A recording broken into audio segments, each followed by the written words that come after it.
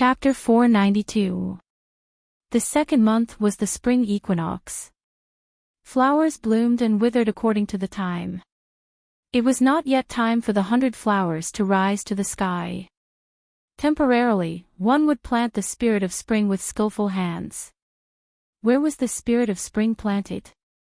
It was planted on people's clothes. The petals fluttered and folded in the golden embroidery. The day before, the Western embroidered cloth that the Empress had requested had finally entered the palace. No one knew how many bolts of cloth there were, but it had worked a number of eunuchs in the palace. The person who had brought the cloth in from outside the palace was Hongzhu. For a small matter like distributing it today, a small matter that required physical strength, he was too lazy to do it himself. He stayed in the main hall of the Eastern Palace and noticed that the Crown Prince was not there. As he carefully pulled out the brass pieces in the incense burner to prevent the incense from burning too quickly, he quietly ordered the serving girls to be more diligent and quickly spread out the 3 layers of cotton mattress because the Empress would be reading in a moment. Before long, a wave of fragrant wind brushed past. The inner curtain was lifted. The Empress, with black brows, red lips, and a pair of flowing red phoenix eyes, walked out with a slight limp. She reclined on the low couch and drank the freshly brewed incense while reading the book in her hand. The book was a collection of stories published by Donbo Bookstore. Although the Empress hated Fan Xian and feared him, in her daily pastimes, this mother of the country did not want to lower the quality of her life. After skimming through a few pages, the Empress' brows furrowed. No one knew what she was thinking. At this moment, Hongzhu was behind the Empress massaging her back. That pair of exceptionally clean little fists gently and orderly smashed into the Empress's thin body. The Empress had always liked Hongzhu's playfulness and attentiveness to his service, particularly his skill at massaging her back. Today, she did not close her eyes to enjoy it as she usually did. Instead, she stared at the book in front of her in a daze. "What are you thinking about, Empress?" Hongzhu asked with a slight smile. Compared to these nobles, the eunuchs and serving girls in the palace were like ants in the mud. Thus, when normal people saw nobles like the Empress, they didn't even dare to breathe too loudly. They were timid and respectful, wishing they could pull back their hands and feet. However, Hongzhu had once received Fan Xian's teachings. He also felt that although these nobles seemed to have a high position and power, wore luxurious clothes and ate good food, and had nothing to be dissatisfied with, it was these nobles who easily felt that life in the palace was boring and lonely. They liked people to talk to them. Ever since Hongzhu had served in the royal study, he had been different from other eunuchs. He would not always lower his head and never forget to act like a servant. Rather, other than being respectful, there was a hint of magnanimity in the way he handled matters. In fact, the reason was very simple. The nobles in the palace also needed to talk, but their status meant that they had no close friends to communicate with. If the little eunuch who had always been by their side didn't look so wretched and act so bashfully, they would feel much better. That was why Hongzhu was loved by so many nobles, including the Empress. The Empress seemed to be used to talking to Hongzhu. She sighed and said, "I was just thinking. I am tired of always being in the palace. Aunt has been a vegetarian and chanting scriptures these 2 days. I haven't had many opportunities to see her." Hongzhu smiled and said, "It is good for me to accompany you and talk for a while." He had to say that he was a slave, but he couldn't put on the appearance of a lowly slave. Otherwise, the master would only have the desire to slap him in the face when he saw the lowly slave, and would never have the thought of communicating with him. "What can you say? Why don't we do what we did a few days ago and tell us about the days you spent wandering outside the palace when you were a child?" the Empress asked with interest.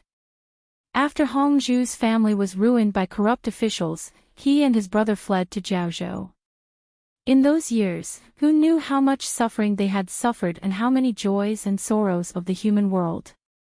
In terms of experience, he was much richer than these nobles who had grown up in noble families. Especially the secrets of the beggars, the rumors of the jianghu, and the eating and playing of the common people. When they fell into the years of the empress, they seemed so fresh and interesting. Today, Hongzhu was telling a true joke he had heard on his wanderings. It had to do with the girls in the brothels. After all, he was in the royal palace, and the person listening to the story was the mother of the country. Thus, Hongzhu was particularly careful when he told the story and didn't dare to say too many explicit words. As the empress listened to this story, a ripple appeared in her eyes. She smiled slightly and felt that it was amusing. She quickly yawned to hide it. She was in front of Hongzhu, so he couldn't see. He just felt surprised that the empress didn't stop him from continuing.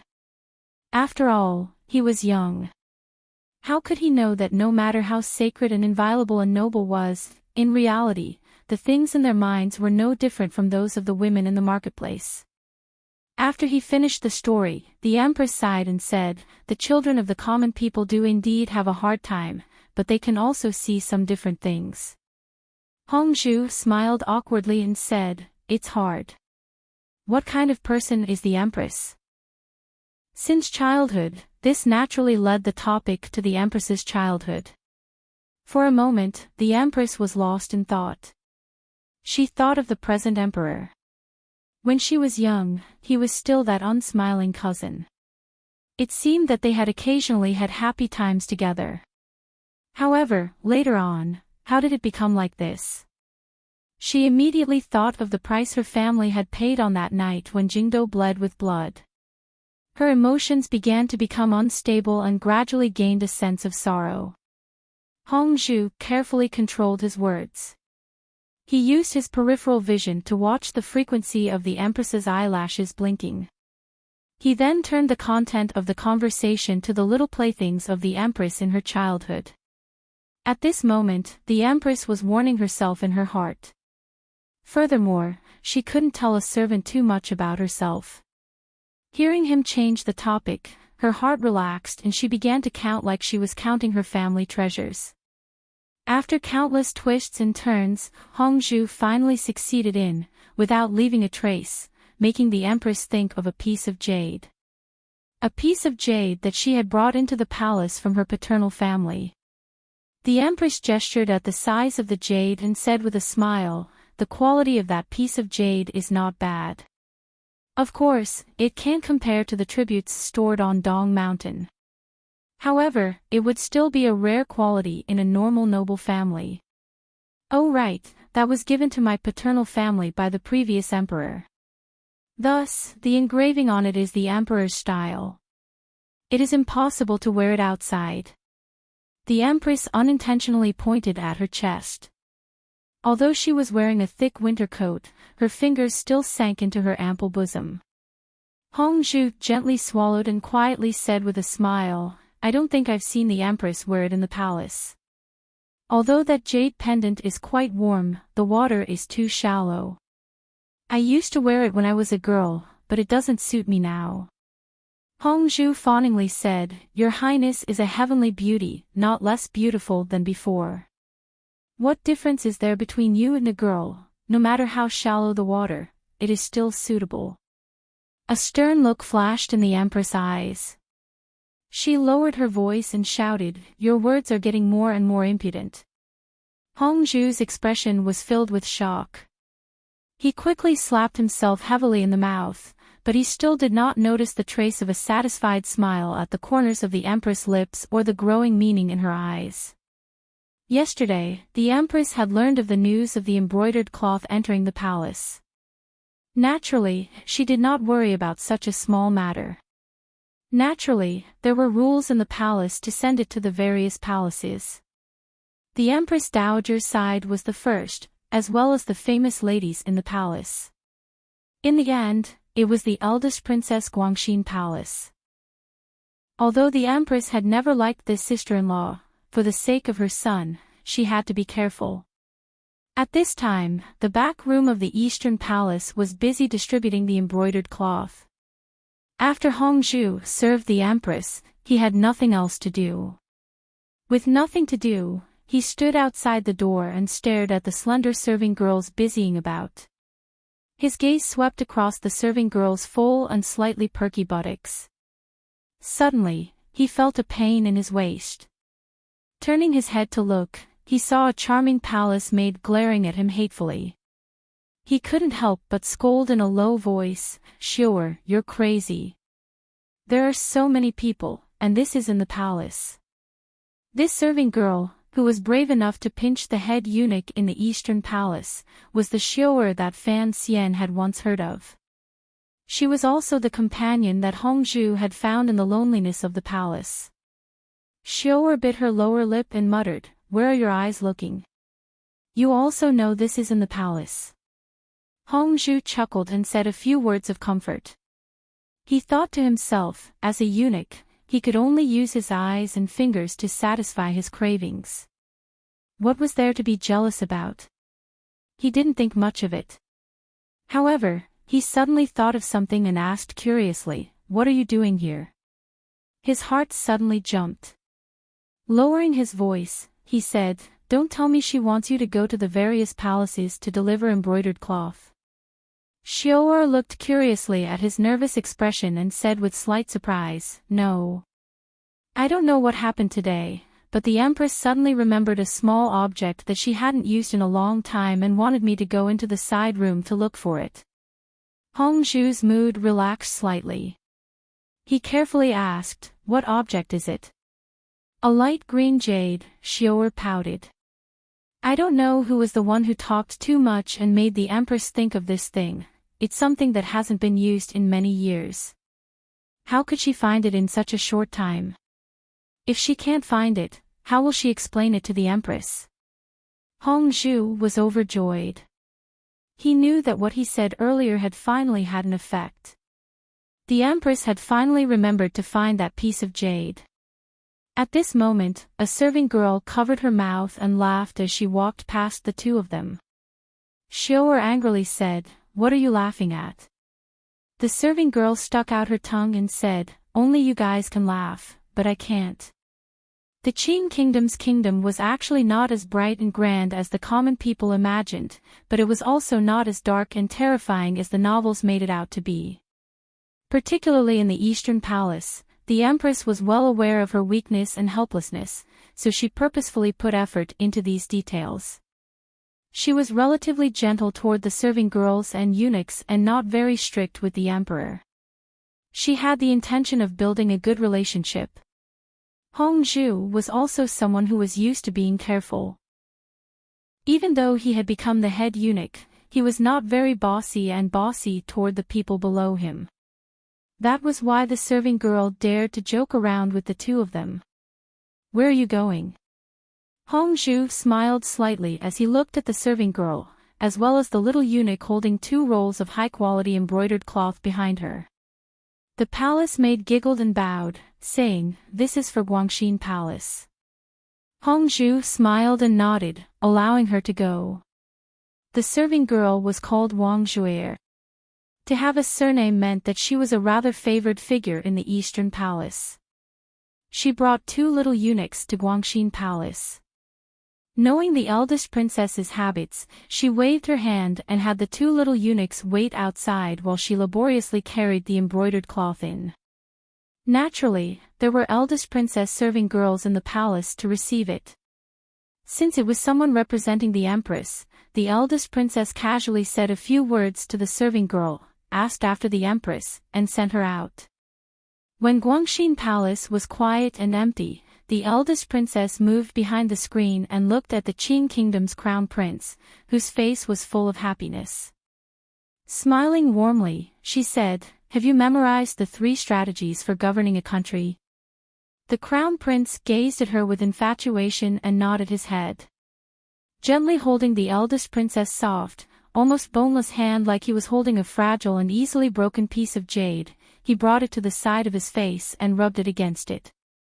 In a quiet voice, he said, "Qian'er has already memorized it." The eldest princess gently used a finger to touch the spot between his brows. Looking at the familiar mark between the crown prince's brows, for some reason, her heart throbbed and then softened. Using both hands to hold his face, she moved her eyes slightly and said in a gentle voice, "Be good, recite it for me." In the Eastern Palace, the Empress was throwing a temper tantrum because the serving girls had searched for a long time and still hadn't found Shu Qing'er's jade. This made the Empress in a bad mood. Xiu stood fearfully by the Empress's side. She thought to herself, why does this mistress have to work so hard on that piece of jade?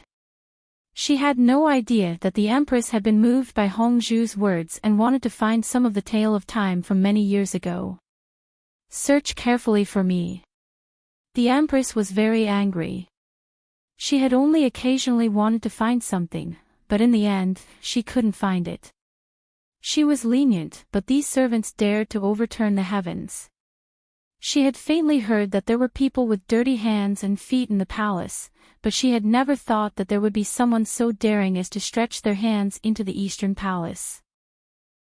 Thinking of how she was alone and without help in the royal palace and was now being bullied by these dog servants, the Empress was so angry that her lips trembled. She coldly said to the row of eunuchs kneeling in front of her, "If you can't find it in the storeroom, then search every room." The expressions of the row of people kneeling below were very ugly. They all thought to themselves, are they preparing to raid the palace? The three eunuchs on the lower right were so scared their faces were deathly white. Their hearts were filled with shock. All of the old, unused items in the Eastern Palace had been stolen out of the palace by them to be sold. The piece of jade the Empress had mentioned earlier was among them. Fortunately, everyone had been frightened badly by the Empress's sharp and dark scolding. Their expressions were not very good, so the little drum in the hearts of the three eunuchs was not detected by others. The Empress slammed her right hand heavily onto the table. The emerald ring on her right middle finger shattered with a crack. She angrily said, "Find out who has dirty hands and feet. There's no need to report to me, just directly kill them." Hongzhu lowered his head and looked at the pieces of emerald on the table. He smiled bitterly and thought that this ring was worth much more than the jade. He knew that the Empress wanted to suddenly have an idea and be angry in her heart. She wanted to use this to establish her power in the palace, so he couldn't say much. He bowed slightly and accepted the order. He then led a few high-ranking serving girls and eunuchs to search the palace. In an instant, there was a flurry of footsteps in the side courtyard behind the Eastern Palace. The sound of chests and cabinets being overturned rang out. It was like a raid.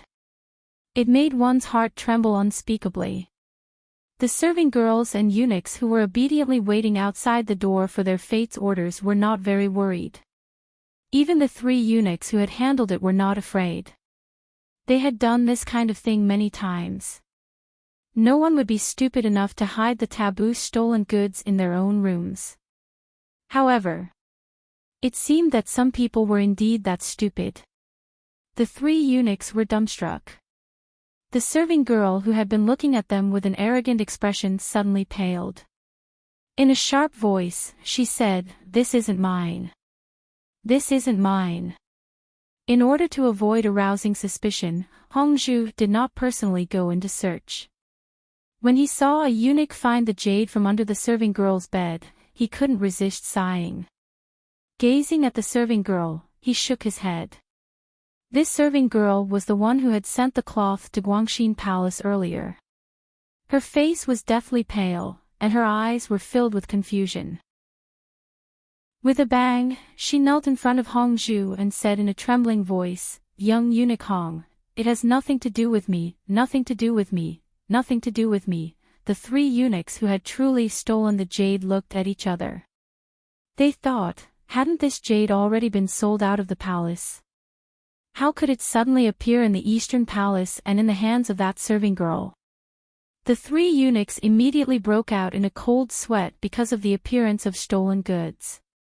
Who knew what problems would arise from the interrogation later? Hongzhu furrowed his brows and looked at the serving girl kneeling in front of him. He sighed and said, "Tie her up and wait for the lady's orders." A few of the sturdier eunuchs went forward and flipped the serving girl to the ground. They used hemp rope to tie her up securely. The serving girl was already unconscious from fear. She could only endlessly cry out that she had been wronged and say she had never seen this piece of jade. Hongzhu shook his head and went to the front of the palace to report. The three eunuchs looked at each other. One of the braver ones followed behind Hongzhu and said in a low voice, "Sir, earlier, the lady's intention was to find the thing and directly beat the lowly one to death. If we tell the lady now, I'm afraid she won't be happy. It wouldn't be good to implicate you." Hongzhu stopped his steps and thought for a bit. This matter is too big. It's best to wait for the masters to speak. As servants, we shouldn't meddle too much. A glimmer of disappointment flashed through the eunuch's eyes. He had originally wanted to borrow Hongzhu's hand to directly kill the serving girl. Then, no matter how the jade entered the palace again, as long as the person was already dead and the jade came back, it would not be traced back to him. He had not thought that Hongzhu would still go ask for the Empress's orders. How could it be so simple? Hongzhu smiled coldly and glanced at him. How could she be so daring to steal something from the palace alone? There must be someone else helping her cover it up. Even if there wasn't a helper, where did this thing come from? In a bit, we will have the people of the internal court investigate it carefully. We will certainly be able to find the source. The eunuch's heart chilled. He thought to himself that the source, if the investigation continued, wouldn't the three of them be pulled out? No matter what, he did not dare to admit this matter to Hongzhu. He only asked probingly, "I wonder how the Empress will deal with this. If they truly find the scourge in the palace, beating her to death is good. I'm just afraid that she will be thrown into the celestial prison and tortured by the Overwatch Council." Hongzhu sighed. The eunuch's eyes turned and he swallowed fearfully. After all, this is a palace matter. If the people of the internal court and Overwatch Council investigate, I'm afraid, the Empress will lose face. How about, we investigate it ourselves first? Hongzhu seemed to be moved by these words. Glancing out of the corner of his eye, he happened to see a glimmer of murderous intent in the eunuch's eyes. He smiled and nodded his head, ordering, "Investigate it carefully." When they arrived at the bedchamber in the front of the palace, Hongzhu's expression changed. He first told the Empress the information he had already found. He then sincerely urged the Empress to deal with the matter with leniency. After all, the Empress Dowager had been on a vegetarian diet these days. If someone died, she would probably not be happy. The Empress was originally very angry, but after Hongzhu's persuasion, her anger gradually dissipated. She held Shui Qing'er's jade in her hand and slowly stroked it. Furrowing her brows, she said, "That makes sense. However, death can be forgiven, but punishment cannot be avoided. Give the order to beat him heavily." Hongzhu accepted the order and was preparing to go to the back when the Empress called him back and said, "What are you going to do? Just give the order, stay here with me. I've always heard you boast about your dexterity with your hands. We've a golden thread to tie this piece of jade together." The Empress's expression was calm. No emotion could be heard from her. Hongzhu was secretly happy. He thought to himself that if he was asked to lead the investigation, who knew if he would be dragged into it. After an indeterminable amount of time, a eunuch knelt outside the palace with an ugly expression. Hongzhu furrowed his brows and went over to listen to him say something. His expression also became ugly. He moved closer to the Empress's ear and quietly said a few words. The Empress's beautiful brows furrowed and she said with disgust, "How inauspicious. It's fine if you can't take a beating, but at least you have some sense of shame and know to commit suicide to be clean." This mother of the nation casually said, "Have Jingle Hall drag it away and burn it." Hongzhu's heart trembled slightly. He knew that in the eyes of these nobles, servants like him were only objects to be ordered around and toyed with. Human lives were not worth as much as ants. He silently bowed and then went to make arrangements for the serving girl's funeral. He knew that the serving girl's death was certainly not as simple as suicide. It had to have been secretly done by the eunuch he had arranged to interrogate her in order to silence her and protect his glory, wealth, life, and wealth. However, this was something Hongzhu had arranged, so he was not very surprised. He only felt a glimmer of guilt toward the innocent serving girl. The Qing kingdom's royal palace was very large, taking up a quarter of Jingdo's area. Inside lived the noblest men and women in the world, as well as the lowliest women and people who were neither male nor female. In this cold palace, who knew how many stories happened every day? Who knew how many lowly people would mysteriously or silently disappear or die, and no one would remember that they had ever existed in the palace? Although the Qing royal family was not known for their strictness, this kind of strict barrier between classes meant that the royal palace would forever be a dog-eat-dog place. Thus, the death of a common serving girl in the Eastern Palace did not attract much attention. It was just that there was an extra body on Jingle Hall's burning ground. There was a girl in the embroidery bureau who was lucky enough to obtain the opportunity to enter the Eastern Palace to serve the Empress. The Empress continued to listen to Hongzhu's jokes every day.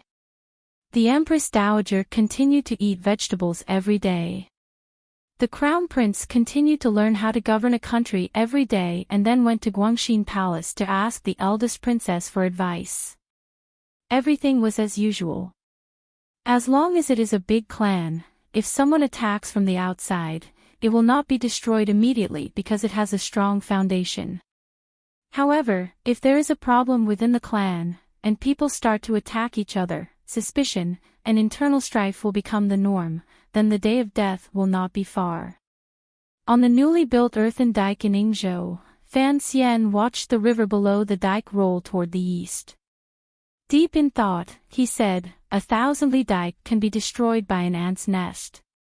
1,000-year family can be destroyed by a thought. He turned his head to the dark-faced Yang Wanli and said, I'm not just talking about the river dike you built or the Ming family. I'm also talking about the world. Fan Xian did not make his words clear. He calculated the time. Today should be the day the serving girl died.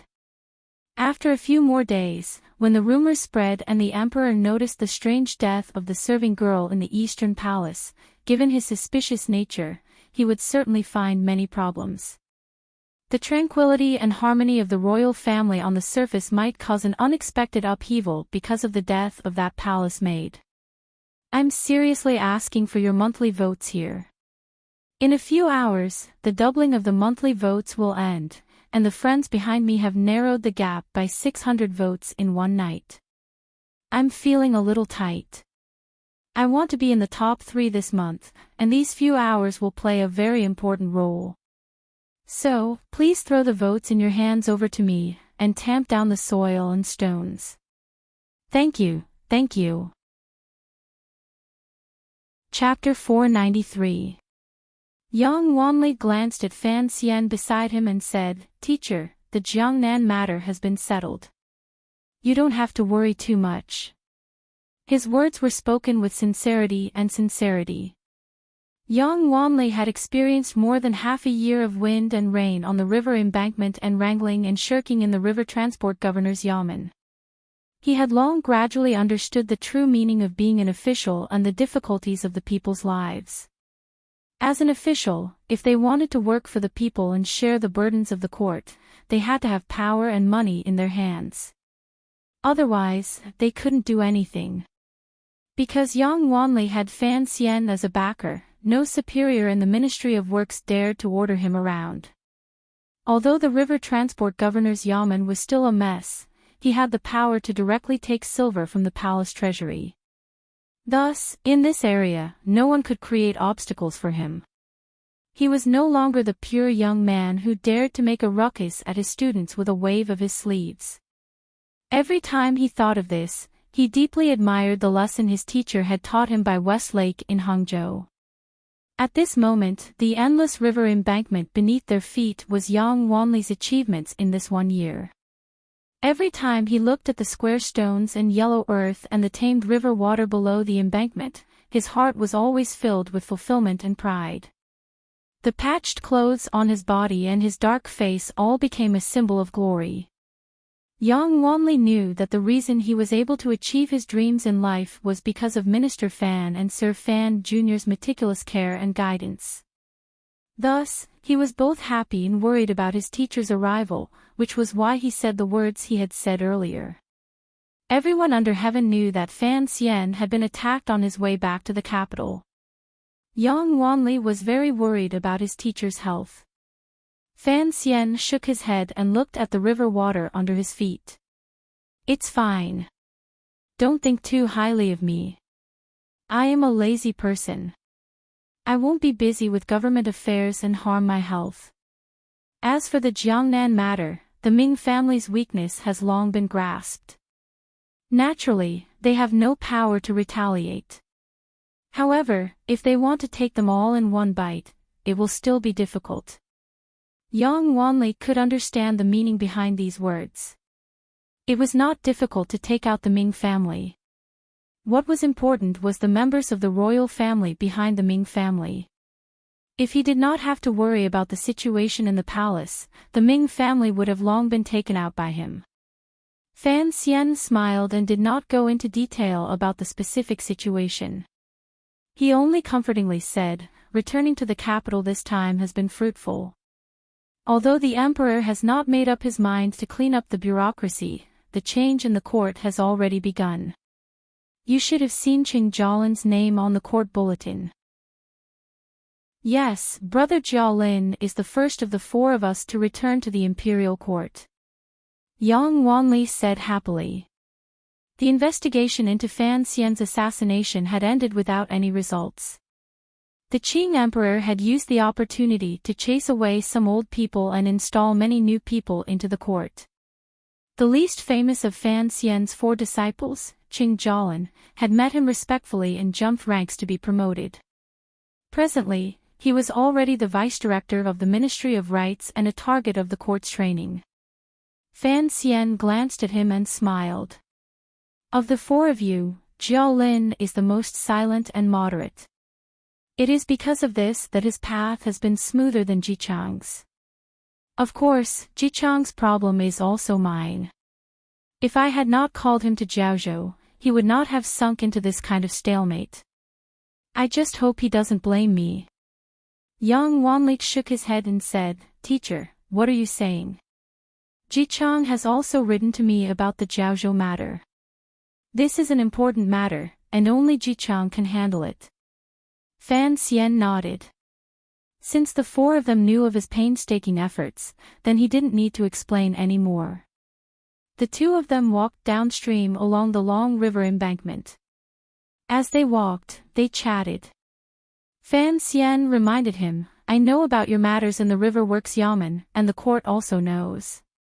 Now that the title of desperately working for Wanli has entered the palace, it will be of great benefit to you in the future. However, you still have to remember what I said back then. For things like river works, if you know how to do it, then work hard. Don't randomly give orders for things you don't understand." Yang Wanli smiled and replied, "After spending a year on the river embankment, even if I don't understand something, I understand a little." Fan Xian glanced at him disapprovingly and said, "The river works are a major matter, even more important than the battles on the western Hu and northern Qi borders.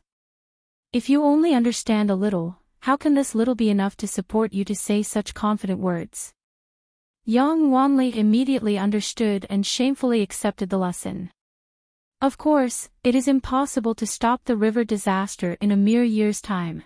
Fan Xian suddenly furrowed his brows and said, "This is a 10-year work, or even a 100-year work. As long as people live on the 2 sides of the river, they will have to work for as many years. You have to stop being arrogant and impatient. You should be willing to be lonely. Yes, teacher. However, you also have to pay attention to raising a few capable subordinates and specialists, Fan Xian said sincerely. Fan Xian sincerely said, although you have the desire to benefit tens of thousands of people, you've been exposed to wind and rain for a long time. I'm afraid your body won't be able to take it. You've raised capable people, so don't stay in the river works yamen anymore. Go back to the capital and work seriously. Yang Wanli was startled and quickly explained, Teacher, I don't want to go back to the capital. The capital is much more troublesome than the embankment. Besides, I'm not afraid of hardship. I've long gotten used to it. Of course, the capital is troublesome, but if you want to work, you have to go back to the capital, Fan Xian said resolutely. Fan Xian said resolutely and decisively, this has nothing to do with whether or not you can endure this hardship. I still hope that you can live a few more years. You're already so old, yet you haven't even taken a wife. What kind of rumors would it be if it got out? Yang Wanli was vexed and didn't say anything. Speaking of which, it was strange. Fan Xian was younger than all four of his students, but during these 2 years, when they occasionally ran into each other and Fan Xian put on the airs of a teacher to lecture them, he had become more and more used to it. This was probably what was meant by changing places and nurturing one's temperament. In the next few days, Fan Xian continued to linger in Yingzhou. Most of the time, he was on the river embankment pointing and discussing with Yang Wanli. However, he could not avoid being invited to a banquet by the river works governor's yamen. Fan Xian could refuse a normal local official, but this time, the river works governor had personally come to invite him to a banquet. This kind of face was rare. The governor's reason for inviting Fan Xian was simple.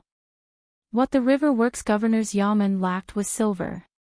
Fan Xian was in charge of the palace treasury and had plenty of silver. This year, the river works governor's yamen had smoothly repaired the river and received great rewards from the emperor. It was because Fan Xian, both openly and secretly, had invested great enthusiasm and countless silver into this yamen. The governor could not help but be endlessly grateful for this kind of favor. What Yang Wanli found strange was why his teacher had remained in Yingzhou. Of course, the imperial envoy of Jiangnan Road could inspect the construction of the embankment. Looking at Fan Xian's appearance, he was prepared to stay for half a month. Teacher, are you not going to Suzhou? One day, Yang Wanli gathered his courage and asked. There's no rush. I'll wait a bit longer. Fan Xian smiled. Jingdou was in the north, and Suzhou was in the east. He sat steadily in Yingzhou, coldly watching what was about to happen in the two places. It was like a porter carrying 2 loads of thorny fruits. He just happened to place the carrying pole on his shoulder to support the weight, but he was not worried about the thorny fruits piercing his thigh. He was waiting for the Suzhou matter to first enter the main topic and then for the Jingdou matter to explode. Yingzhou was the best place to watch the show.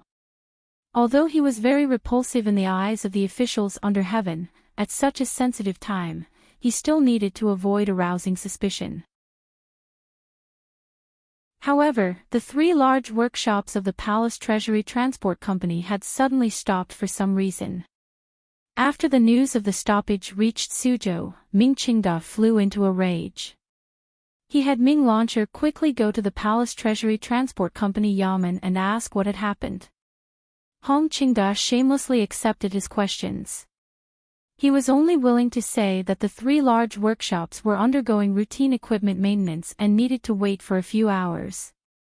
The Ming family had the right to be angry and roar because he was a royal merchant who had bid out tens of thousands of liang of silver. Since the palace treasury had accepted his bid, they had to ensure his channel of goods. Otherwise, he could go to court before the emperor. However, Hong Chongqing also had an excuse to delay. The goods the 3 large workshops had shipped last year had already fulfilled their share of the bidding documents. Even if they stopped for 10 days to half a month, the Ming family would have already received all the goods they should have received. Ming Qingda had no choice. He could only use the power of the officialdom to find out the real news in Minchu. With great difficulty, he came back with news. He heard that the 3 large workshops had started a strike again. Sir Su of the Overwatch Council had chopped off the heads of over 20 people before barely managing to suppress it. However, this would delay work for many days. Only after learning of this reason did the Ming family let out a breath. As long as it was not Fan Xian's scheme, it was fine. They began to wait for the day the palace treasury would resume work.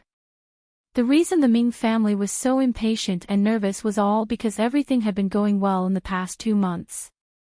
The Ming family had gradually come to accept the palace treasury's ability to deliver goods. Based on the daily amount, they had signed large contracts with Dongyi and overseas. The contracts had already expired. The Ming family needed large amounts of goods. What merchants needed was credibility. The Ming family would rather lose money than not have any goods to sell. After another few days, the 3 large workshops finally resumed work. However, there was not much of the various goods they produced. It was like trying to put out a cart of firewood with a cup of water. No one knew when they would return to last year's situation. For a moment, the Ming family sank into a small panic. In order to complete the contracts, they had no choice but to move goods from all over the place. Not only did they move the last of the family's reserves, they also had no choice but to borrow some goods at a high price from the shops on the north and south roads. After receiving the accounts master's report, Ming Qingda estimated the amount of cash available to the family. He furrowed his brows and said, "What exactly does Fan Xian want to do? Does he want to destroy me just by taking a few days of my goods? That is too childish." Ming Launcher listened to the side with a bitter taste in his mouth. These few days, he had secretly moved a sum of silver from Zhaoshang Money House in preparation to participate in the illicit salt business. His partner this time was Jiangnan's largest salt merchant, Yang Jimei. Furthermore, he knew that Yang Jimei and Governor Shui Qing had a close relationship, so Ming Launcher was not worried about anything. However, the return on the illicit salt would take at least 3 months. If his father knew that he had moved the family's cash flow to another place, would he still be as confident as he was now? "The Ming family doesn't have anything else, but we have silver," Ming Qingda smiled coldly. "If Fan Xian wants to control the price of goods on the market to eat our silver, then we'll give it to him to eat. In any case, he'll still have to spit it all back out in the future. We must complete this order." However, the Overwatch Council's actions were not as simple as controlling the price of goods. On the second day after the Ming family successfully gathered the goods at a high price, the workers of the 3 workshops became excited as if they had taken ephedrine.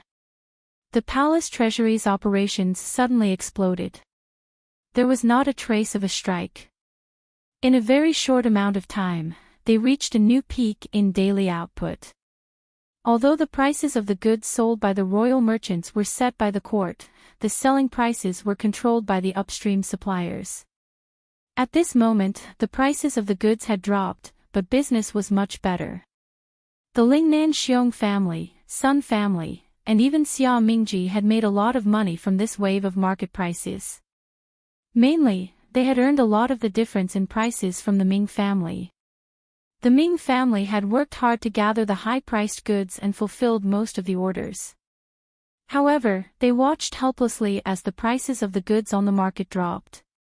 They were unspeakably angry, particularly when a few foreigners who had sailed from Quanzhou shamelessly ran away and turned to Lingnan to pick up the cheaper goods. This caused the Ming family to throw away a large pile of high-priced porcelain and perfume in their hands. In just this one battle, the Ming family had lost 700,000 liang of cash flow. If this had been before, this 700,000 liang would not have been much for the Jiangnan Ming family. However, after being suppressed by the Overwatch Council with all their might for a year, the Ming family's circulation channels had long run dry. They were completely relying on the support of the Taiping and Zhaoshang money houses. Now, another 700,000 liang of cash flow had melted like snowflakes and disappeared. The master of the Ming family, Ming Qingda, had no choice but to be cautious. This order must be delivered. Although Shi Pibao is a foreigner, he also has a large foreign trading company behind him. He will not be as shameless as those islanders. He is also trustworthy. Ming Qingda rubbed his tired eyes and said to his son below, "Launcher, this time, you will personally deliver the goods. You must be careful." Ming Launcher made a sound of acknowledgement. He also knew that this batch of goods was very important. This batch of goods was something his father had thought of every method and used countless connections to snatch from the palace treasury. The so-called trial goods referred to the goods that the palace treasury had successfully developed for the first time. Just like the strong alcohol and perfume of the past, although the price was very high, everyone knew that it was something new. Once it was sold, it could be sold like gold. The trial goods this time were a batch of mirrors. Ming Launcher had personally inspected the goods.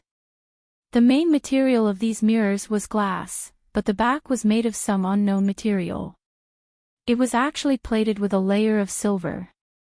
When it shone on it, it was clear to the finest detail. It was truly a treasure. Logically speaking, given the relationship between Fan Xian and the Ming family, it would not be the Ming family's turn to make a fortune from such an important trial goods. However, the Ming family had been operating in Jiangnan for a long time. They had only bought this batch of goods through another royal merchant. However, Ming Launcher still had a bad feeling in his heart. If this batch of silver mirrors could be safely delivered to Shi Pibao's hands in Quanzhou, the Ming family's difficult cash flow situation could be greatly alleviated. But, would it go so smoothly? "Don't worry about anything," Ming Qingda said with a dark expression. Ming Qingda said with a dark face, "I have already communicated with the capital. You will personally escort this batch of goods. The Jiaozhou Navy has also given orders. This time, we will not go out to sea ourselves. Although we will earn less, it should be safe to travel between the provinces." This master of the Ming family, who had already tolerated Fan Xian for an entire year, suddenly raised his head and said in a cold voice, "If someone really dares to kill and steal the goods, we can't kill everyone. If someone escapes, we will go to the capital to fight in court." 3 days later, on a small mountain heading southeast from Suzhou, Hong Chongqing looked at the long line of carriages at the foot of the mountain and smiled. There were not many carriages carrying the silver mirrors. There were only 2 carriages, but the Ming family had sent out 500 private soldiers to escort them. Indeed, they placed great importance on this export order. However, his smile immediately faded and turned into coldness. In this moment, he thought of a year ago, the day the Jiaozhou Navy had massacred on the island. He thought of the corpse-eating seabirds and the pirate brothers on the island who had died with their eyes wide open. Although from the beginning, he had been an Overwatch Council secret agent responsible for going to the island to investigate, after spending a long time on the island with those pirates, he would always have some feelings. Thus, he stood on the mountain and looked down at the Ming family's carriages and private soldiers. A joyful and bloody smile appeared at the corner of his lips. He would not kill anyone today, but it would certainly hurt Ming Qingda more than killing these people. Just as he was thinking, a group of about 200 riders escorting a few carriages walked over from the official road directly opposite the Ming family. The 2 sides met and blocked the foot of the mountain. Ming Launcher had been carefully watching the situation on the road. Looking at this group of people, he immediately sensed a strange atmosphere. He ordered his private soldiers to pull out their weapons and prepare to meet the enemy. However, the 200 riders did not move. They only coldly brushed past the Ming family carriages. Although these riders were standing on their horses, a cold and stern aura emanated from their bodies. It made the Ming family's private soldiers afraid to move rashly. Just as the two carriages merged into two lines, the side compartments of the carriages escorted by the 200 riders suddenly broke. The carriages escorted by 200 riders suddenly had their sides broken. Everything inside spilled out and crashed onto the carriage the Ming family used to store the silver mirrors. If it was normal goods, what was there to be afraid of? The problem was, the things that smashed onto the carriages holding the silver mirrors were rolling stones, very heavy and angular rolling stones. No one dared to use their bodies to block it, not even the Ming family's private soldiers with strict orders. After a few muffled booms, there came countless fine shattering sounds. Ming Launcher screamed and quickly dismounted from his horse to check. He saw that most of the 100 or so silver mirrors had been crushed into shards of shining lenses. Although they still reflected an enchanting light, the official road at the foot of the mountain immediately descended into chaos. Countless people pulled out their weapons. The two sides faced each other. A great battle was about to break out at any moment. Ming Launcher's vision darkened. He immediately knew it was over. He turned his head fiercely and stared at the leader of the 200 riders. Gritting his teeth, he said, as expected, "When did the proper Black Knights of the Overwatch Council do such things as killing people and stealing goods?" The leader's face was covered by a silver mask. He was not surprised that the young master of the Ming family could recognize the identity of his group. They had not planned to hide their identities today.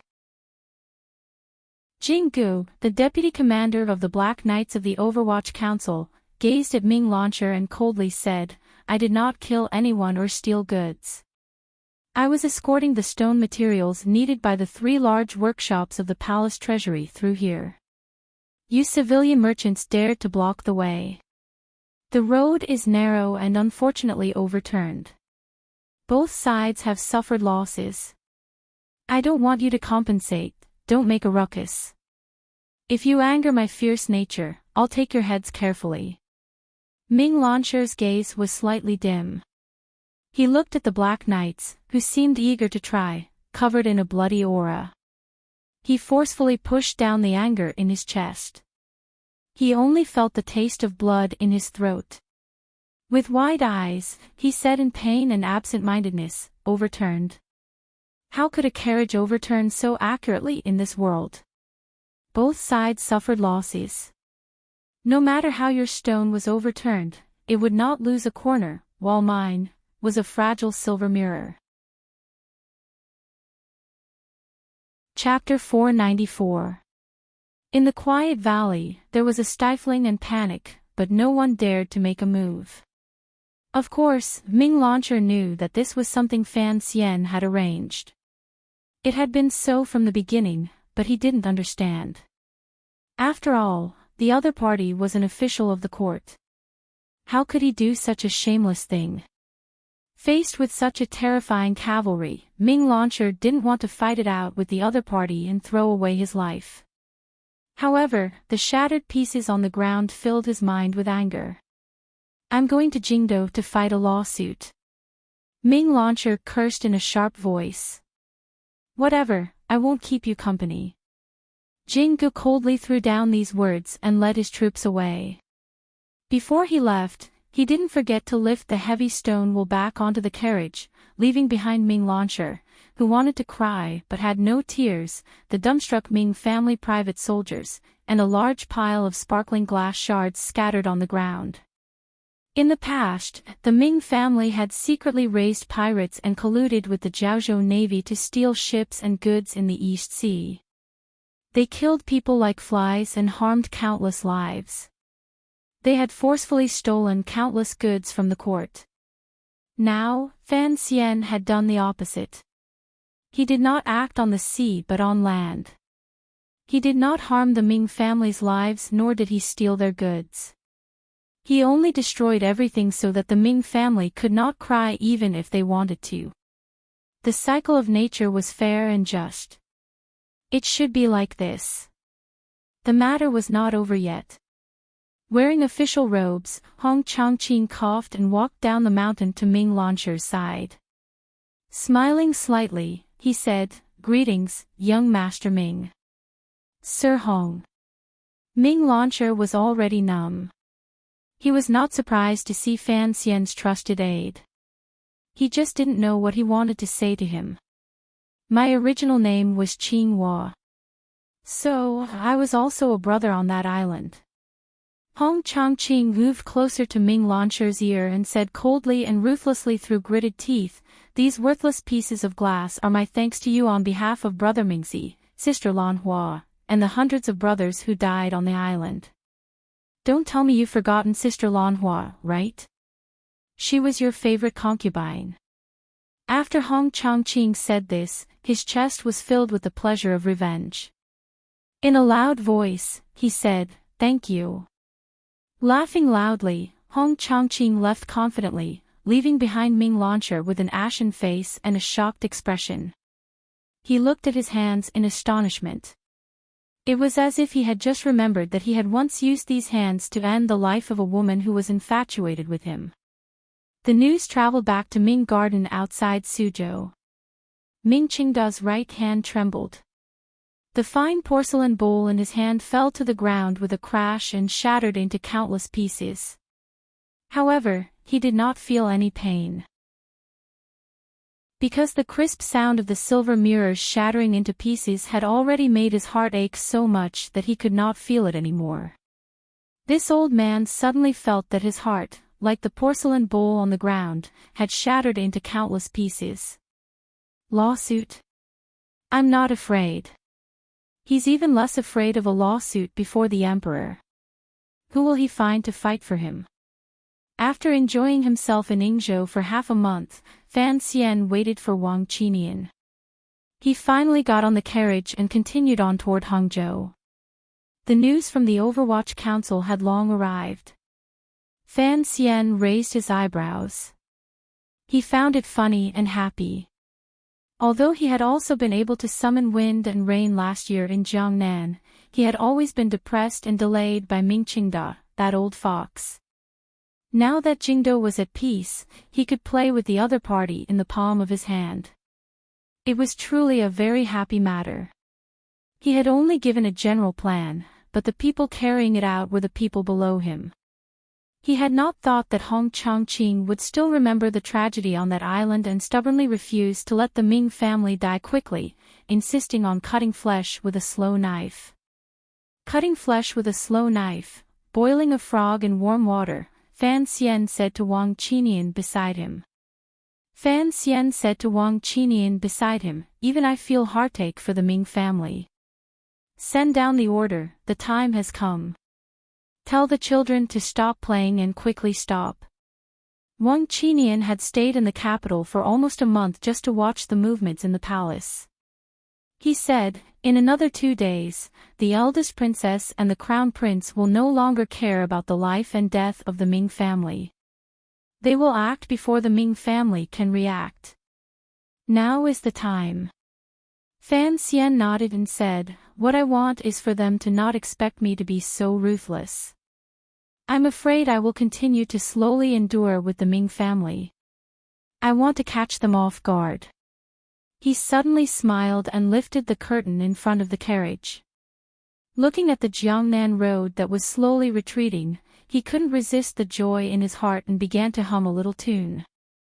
Wang Qinian listened to the strange tune and couldn't resist smiling. "Sir, is there a need to be so happy?" Fan Xian laughed loudly and said, "After holding it in for a year, I can finally let go and do things. It's hard not to be happy." When the imperial envoy's carriage and guard of honor headed toward Hangzhou at the slowest speed, the people in Suzhou all had their own thoughts. After Xueqing, the powerful governor of Jiangnan, received Fan Xian's personally written letter, he sat in his study in a daze. His 2 advisors to his left and right also knew the contents of the letter and were in the same daze as him. They looked like 3 clay bodhisattvas. Xue Qing had left the capital early and traveled quickly.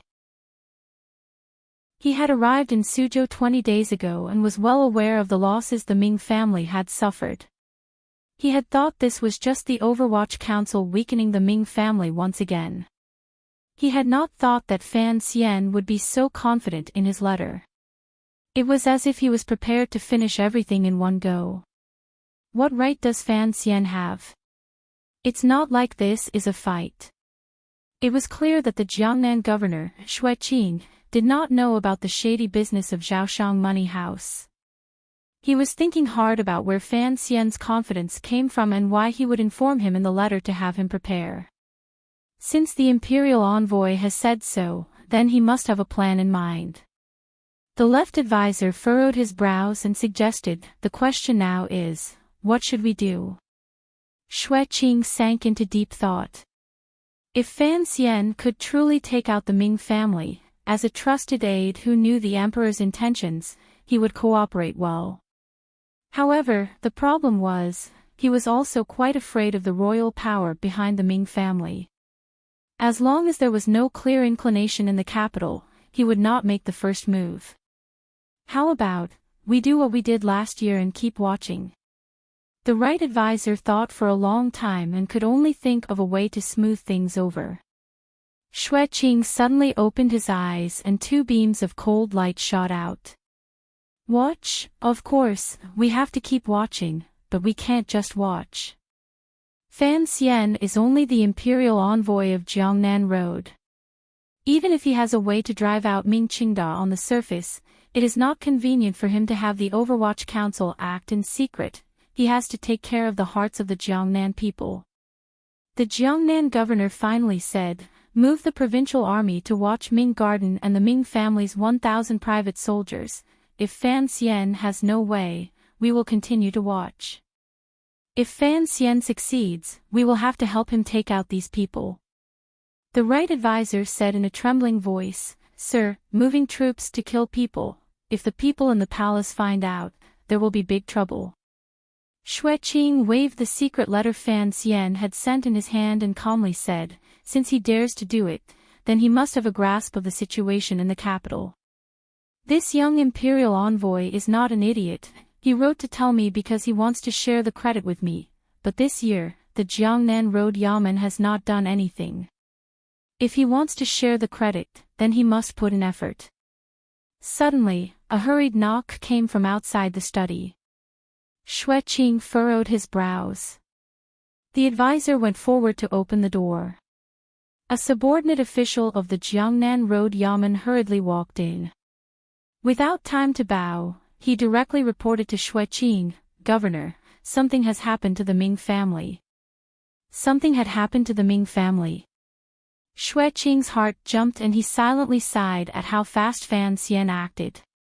His expression remained calm and he asked, "Tell me the specifics." The official swallowed and said, "In the morning, the Palace Treasury Transport Company Yamen went to Ming Garden to collect a batch of accounts. The names seemed to be silver mirrors." Xue Qing knew the inside story of how Fan Xian had people smash that batch of silver mirrors.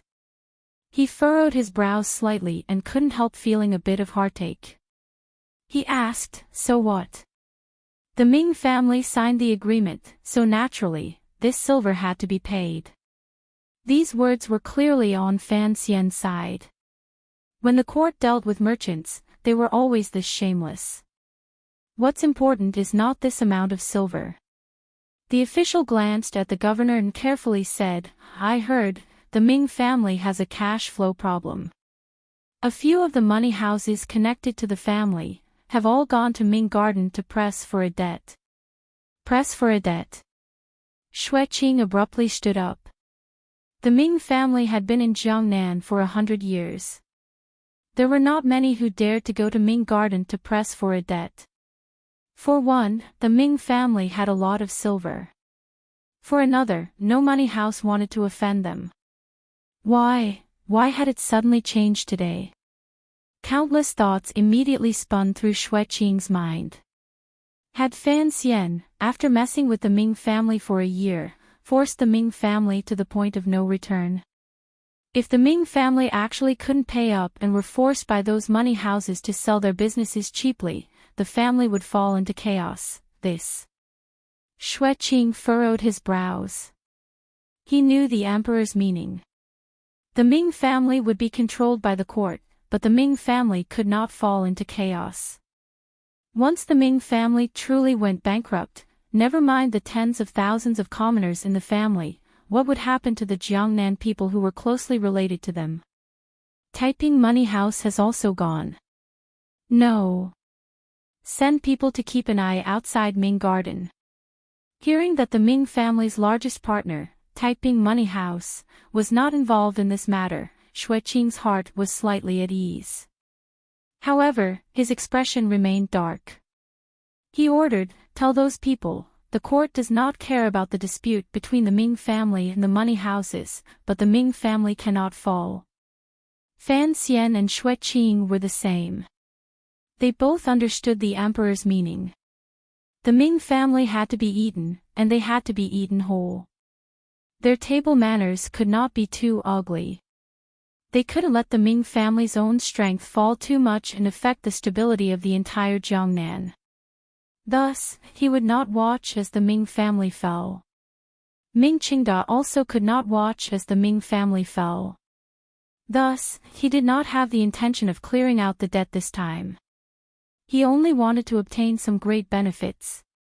The reason why a few money houses went to Ming Garden together to ask for money was purely because Fan Xian still held on to a glimmer of hope, to be able to hide the master behind Zhaoshang Money House. In this world, those who owed money were always more reasonable and confident than those who lent it out. Thus, the current master of the Ming family, Ming Qingda, held a slightly warm teacup and slowly sipped the tea. He couldn't even be bothered to raise his eyelids. Although the people sitting below him were the representatives of the various money houses and were his CRS in name, the shopkeepers of the money houses did not have the self-awareness of being debt collectors. They sat wretchedly on the chairs and only dared to put a third of their buttocks on the chair. Occasionally, they would raise their eyes to glance at the master of the Ming family. A glimmer of fear would flash through their eyes. They did not look like they had come to collect debts. The shopkeepers of the money houses knew they were all ants. As long as the master of the Ming family moved his finger, he could crush them to death and chase them out of Jiangnan. However, they had no choice but to come today. The ups and downs the Ming family had experienced over the past year had already made them worried. Additionally, they had been provoked by others. Today, they had all gathered in the Ming family's guest hall. They represented capital. Although it was not a lot of silver, it was still capital. Capital cared about itself the most. What it could not tolerate was loss. Particularly during this month, everyone knew that the Overwatch Council's attacks on the Ming family had increased again. The Ming family had continuously suffered losses. The recent scrapping of the silver mirrors and the Palace Treasury Transport Company's forced silver this morning had finally successfully crushed the psychological defenses of these money house shopkeepers. An old shopkeeper had a pained expression and respectfully said, "Master Ming, the Ming family has dominated the Jiangnan business world for nearly a century. If they say they still don't pay up, that is something no one would believe. However, there have been a lot of rumors in the market recently. We always want to ask you to give us a definite answer." A definite answer? Ming Qingda furrowed his brows in disgust. These shameless leech-like things. Usually, when they came kneeling to his door, he couldn't even be bothered to look them in the eye. Now, they dared to come, to ask him for an answer. The old Ming master did not care about these money house shopkeepers at all. Even if the Ming family's cash flow was difficult right now, it was more than enough to pay off this amount of silver. Out of the corner of his eye, he only lightly glanced at the shopkeeper who had been sitting quietly at the very back. That shopkeeper was the head shopkeeper of Zhaoshang Money House. Behind him stood a handsome young man. Not many people knew about the relationship between Zhaoshang Money House and the Ming family. Zhaoshang Money House's reputation in Jiangnan was not very well known, so he sat at the very back. Ming Qingda had a bad premonition in his heart. What was Zhaoshang Money House doing here today? He had no interest in saying anything more to these shopkeepers. He picked up his teacup to send off the guests. At the same time, he coldly had these people go to the accounts room to clear off all the debts. The Ming family could not endure such humiliation. After the great joy in the hearts of the money house shopkeepers, they were shocked. First of all, they had finally gotten their money. Although they had lost some interest, they were shocked to see the Ming family's generosity. Was there a problem with the rumors they had received? All of the shopkeepers retreated. Ming Qingda tilted his head and looked with interest at the shopkeeper who had not moved all this time. In a quiet voice, he said, "I know, they were all persuaded by you to come." The head shopkeeper of Zhaoshang Money House smiled warmly and did not refute these words. Ming Qingda furrowed his brows slightly and said, "Speak, what do you want?" They were both old foxes who had floated in the business world for countless years. From their cooperation this year with Zhaoshang Money House, Ming Qingda knew that this unknown head shopkeeper of the money house must have been a ruthless character in the past. At this moment, all of the miscellaneous small fries had left, so the two of them spoke much more directly. Ming Qingda knew how much silver the Ming family had transferred to Zhaoshang Money House. If Zhaoshang Money House had also joined the ranks of the debt collectors earlier, the Ming family could only sell their land and houses. Even if they managed to survive this time, the family's strength would be greatly damaged. Since the other party had been silent until now, it was certainly not to laugh at the Ming family. They must have other requests. Given the promissory notes in Zhaoshang Money House's hands, they indeed had the right to ask for something from the Ming family's hands. The head shopkeeper smiled slightly and said, "Master Ming, my master wants to cooperate with you." Cooperate? Ming Qingda's eyes narrowed. A cold light flashed and was immediately restrained. What kind of cooperation would it be for a money house to cooperate with a merchant? He closed his eyes and thought deeply for a moment. In a quiet voice, he said, "No." Although the word "no" was light, it was powerful and resonated, leaving no room for doubt. The head shopkeeper seemed to have not expected the Ming family to refuse so directly. After a slight pause, he still smiled and said, "No, it has to be possible." Ming Qingda opened his eyes abruptly and stared at the shopkeeper with a gaze of pity and disdain. His cold voice seeped out from between his teeth, "You are threatening me." "I wouldn't dare," the head shopkeeper of the money house said warmly. "It is only a request." Ming Qingda once again sank into deep thought. He didn't ask what the other party was relying on to threaten him. He had borrowed a lot of money from Zhaoshang Money House this year. This was enough to give the other party a bit more confidence in his words. The head shopkeeper said slowly, "Business is business. Master Ming, you also know the present situation. If the money house uses the notes to demand silver, the Ming family's cash flow will immediately be cut off. What will you use to provide for the palace treasury's subsequent silver?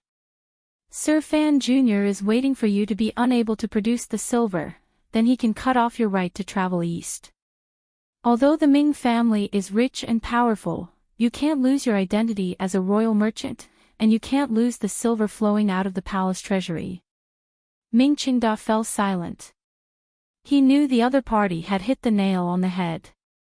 The Ming family's biggest problem was that their cash flow was gradually showing signs of drying up. It is written clearly on the transfer of silver. Before the time is up, don't even think about taking back a single tael of silver. Up until now, Ming Qingda still did not panic at all because he had enough confidence. Unexpectedly, the head shopkeeper of Zhaoshang Money House smiled slightly and said, "Who says I can't take it back?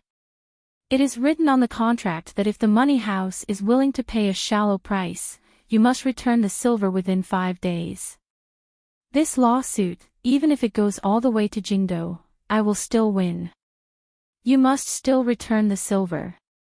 Shallow price. Ming Qingda abruptly stood up. An expression of disbelief appeared on his tired face. Lowering his voice, he scolded darkly, "You're crazy. You're going to lose 30%. The head shopkeeper's expression did not change. "If we really can't work together, even if we lose 30% of the silver, our money house will still ask you to return the silver ahead of time." Ming Qingda stared at him coldly as if trying to determine whether or not the other party was a madman. He slightly relaxed his tone and said, "If we really do this, the Ming family can at most sell our land. It's not like we can't pay you back, but your money house's losses will be great. This proves our determination and sincerity." The head shopkeeper smiled warmly. The shopkeeper smiled warmly and said, "My master has always been in the money house business, but he is very interested in your country's business. He is an ambitious person and is willing to cooperate with a hero like you, so please do me the honor." Ming Qingda slowly sat down. He finally understood. It turned out that the master of Zhaoshang Money House had wanted to borrow money to join the Ming family's business a year ago. This scheme had been set up for too long. "Who is your master? On the day the agreement is reached, the master will certainly come personally to thank you, Master Ming." "What if I really don't want to?" Ming Qingda had already recovered his calm. He lightly said, "A lawsuit is fine. The Ming family will accompany you all the way. As for this silver, we can at least drag it out for a year or so." "Can it really drag it out?" The head shopkeeper smiled warmly. "A lawsuit before the emperor is just a joke. According to the first 3 rules of Qing law, you should understand that a lawsuit for a private loan can at most reach the Jiangnan Road Yamen, until it reaches Sir Shuiqing. Are you sure you want to do this?" Of course, Ming Qingda did not want to do this. The court had been watching his family like a tiger for an entire year. If they ran into this kind of lawsuit, they would certainly think of a way to kill him. He had not thought that Zhaoshang Money House had already calculated all the escape routes and understood the conflict between the Qing court and the merchants so clearly. Ming Qingda's finger trembled slightly. He stared at the head shopkeeper and roared in his tired old heart, "This is a conspiracy."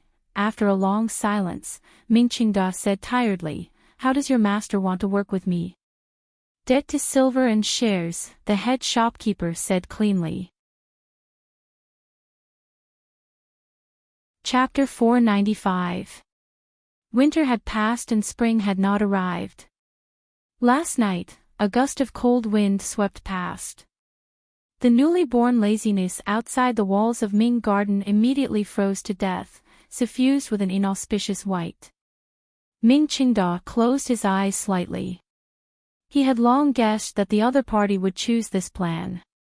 Furthermore, if he put aside the humiliation of his family being schemed against, if the owner of Zhaoshang Money House actually bought into the Ming family's shares, the two sides would become one.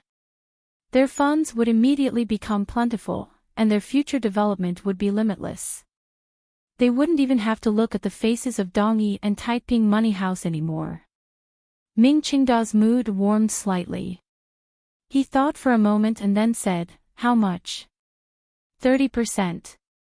The head shopkeeper let out a breath and raised his face with a warm smile. 30% of all. The government will establish a contract, a death contract.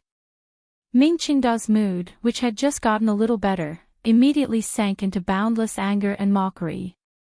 He gazed at the head shopkeeper and said with disdain, 30%. Has your owner not seen the world? A trifling 4 million liang of silver, and you want 30% of the Ming family? You misunderstand, the head shopkeeper said respectfully. The head shopkeeper said respectfully, 30% of the total is the shares of the Ming family. The total does not include the shares of the nobles in the court. Although my master is ambitious, he does not have such a large appetite and courage. Ming Qingda laughed coldly. The eldest princess and the Qin family had a large amount of shares in his house. If the 30% you said included the amount of shares, then that would be great. Let's see how you die in the future. However, the other party wanted the other 30%. This amount was too much. It is not worth that much, he said coldly and prepared to send the guest off.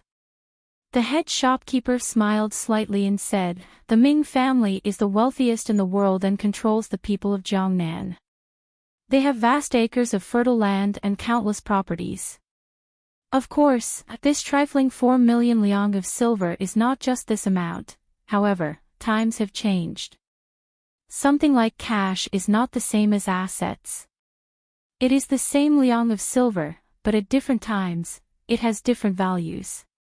He continued, "If this 4 million liang of silver was in the past, it would only be 1 year of the Ming family's cash income. Of course, it would not be worth 30% of the shares. However, the Ming family is currently short of cash flow and needs cash to meet an emergency. After my owner becomes a shareholder, he will provide great financial support. This 4 million liang represents an even more important value. To exchange it for 30% of the Ming family's shares is not greedy. Old master is also a wise man. Of course, he knows that the price offered by my boss is already quite fair." Ming Qingda was silent for a moment. He knew the other party was speaking the truth. This is a serious matter. Although I'm the clan leader, I can't make a decision on my own. I need to think about it. He picked up his teacup. The manager of Zhaoshang Money House and the young man behind him left. Ming Launcher walked in from the side. He looked at his father and said anxiously, "Father, you can't give it to them." Then he said indignantly, "Now I know that this Zhaoshang Money House is King evil. You've actually been plotting against our family's business since a year ago." Ming Qingda glanced at his son and shook his head unhappily, disagreeing with his words. Business is business. If it weren't for the support of Zhaoshang Money House this year, our family's days would have been even worse. An IOU of 4 million liang of silver, in addition to the support of subsequent cash flow, in exchange for 30% of the shares is indeed, as they say, a very fair price. But, Ming Qingda waved his hand tiredly. In the negotiations with Zhaoshang Money House, he had appeared confident, but he had been retreating step by step. It made him doubt himself in the depths of his heart. Had his confidence waned after being repeatedly attacked by the Overwatch Council this year? Had he knelt in front of Fan Xian once and endured and retreated countless times? Had he lost a certain boldness and was he used to being led by the nose by others? But, he was the current master of the Ming family. Ming Qingda slowly said, "Business is business, but since Zhaoshang Money House is using underhanded methods, why should we pretend that our hands have always been clean?" Ming Launcher felt a cold sweat pour out of his back. He stuttered, "Father, once the matter fails, it will be a death sentence." Ming Qingda smiled coldly and said, "With the eldest princess protecting us, even Fan Xian would not dare to act recklessly. A mere Zhaoshang Money House, what does it count for? But Zhaoshang Money House certainly has accounts in Dongyi." Ming Launcher looked at his father and suddenly felt a wave of coldness. He felt that his usually incomparably wise and far-sighted father was now gradually becoming stupid and angry. "It doesn't matter." A glimmer of savagery flashed through Ming Qingda's calm and wise eyes. He coldly said, "Dongyi's people asking for money from the Qin kingdom, who has the patience to care? How about? Ming Launcher muttered to himself. "How about we sell the land and the estate? Although this amount of silver is a lot, it's not like we can't pay it back." Ming Qingda said darkly, "What you can think of, how can they not think of? The court strictly forbids private buying and selling of land. If it was for a small sect, it would be fine, but to sell so much land, how could it not alarm the government? All the procedures would take at least a year. Zhaoshang Money House would rather lose 30% to repay the debt ahead of time. What is it for? Isn't it to force us to split the shares? The old man's heart suddenly sank. He thought of the law the court strictly controlled the buying and selling of land. It was one of the new policies forcefully pushed through when the mistress of the Yi family was alive. Ming Launcher left with an ashen face. He guessed what his father would do, but he didn't know how. He only knew that his father had finally lost his reason under the pressure of the Ming family facing a storm this year. Although he still maintained a thread of clarity with great difficulty and thought it was better to work with Zhaoshang Money House, he did not dare open his mouth to persuade him to do anything because of the matter he had kept hidden. That night, on the bluestone street of Suzhou City, there were suddenly some rustling sounds. It was as if rats that had been trapped in their holes for a long time in winter had suddenly smelled the fragrance of delicious pastries, borrowing the cover of the night to come out of their nests. However, there were only 3 rats. 3 aces wearing black night walking clothes easily broke through the defenses of Zhaoshang Money House and killed their way into the back hall. The security of the money house had always been tight. Additionally, with Zhaoshang Money House's identity behind the scenes, they had secretly invited a number of Jianghu aces. However, this kind of defensive power could not stop the thunderous attack of the 3 night walkers. From this, it could be seen just how powerful these 3 night walkers were. The most terrifying thing was the long sword in the attacker's hands. The sword seemed to be imprinted with some kind of magic. It broke through the air without a sound, and the sword did not return. It pierced forward like the anger of the 9 heavens had descended.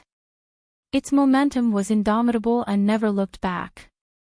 In a moment, it left behind a dozen bodies in the back of the money house and a pool of blood on the ground. No one had the time to scream or cry for help. However, these 3 brilliant swordsmen encountered a great obstacle in the back garden of the money house. They clearly saw the box of loan receipts the head shopkeeper of Zhaoshang Money House held tightly in his arms, but they were unable to stab the tip of their swords into the other person's throat.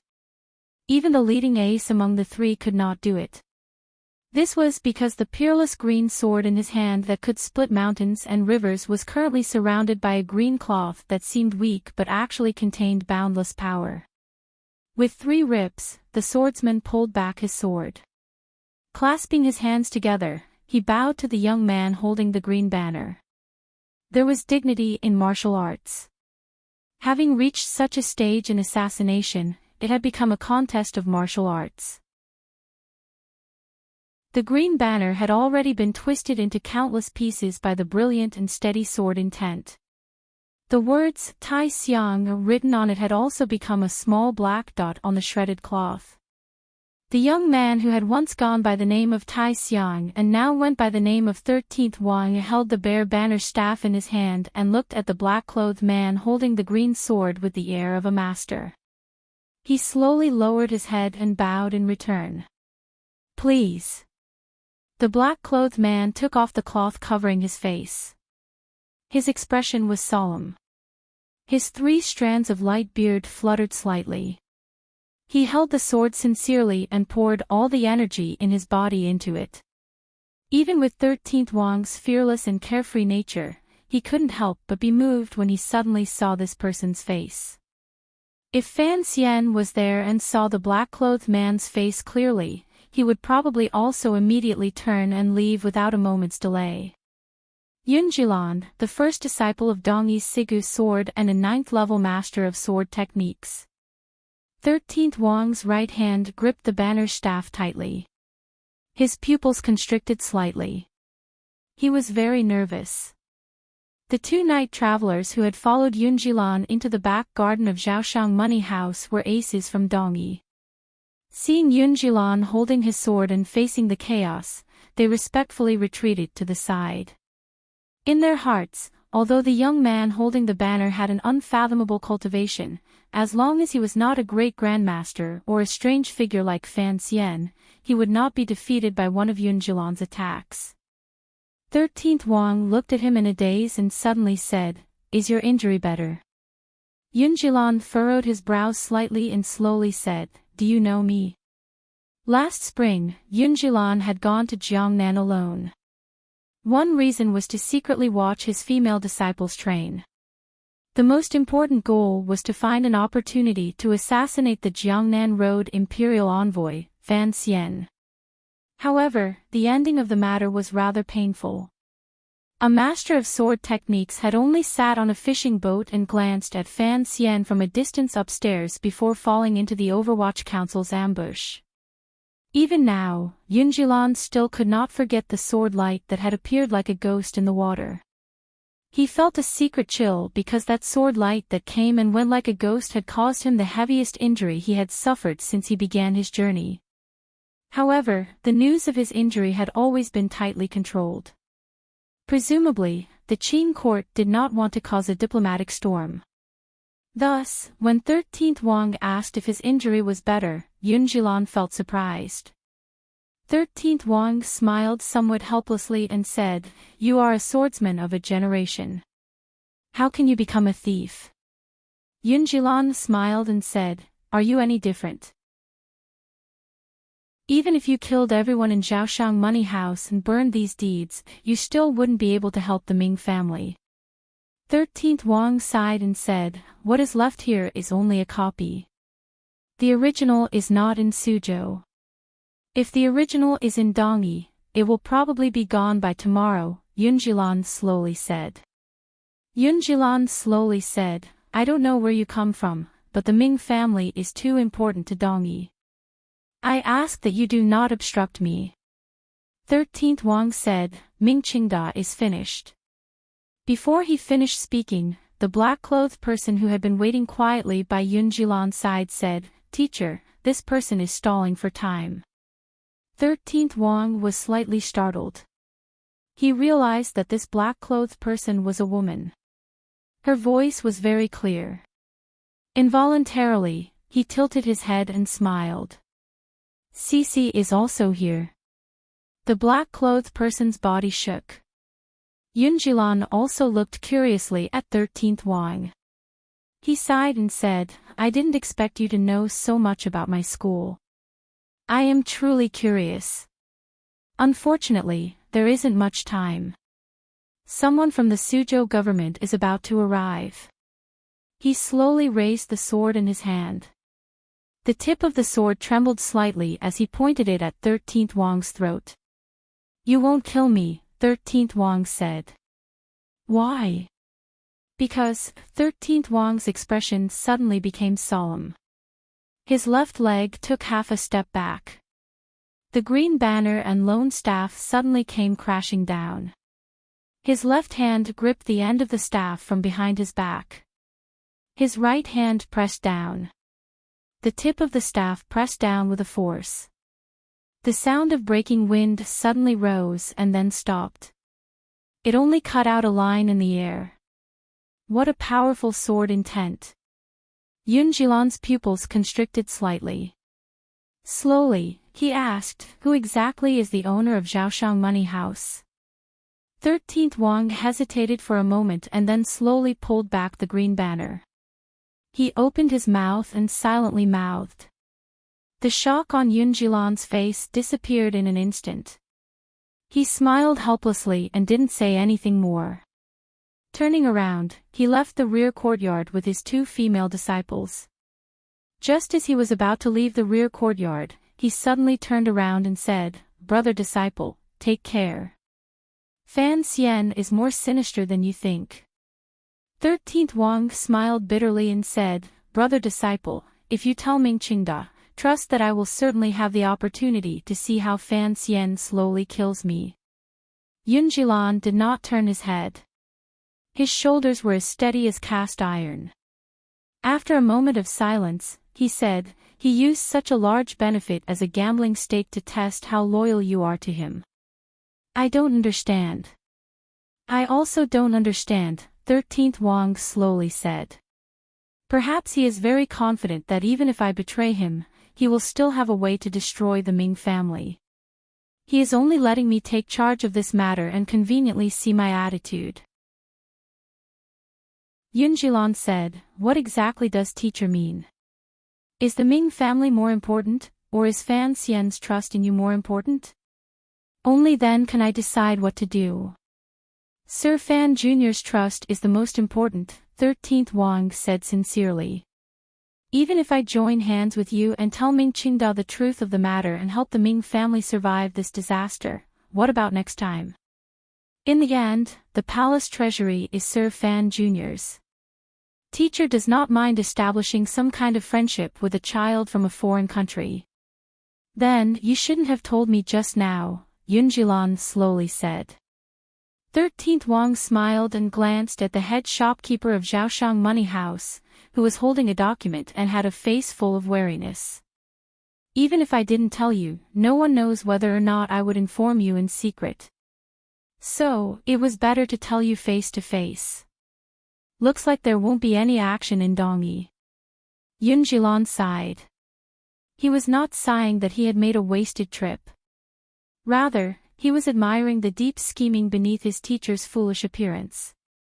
It was not until today that he found out that the most mysterious brother-disciple had been following Fan Xian to do things ever since he left the hut. "Yes." 13th Wang lowered his head and said, "Presently, I am the one attacking, so, please step back for now and maintain your silence." "I can step back, but why should I be silent?" Yunjilan calmly asked.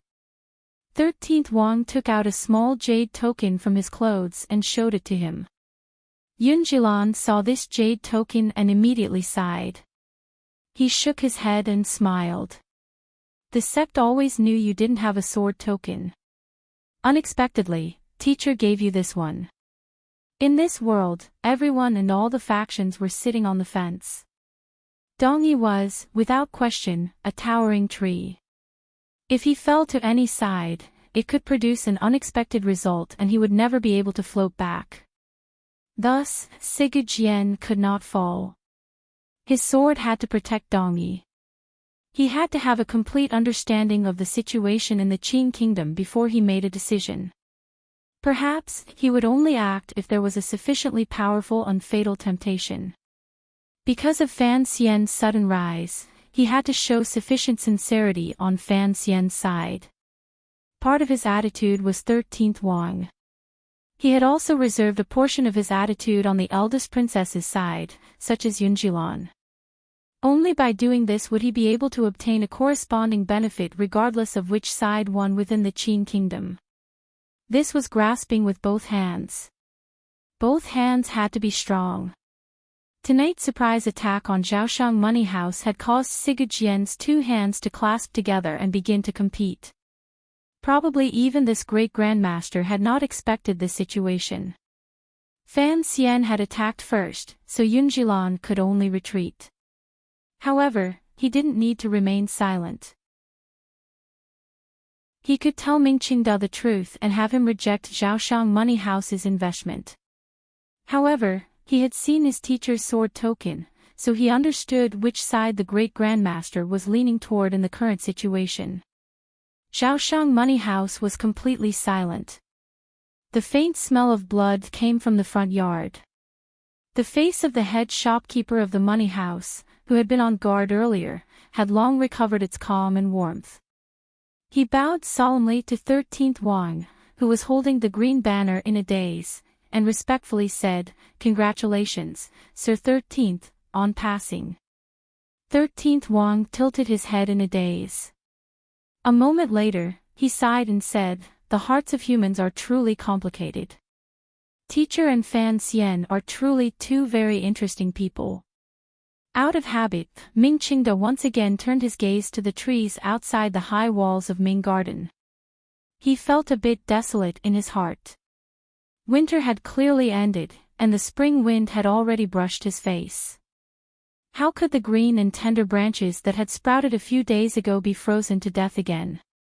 He knew that the situation placed in front of him and his family was like a harsh winter. The Ming family had a century-old foundation. How could it be played to death so easily? However, ever since they had become royal merchants that distributed palace treasury products, the Ming family had earned a lot and sunk too deep. They could not pull themselves out. Gradually, it became a place for the various powers in the court to wrestle. No matter how strong the merchants were, how could they stand up to the court's tricks? Regardless of whether it was the suppression this year, the manipulation of the prices a few months ago, or the vicious and somewhat shameless act of throwing rocks at silver mirrors, the Ming family had paid too much blood and sweat and lost too much power. The entire family business was becoming more and more difficult to operate. If he could escape, the Ming family could still survive. However, he could not escape, so he needed to solve the problem.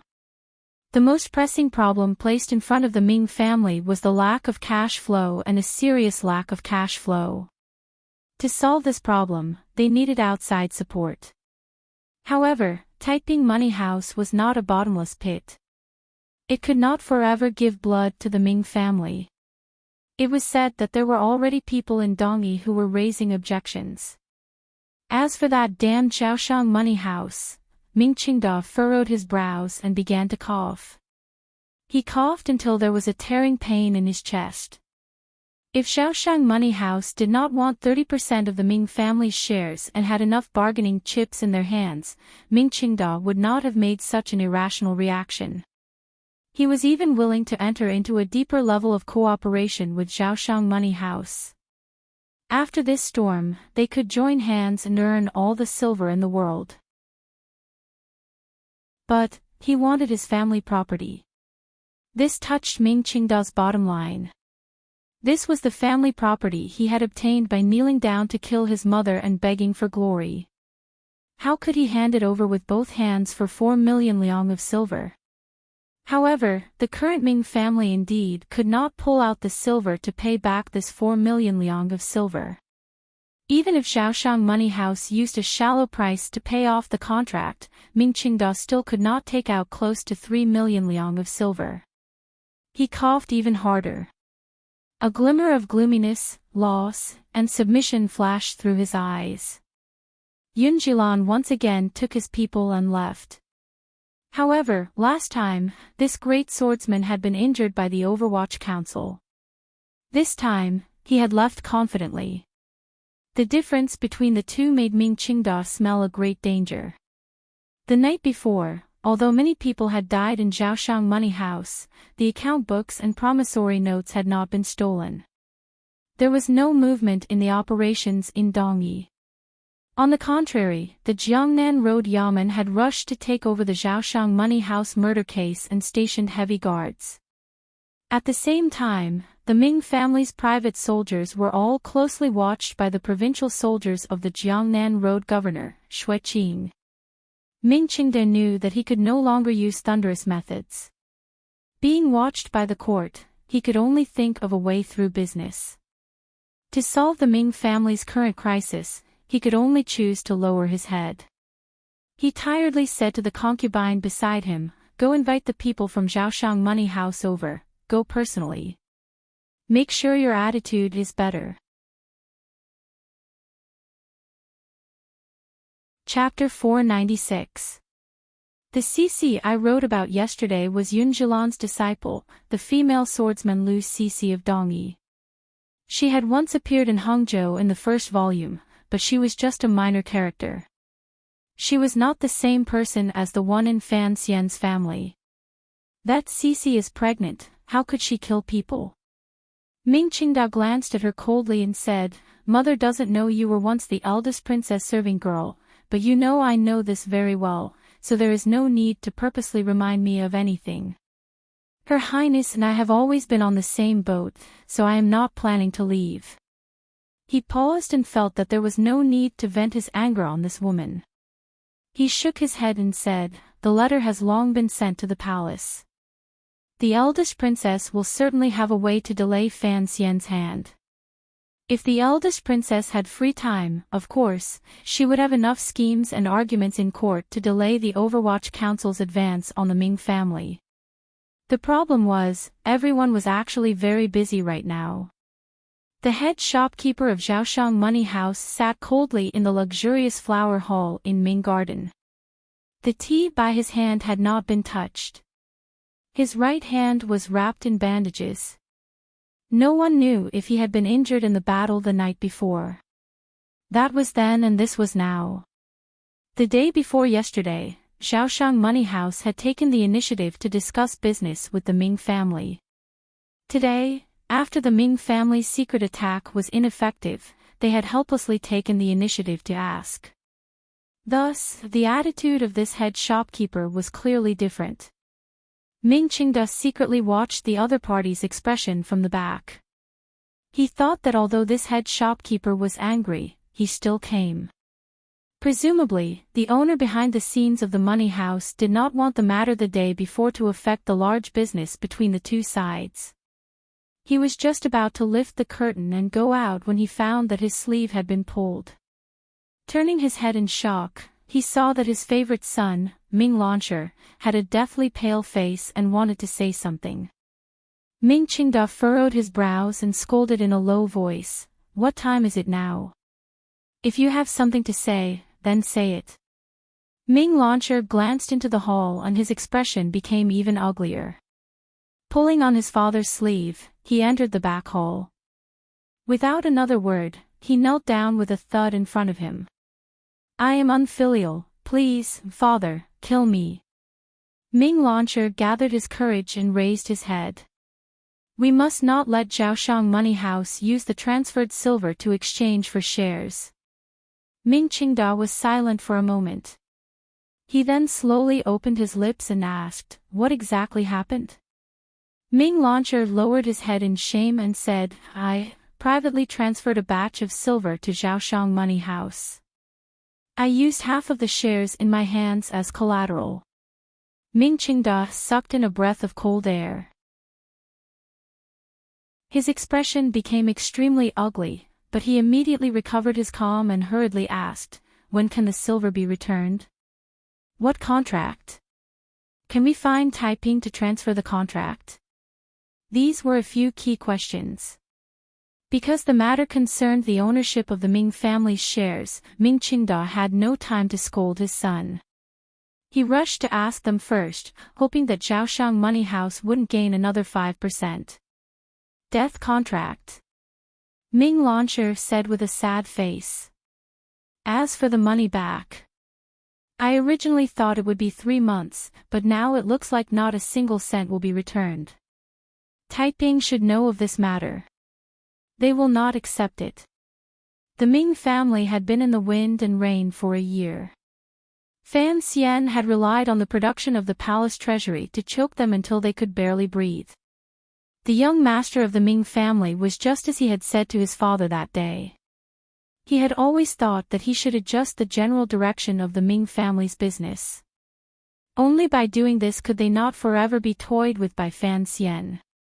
Because of Ming Qingda's insistence, Ming Launcher could only secretly carry out his own experiments. At the end of last year, he used his 5% shares in the Ming family to exchange for the silver support of Zhaoshang Money House. He had thought that this attempt would allow him to obtain a large profit in a short amount of time and convince his father. Ming Qingda's mind buzzed and he almost fainted. A moment later, he panted slightly and asked, "Just what kind of business is it? How can it not return a single cent of the capital?"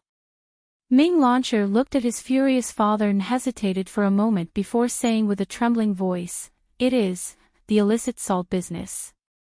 Ming Qingda was startled and didn't say anything for a moment. There were always only 3 most profitable businesses in the Qin kingdom. One was the brothel business, one was the palace treasury's royal merchants, and one was a large family that sold illicit salt. Among these 3, selling illicit salt returned the fastest and had the highest profit. Why can't it return the capital? Ming Qingda stared coldly into his son's eyes and said each word clearly, "I know you are a steady person. Even if it is a highly risky illicit salt business, you must have a way to protect your capital. Tell me, why can't it return the capital?" "Because..." Ming Launcher wanted to cry but had no tears. A few days ago, the Salt and Tea Yamen suddenly began an investigation. I don't know how they found out the news and seized all 12 ships of illicit salt. I went to find someone, but there was nothing I could do. He didn't notice his father's increasingly ashen face and continued to explain, those related checkpoints and Yamens have always been well taken care of by the family. I had no idea they would suddenly act. Besides, young Dreamy has always walked that path. He promised me that it would be fine. A crisp slap rang out. Ming Qingda gave Ming Launcher a fierce slap and forcefully slapped him to the ground. Ming Launcher covered his numb face and half lay on the ground. He felt blood trickle out of his mouth. Looking at his father, who was as angry as a sick lion, he couldn't say anything. Yamen. Yamen. You also know that's a Yamen. The Salt and Tea Yamen doesn't dare to investigate the family, but wouldn't the Overwatch Council force them to investigate? Ming Qingda roared in a low voice. His eyes were filled with disbelief, dejection, and rage. Yang Jime. Is there something wrong with your brain? That salt-selling laborer is one of Xue Qing's dogs. The place Fan Xian lives in Suzhou is his garden. Ming Qingda's chest felt a wave of coldness. He kicked his son and gritted his teeth as he cursed, "How did I raise such a stupid prodigal son like you?" With great difficulty, he calmed his emotions and said weakly, "Did you leave anything behind in the salt business?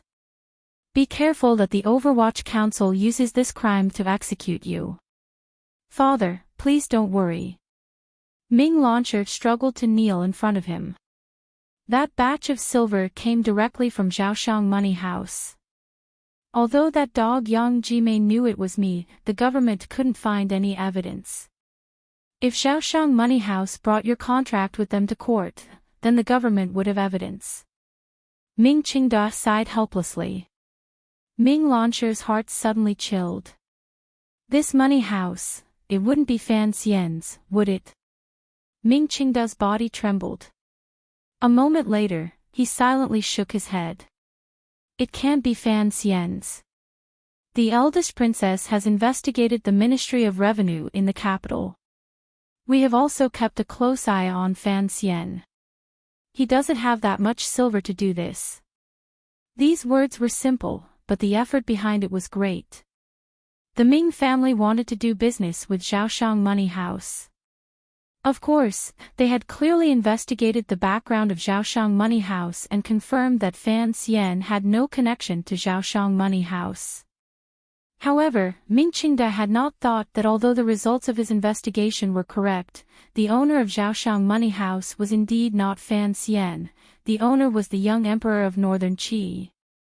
Everything starts from being cautious. Ming Qingda raised his head and barely managed to control his emotions of failure.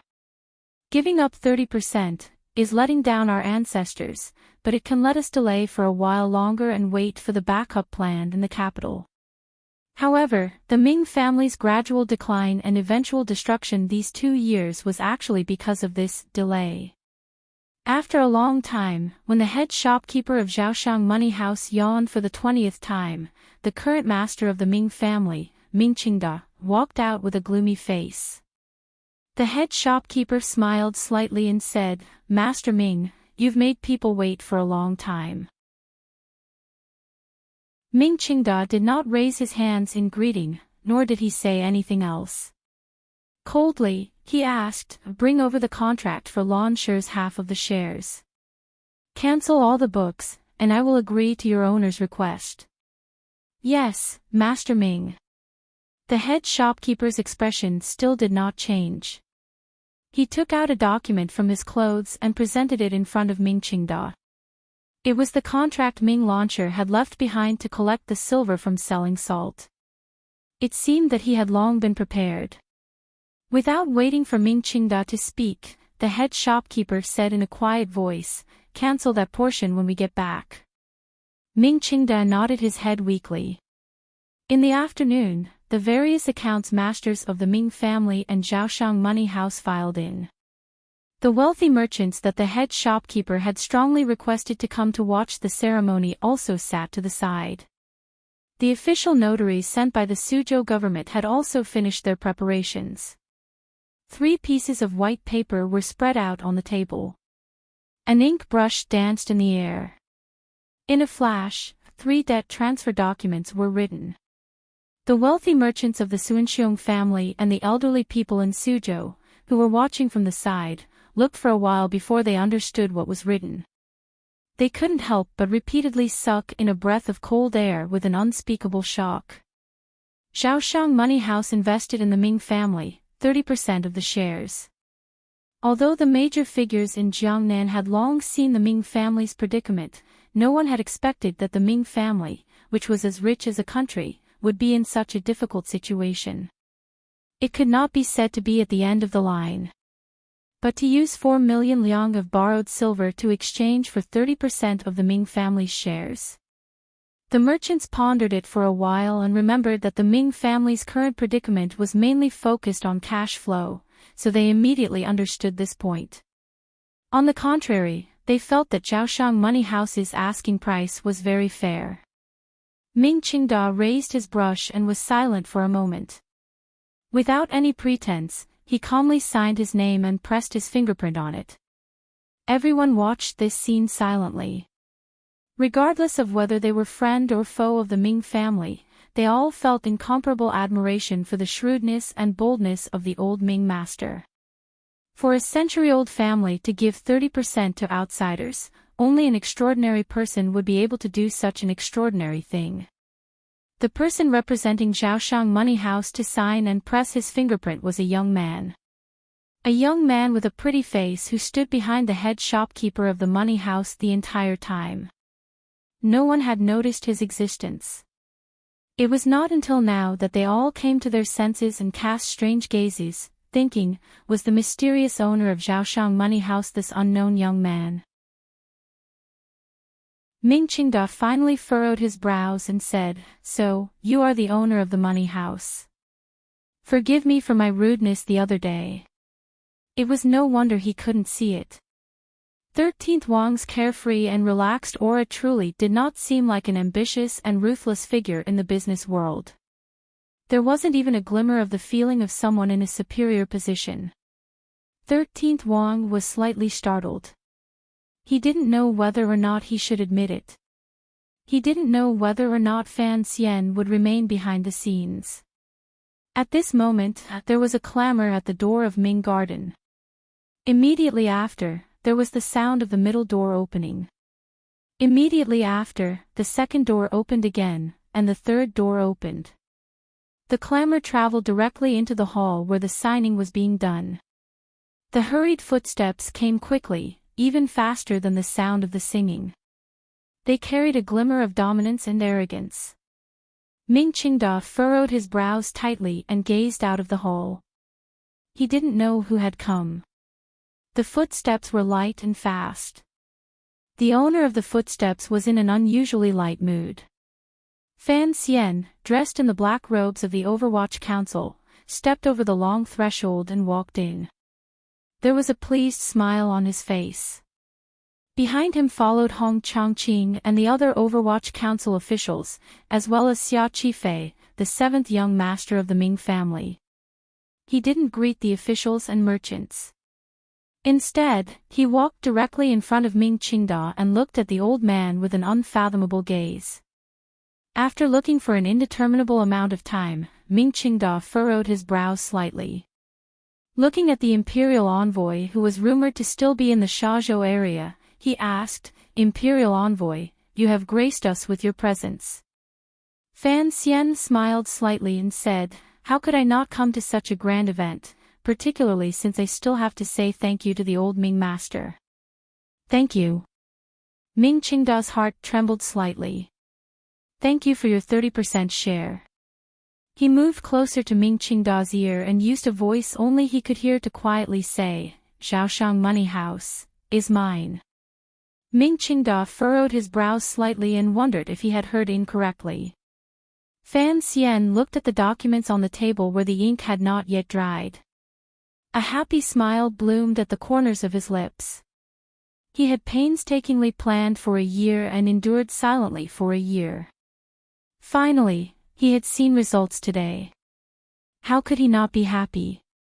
Although he knew that revealing his identity would make it impossible for Zhaoshang Money House to hide from the eyes of the court, this was something that would happen sooner or later. He also needed to use this limelight to let the little Northern Qi Emperor earn enough and stop. Although under the Emperor's gaze, Fan Xian might have to bear a loss of over 1,000,000 liang of silver, he did not care about this.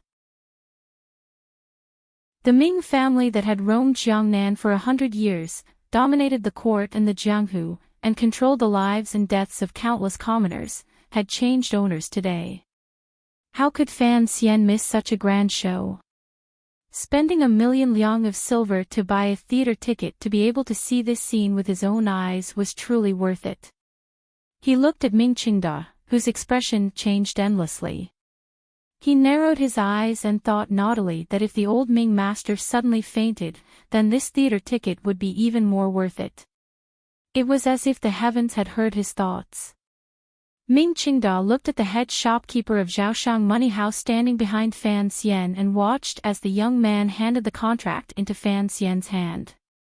He finally understood everything. However, he still could not understand. The Ministry of Revenue could not have emptied the national treasury. Where did Fan Xian get so much silver to start a money house? Ming Qingda's entire body trembled. His eyes were slightly red. His throat made a gurgling sound, but he could not speak. His blood and qi attacked his heart. His body straightened and then collapsed. Chapter 497. Let me say a few words before I write. With the arrival of the disaster, the situation in Wenchuan may be better than I thought yesterday, but I have finally confirmed that the epicenter of the earthquake is near Yingxiu. Of course, I am completely fine in Hubei. I am just very worried over there and my emotions are very unstable. Many people know my feelings for Yingxiu. At the turn of the century, I lived there for half a year. Even now, I cannot forget the town and its amiable people. Today, at noon, I finally received news that the army had broken into Yingxiu. In that instant, my feelings were complicated. The rims of a man's eyes immediately became wet. There is a brother called Gao Yuanjing. At this time, he should still be in the futong factory. For some reason, he put his hands together and prayed, hoping that everything is safe, hoping that Yingxiu can turn misfortune into fortune, hoping that Wenchuan can bring people another pleasant surprise, hoping that the people suffering in the disaster area will suffer less. Sichuan is safe, the entire country is safe, everyone is safe. A book friend suggested a donation. Please choose your own way to express your love. The Red Cross donation channel is very easy to find, so I won't go into detail. Here, I wish the book friends in Sichuan and their families good health. In the near future, if there are willing friends, please go donate your blood and help those who are injured. Thank you. The laughter did not continue for long before it stopped. Fan Xian suddenly realized that he had been too proud and arrogant. It was not a good sign. The unconscious Ming Qingda also woke up. The large robe under the silk and cotton coat moved without any wind. His fists were tightly clenched. His eyes were slightly red as he stared fiercely at Fan Xian's face. The laughter stopped, and the unconscious person woke up. It was as if the earlier scene had not happened. In reality, everyone knew that 30% of the Ming family's shares had already fallen into Fan Xian's hands. If it was only 30%, it was still far from enough. Ming Qingda looked at Xia Qifei standing behind Fan Xian and thought of the 10% in his hands. He then thought of the fourth master of the Ming family, who was gradually distancing himself from the family. His heart grew colder and colder, but he still held a glimmer of hope. See the guest out, the old man said tiredly and weakly as he glanced at the documents in Fan Xian's hands. Fan Xian did not move. He narrowed his eyes and looked at the beautiful buildings in Ming Garden with a face full of admiration. It was as if this garden had already become his. Ming Qingda's expression changed again. Xia Qifei flashed out from behind Fan Xian and glanced at his brother. In a quiet voice, he said, "See the guest out." It was the same 2 words of farewell, but they came from 2 people's lips. This represented the ownership of the Ming family and the identity of the master of the Ming family. Xia Qifei had already formally stood out and began to challenge Ming Qingda. The guests in the hall knew that today's matter had blown up. Furthermore, they didn't know what would happen next or what the old Ming master would do in his anger. In order to protect themselves, everyone quickly broke away and left. They didn't even care about etiquette. Including the Suzhou government officials who were witnesses, they quickly bowed to Fan Xian and fled the garden. The hall immediately fell silent. The people left included Fan Xian's people, as well as the men of the 2 branches of the Ming family. Although there were many people, they knew they were about to reveal their cards, so no one dared to make a sound. Ming Qingda glanced at Fan Xian coldly and took out a contract from his clothes. He slowly tore it apart. "Why don't you be shameless and take Launcher's 5% share as well?" Fan Xian glanced at him and shook his head. "I am an official of the court, not a merchant. Why would I want your son's shares?" He walked to the back of his group and sat down in a chair. He didn't say anything more. He only quietly admired the scene. He had rushed to Suzhou today to see this great show. He also wanted to support Xia Qifei. The Ming family had been in Jiangnan for a long time and had thousands of private soldiers under their control. If they really wanted to do something big, Xia Qifei's Jiangnan water bandits might not be able to stand up to them. Xia Qifei stood in front of Ming Qingda and smiled slightly. The owner of Zhaoshang Money House had written a letter ahead of time saying that the 30% of shares in his hands was for me to speak for. Last year, the Suzhou government ordered you to compensate me according to your discretion. You were generous and gifted me 10% of the shares. I am eternally grateful. In the future, when you die in Ming Garden, I will definitely serve you with all my heart. With his son's support, Ming Qingda barely managed to stand in the hall. He glanced at the Ming clan men behind him and a wretched smile rose to his face. Looks like a number of people have secretly thrown themselves to your side. Otherwise, you wouldn't speak with such confidence. Speaking of which, during this year, the Ming family's energy has been used to deal with Sir Fan Jr. and neglected you. After these words were said, the expressions of the Ming clan men were complicated. Those who had already secretly thrown themselves at Xia Qifei were ashamed, while those who did not know the inside story were shocked. Only the 4th Ming master looked at the sky with an indescribable indifference. Ming Qingda took a deep breath. His face appeared incomparably old. He knew that since the other party dared to steal the position of master of the Ming family, he must have complete confidence. However, he still held on to the thought of a final struggle.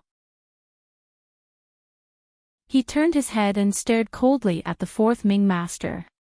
Enunciating each word, he said, "You also gave him the shares." "A wise man submits to circumstances," the 4th Ming master slowly said. Ming Qingda laughed wretchedly 3 times and pointed at his nose as he scolded, "Idiot! The death of the Ming family is all because of you. I want to see how you meet the ancestors of the Ming family after you die and how you will face your mother in a moment." The 4th Ming master trembled slightly and immediately smiled coldly. His smile appeared very vicious. "Big brother, I don't have the face to meet. Last year, I was captured and thrown into the Suzhou government prison. It's fine that you didn't have people come to rescue me, but you actually sent people to assassinate me. Do you have the face to meet such a brother?"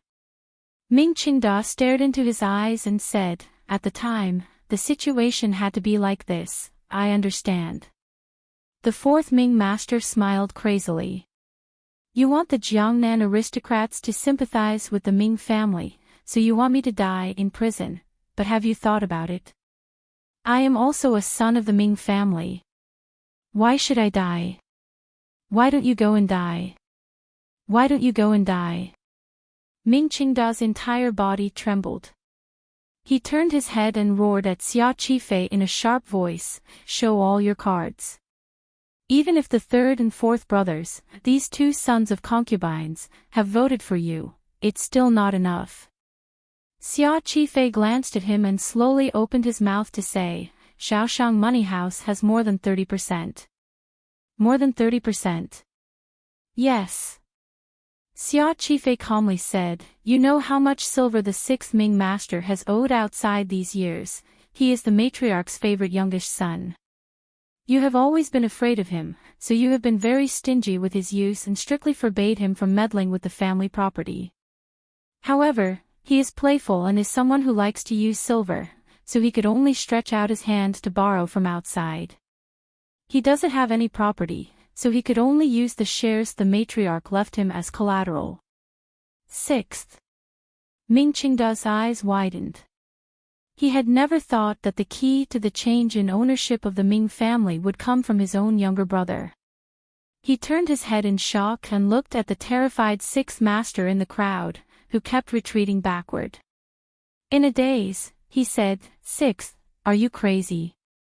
At this moment, the sixth master's face was mournful. He half curled up and hid behind the crowd, avoiding his elder brother's murderous gaze. Under Ming Qingda's accumulated might as the master of the family, the men in the family were all scared half a step back by his murderous gaze. "It's not that he's crazy, it's that everyone in the Ming family has gone crazy," Xia Qifei said coldly. Xia Qifei said coldly, "Look at this garden. The people inside all have their own thoughts and are full of evil tricks. Including me, everyone with the surname Ming is born with selfishness and indifference. When disaster strikes, who would remember this surname? When all is said and done, the cause of the Ming family's defeat is still you. You guard against everyone in the family, yet you blindly retreat to outside pressure. How can you not lose when you do things like this?" There was silence in the hall. Ming Qingda suddenly laughed, but his laughter was filled with unspeakable despair and anger. He pointed at Xia Qifei and said, "Do you think that just because you have more than 50% of the shares, you can speak in the Ming family? Don't forget, there are shares in the palace and military shares in the Ming family property. What you can control is still not enough." Fan Xian, who had been silent for a long time, finally opened his mouth and quietly said, "Those are dry shares." The two words, "dry shares," made the situation clear. Fan Xian looked at Ming Qingda, who was about to sink into a state of madness, and said, "Can shares that are not on the books be openly taken out to fight a lawsuit?" Ming Qingda stared at Fan Xian's hateful and beautiful face and said, "Sir Fan Jr., do you really dare to take the eldest princess and old Qin master's shares?" Fan Xian stood up and tilted his head slightly. He thought for a moment and then smiled warmly. "If I don't dare to take it, then what am I doing here today?" In a quiet and secluded little courtyard in Ming Garden, Ming Qingda sat alone in front of a desk. His face no longer had much luster. It was like a copper lamp that had been boiled dry of oil. He was unspeakably haggard. This afternoon, Xia Qifei had used the shares in his hands to chase him down from his position as the master of the Ming family. At the same time, under the double notarization, or surveillance, of Jiangnan Road and the Overwatch Council, all of the account books had been sealed. All of the people in the garden had been completely changed.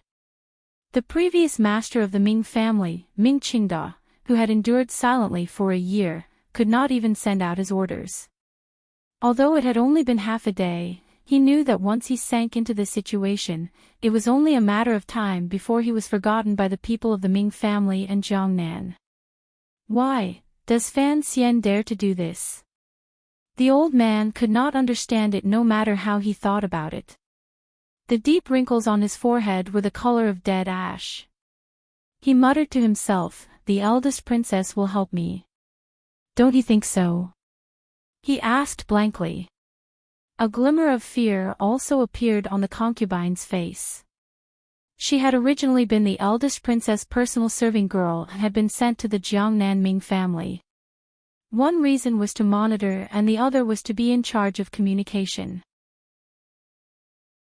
Last year, when Ming Qingda strangled his own mother, it was through this old Ming matriarch serving girl that he had obtained the approval of the palace.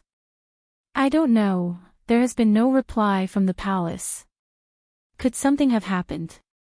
Ming Qingda smiled bitterly. No wonder Fan Xian is so confident. He knew long ago that the palace would not be able to help us. If even the eldest princess is in trouble, then I am just a fat piece of meat in his mouth that he can eat at any time. For him to have come up with so many tricks, it can be said that he thinks highly of me. It's not that he thinks highly of you. Fan Xian led Xia Qifei in as he pushed open the door. Rubbing his slightly cold hands, he sat across from Ming Qingda and said, from the beginning, you and I both knew that it would be too easy for the court to destroy the Ming family. The problem is, the court does not want to destroy you. Ming Qingda glanced at him. What the emperor wants is an intact Ming family, not a Ming family on the verge of bankruptcy, on its last breaths, and finally broken up and dead. Thus, it is indeed not easy to eat you, Fan Xian said. Furthermore, it is best if this matter can be resolved peacefully so as not to cause too many deaths and disrupt the lives of the people in Jiangnan. You know that the Ming family is a giant beast. It is not easy to tame it. He continued, I gave you a chance, but you didn't take it. Ming Qingda took 2 heavy breaths and said, what will you do next? You have to know that I still have nearly half of the shares in my hands. From now on, you no longer have the right to speak in the Ming family, Fan Xian said. From today onwards, Xia Qifei will be in charge of the Ming family.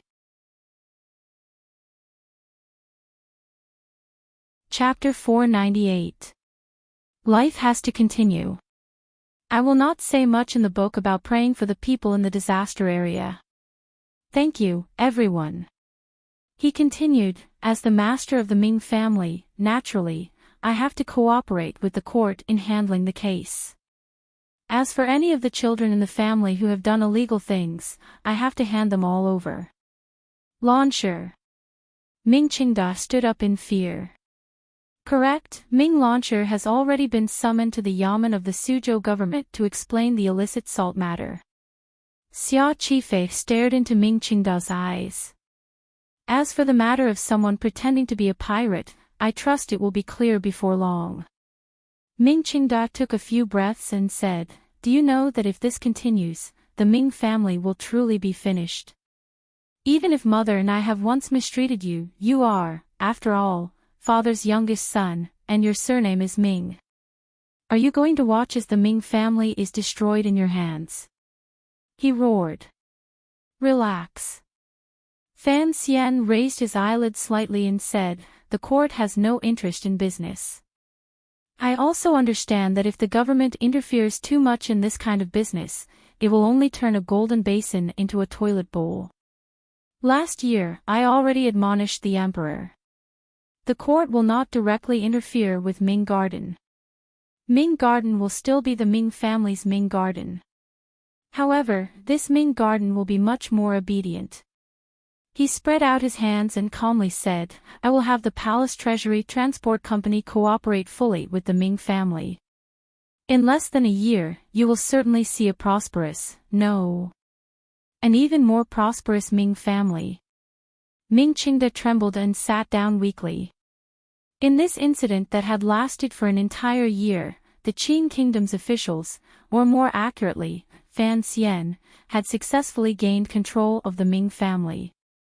Most importantly, the change of ownership of Ming Garden did not have much of the shadow of the government. Xia Qifei was the seventh son of the Ming family. It was perfectly justifiable for him to enter Ming Garden. Furthermore, all of his methods were business tricks. It would be much easier for the people of Jiangnan to accept. At least, there would not be many scholars and gentry marching through the Suzhou government saying that the Overwatch Council had forcefully seized the people's property. The people's property was still the people's property. However, the owner of this property was now Xia Qifei, a secret official of the Overwatch Council. Fan Xian shook his head and said, "During this year, both you and I have not been comfortable. Now that there is a conclusion, both you and I can be considered free. Although Milord is a person who likes to humiliate others, I'm sure that you're not here just to show off your achievements." Ming Qingda interrupted his words and stared into his eyes. "Presumably, you will slowly use these people to prop me up, but you can't tie me up in the garden. I can always go out." That is what I wanted to say. Fan Xian enunciated each word clearly. "You cannot leave the garden." Ming Qingda smiled coldly and said, "Based on what?" "I am here by imperial edict to investigate the case of the Jiaozhou Navy's rebellion. Master Ming is a witness involved in the case. If you don't want to be accused of fleeing from punishment as soon as you leave the garden, you can leave." The Jiaozhou Navy case had long been finished. Fan Xian was just looking for an excuse. Ming Qingda smiled coldly and said, "Who are you trying to fool with these words? There's also the attack on Zhaoshang Money House and the assassination of Xia Qifei." Fan Xian smiled slightly and said, "In the past, the old Ming master's hands stretched too far. There were too many loopholes to grab." Ming Qingda smiled in his anger and looked at Fan Xian with great interest. "If you really wanted to investigate these cases, you could have investigated them before. Why did you have to wait until now?" "Because you were the master of the Ming family in the past. If I investigated you, it would make the entire court think that the Overwatch Council was persecuting merchants and scheming to steal wealth," Fan Xian said with a smile. "Now that you don't have this identity, it's much easier." "You seem to have missed out on one reason," Ming Qingda replied coldly. "Yes." Fan Xian sighed. "The eldest princess can't help you now. When I do things, I truly have no inhibitions and live happily." He glanced at the woman behind Ming Qingda. Ming Qingda's brows were furrowed deeply and he said, "This is also what I didn't understand earlier. If you were sure that Jingdo couldn't help me, you could directly use these methods to destroy the Ming family. Why go through so many circles?" "I said before, I want a complete Ming family," Fan Xian said. "In the past, if I had used these thunderous methods, you, as the master of the Ming family, could have moved the entire Ming family against the court. You could even have thrown Jiangnan into chaos, but now, you don't have this identity. The words you say also don't have this kind of power." "Identity doesn't seem important," Fan Xian said seriously. "In reality, it is the most important thing." He smiled slightly and said, "I have to admit, your identity as a merchant is far inferior to mine. No matter what, you cannot resist the anger of the court. However, you used all your methods, silently endured your grievances, and forcefully delayed me for a year. It is truly admirable." Ming Qingda smiled slightly and said, "At least I am still the master of the Ming family. You won't let me out of the garden.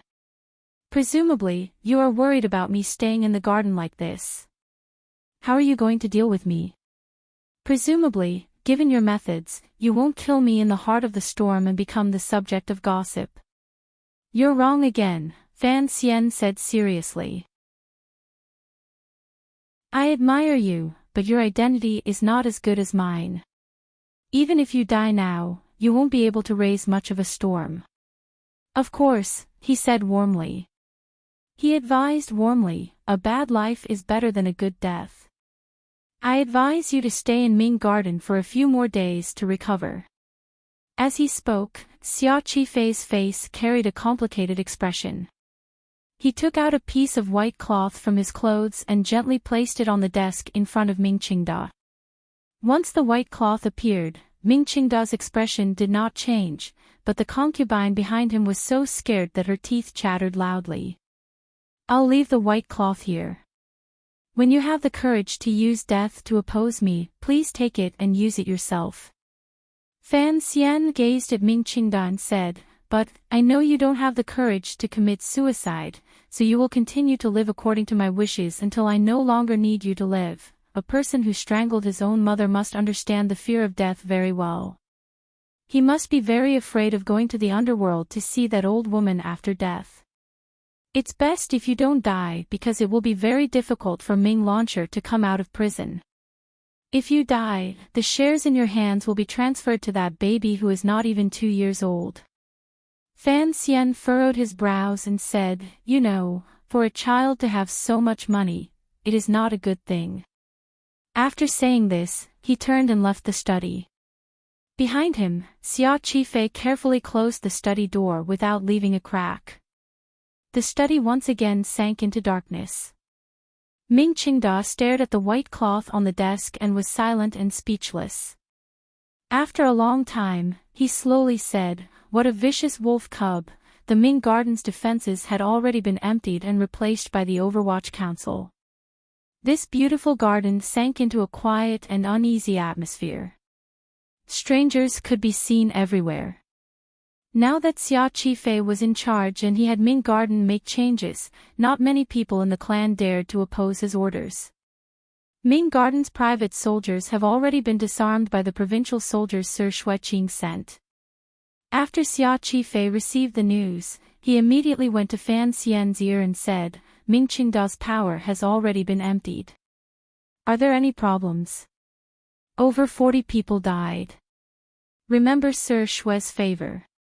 Fan Xian lowered his head and was silent for a moment. Shortly after, he raised his face and smiled. "The Ming family is finally yours. How does it feel to have revenge?" Xia Qifei lowered his head and respectfully said, "The Ming family is yours." Fan Xian shook his head in disapproval. Xia Qifei quickly explained, "What I mean is, the Ming family is the court's." Fan Xian turned his head and glared at him. "The Ming family is yours, so it is yours. When did it become the court's or mine? Do you think everything I said to Ming Qingda in the study was a lie? Don't worry, the court has no interest in the Ming family. What they want is for the Ming family to be obedient." Xia Qifei was stifled and didn't know what to say. The court had spent so much money to bring the Ming family under complete control. Was it going to be so easily handed over to him to manage? Fan Xian sighed and explained, "When standing in a different position, the things one thinks about are also different. Who is the emperor? The emperor is the ruler of the world. The people of the Qing kingdom are all his people. Since it is so, what his people have is the same as what he has. As long as this person manages this matter well, and can bring benefits to the people and the court, it is fine. If the court truly took the Ming family into their hands, what would the merchants in Lingnan and Quanzhou think? Given the pedantic faces of the court officials, who would have the ability to manage such a large family business well? So, don't worry." Xia Qifei tasted bitterness in his mouth. He suddenly thought, the emperor is the master of the world, so he doesn't care about the people's business. But, what about Sir Fan Jr.? Why is he willing to not benefit from the Ming family? Fan Xian's words interrupted his thoughts. "I asked you earlier, how does it feel to have revenge?" Xia Qifei shook his head in a daze. "Walking in Ming Garden as the master, I don't feel anything, because this garden is very unfamiliar. I always thought that after growing up here when I was young, if I came back and regained power, I would be very happy. But for some reason, I just can't feel too happy. That's how it is for revenge." Fan Xian paused for a moment and then said, "Once a great hatred is avenged, you will feel that things are very boring." Xia Qifei suddenly thought of something and carefully asked, "Actually, my thoughts are similar to Mingqingda's. Looking at what happened today, and looking at your arrangements this year, it seems you have been too careful." Peaceful evolution has always been a long process, Fan Xian smiled and said. Stability is more important than everything. A peaceful transition is the right path. I am only running errands for the Emperor. The Emperor has requested that there be no bloodshed, so I can only do so. He then smiled bitterly and said, "Besides, in the past, Mingqingda had the help of the eldest princess and princes, as well as the support of the military. How could I be as impudent as I am now?" Speaking of the eldest princess, Xia Qifei furrowed his brows and asked, "What exactly do we do with that percentage of shares?" "Wipe it all off. In any case, it's just some things on paper and no real goods," Fan Xian instructed. "Make a chart. I'm going to send it into the palace." Xia Qifei suddenly smiled bitterly. "This time, we've offended the eldest princess badly. I wonder how that noble will retaliate." Fan Xian smiled and didn't say anything. In his heart, he was thinking that he had already offended the eldest princess to the extreme. As for retaliating, that noble did not have the time to think about such things. He waved his hand at Xia Qifei. These two illegitimate children began to wander through the Ming garden, which had changed owners. Along the way, they quietly talked about the latter part of the story and admired the beautiful scenery of one of the 3 famous gardens in the world. Both the environment and the soul became wonderful. In the depths of the royal palace in Jingdo, a certain rumor had begun to spread a month ago. As long as it was a place where nobles gathered, the servants who served them always liked to gossip, tell old stories, and talk about the dark gossip of the nobles. However, this rumor was truly too shocking. It only circulated for 2 days before it silently disappeared without a trace. This was because this rumor truly did not have a head or tail. No one knew where it had come from and there was no evidence. Furthermore, although the eunuchs and serving girls had cheap mouths, it did not mean they were brainless. They knew that if it continued to spread and reached the ears of the nobles, then their little lives would certainly be gone. Rumors and gossip were a necessary ingredient in the life of the royal palace. Most of them would disappear into people's memories. No matter how sensational a topic was, without a follow-up explosion, it could not maintain its freshness for too long. The number 1 topic of the year in the royal palace also naturally disappeared like this. However, some people did not forget, particularly the most suspicious and sensitive people. On a certain night, they were still discussing this topic. Eunuch Yao quietly said, "The little bastards' mouths are all very cheap. I know what to do."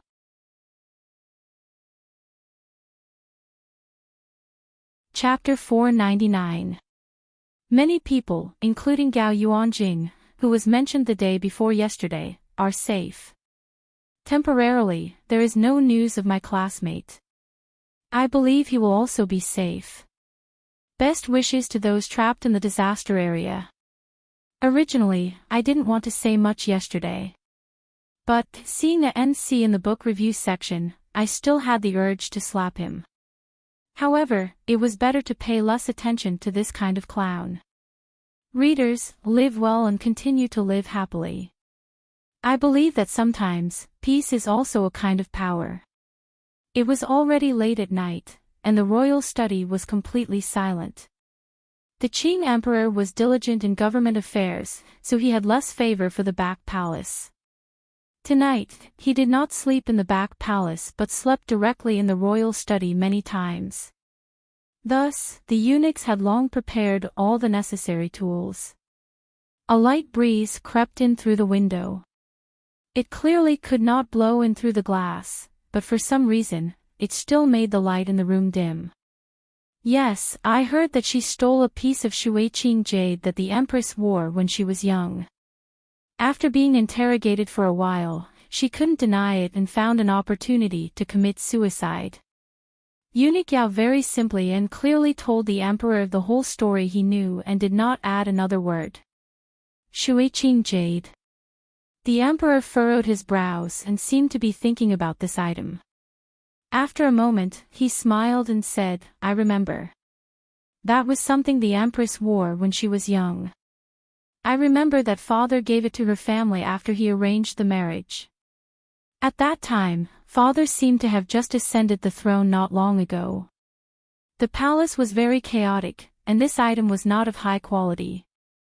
But, when she was young, the empress liked it very much and always wore it.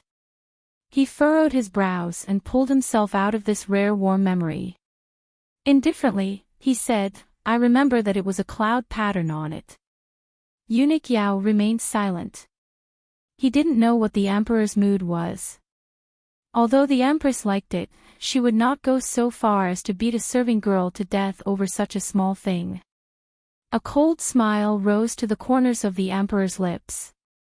Isn't she known as the most benevolent mistress in the palace? Virtuous and kind, she has always played the role well. How could she fail in such a small matter? Eunuch Yao had clearly said that the serving girl had committed suicide out of shame, but the emperor had directly said to beat her to death. Each person in the palace was smarter than the last. Everyone knew what the truth was, that these names were used to hide. Investigate what is going on in secret. The emperor picked up the memorial again and regained his composure. The royal palace had long recovered its seemingly eternal peace. No one would have thought that Eunuch Yao was leading a few old eunuchs to investigate something in secret. However, the emperor did not seem to pay too much attention to this matter and did not ask for follow-up news for several days.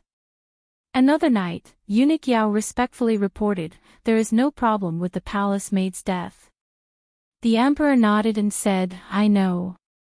However, on the afternoon before the incident, the serving girl went to Guangxin Palace to deliver a roll of embroidered cloth. The day before, the batch of foreign cloth the empress had requested from Dongyi arrived. As usual, it was delivered to the various palaces the next day. There was nothing strange, Eunuch Yao added. The emperor slowly withdrew his gaze from the memorial. He glanced at him and then lowered it again. I understand. The crown prince was in Guangxin Palace at the time. Eunuch Yao's head was as low as it could get. The emperor gently placed the memorial on the table and seemed to be deep in thought.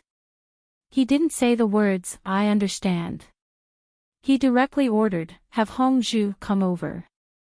Hongzhu knelt in front of the emperor's low couch. His face was ashen, and his legs were trembling. Even the cotton robe in front of him was shaking with layers of ripples. He was not faking it. He was truly terrified. He had thought that the clue that Sir Fan Jr. had arranged was buried very deeply and seemed to have nothing to do with him. He should be able to get far away from this matter. He had not expected that he would be kneeling in front of the emperor in the middle of the night. The emperor didn't look at him directly and asked, a serving girl died in the Eastern Palace? Yes.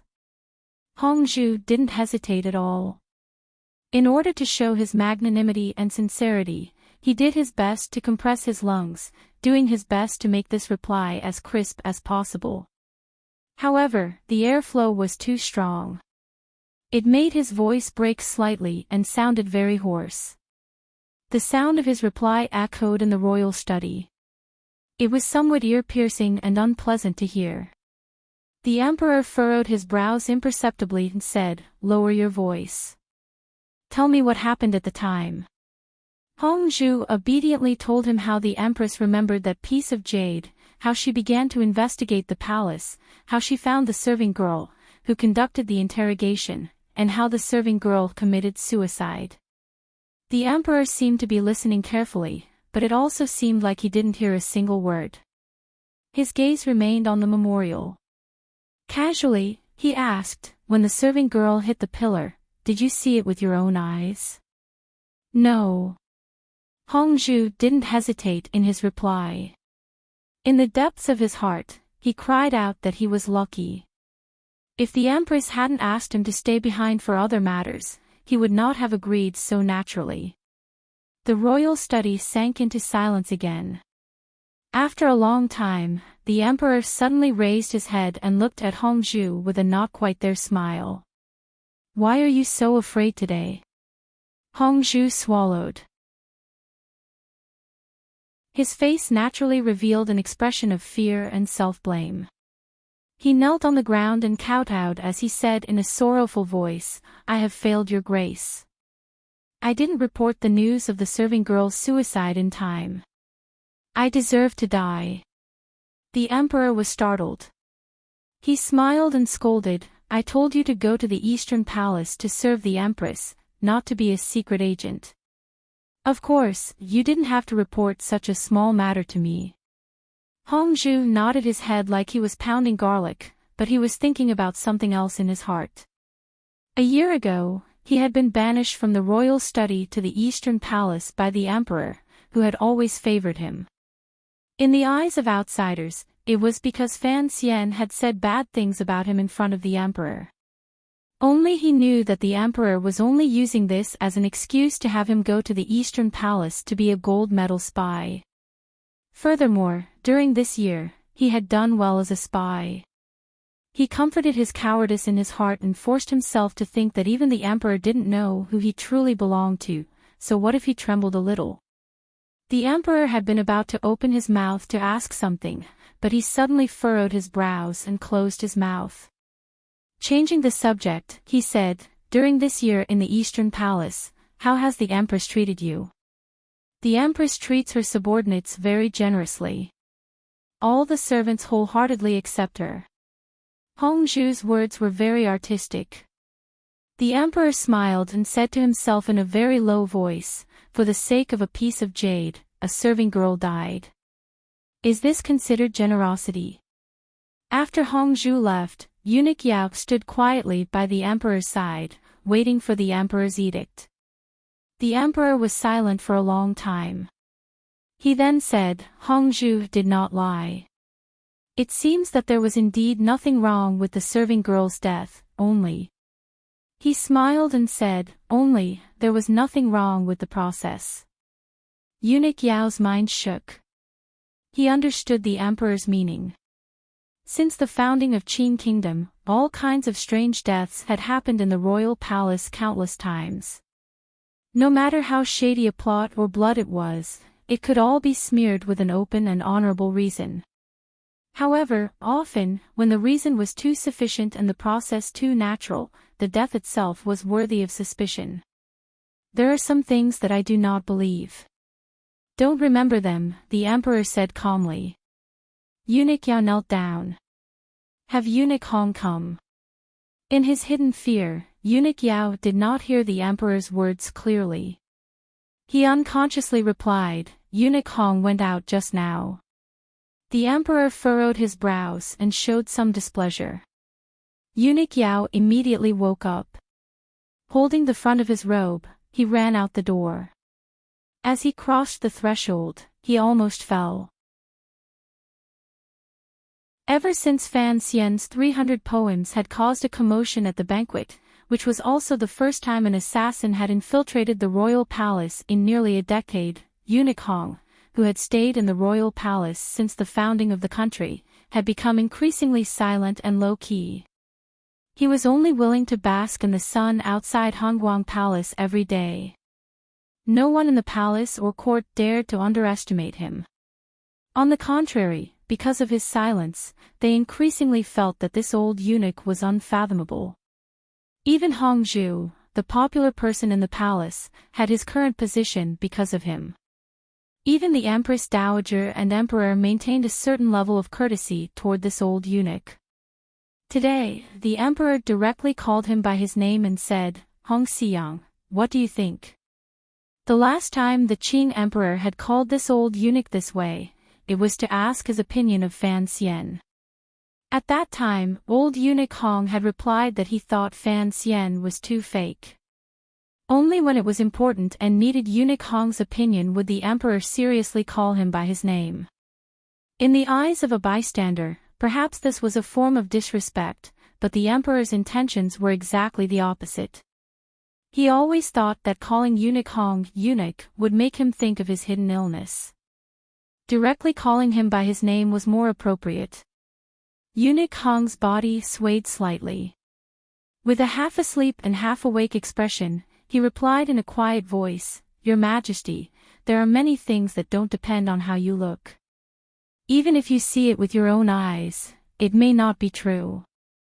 The emperor nodded and said, "My personality has always been a bit suspicious. I know this is not good and that I might see wrongly, so please help me take a look." Eunuch Hong bowed respectfully and didn't say much.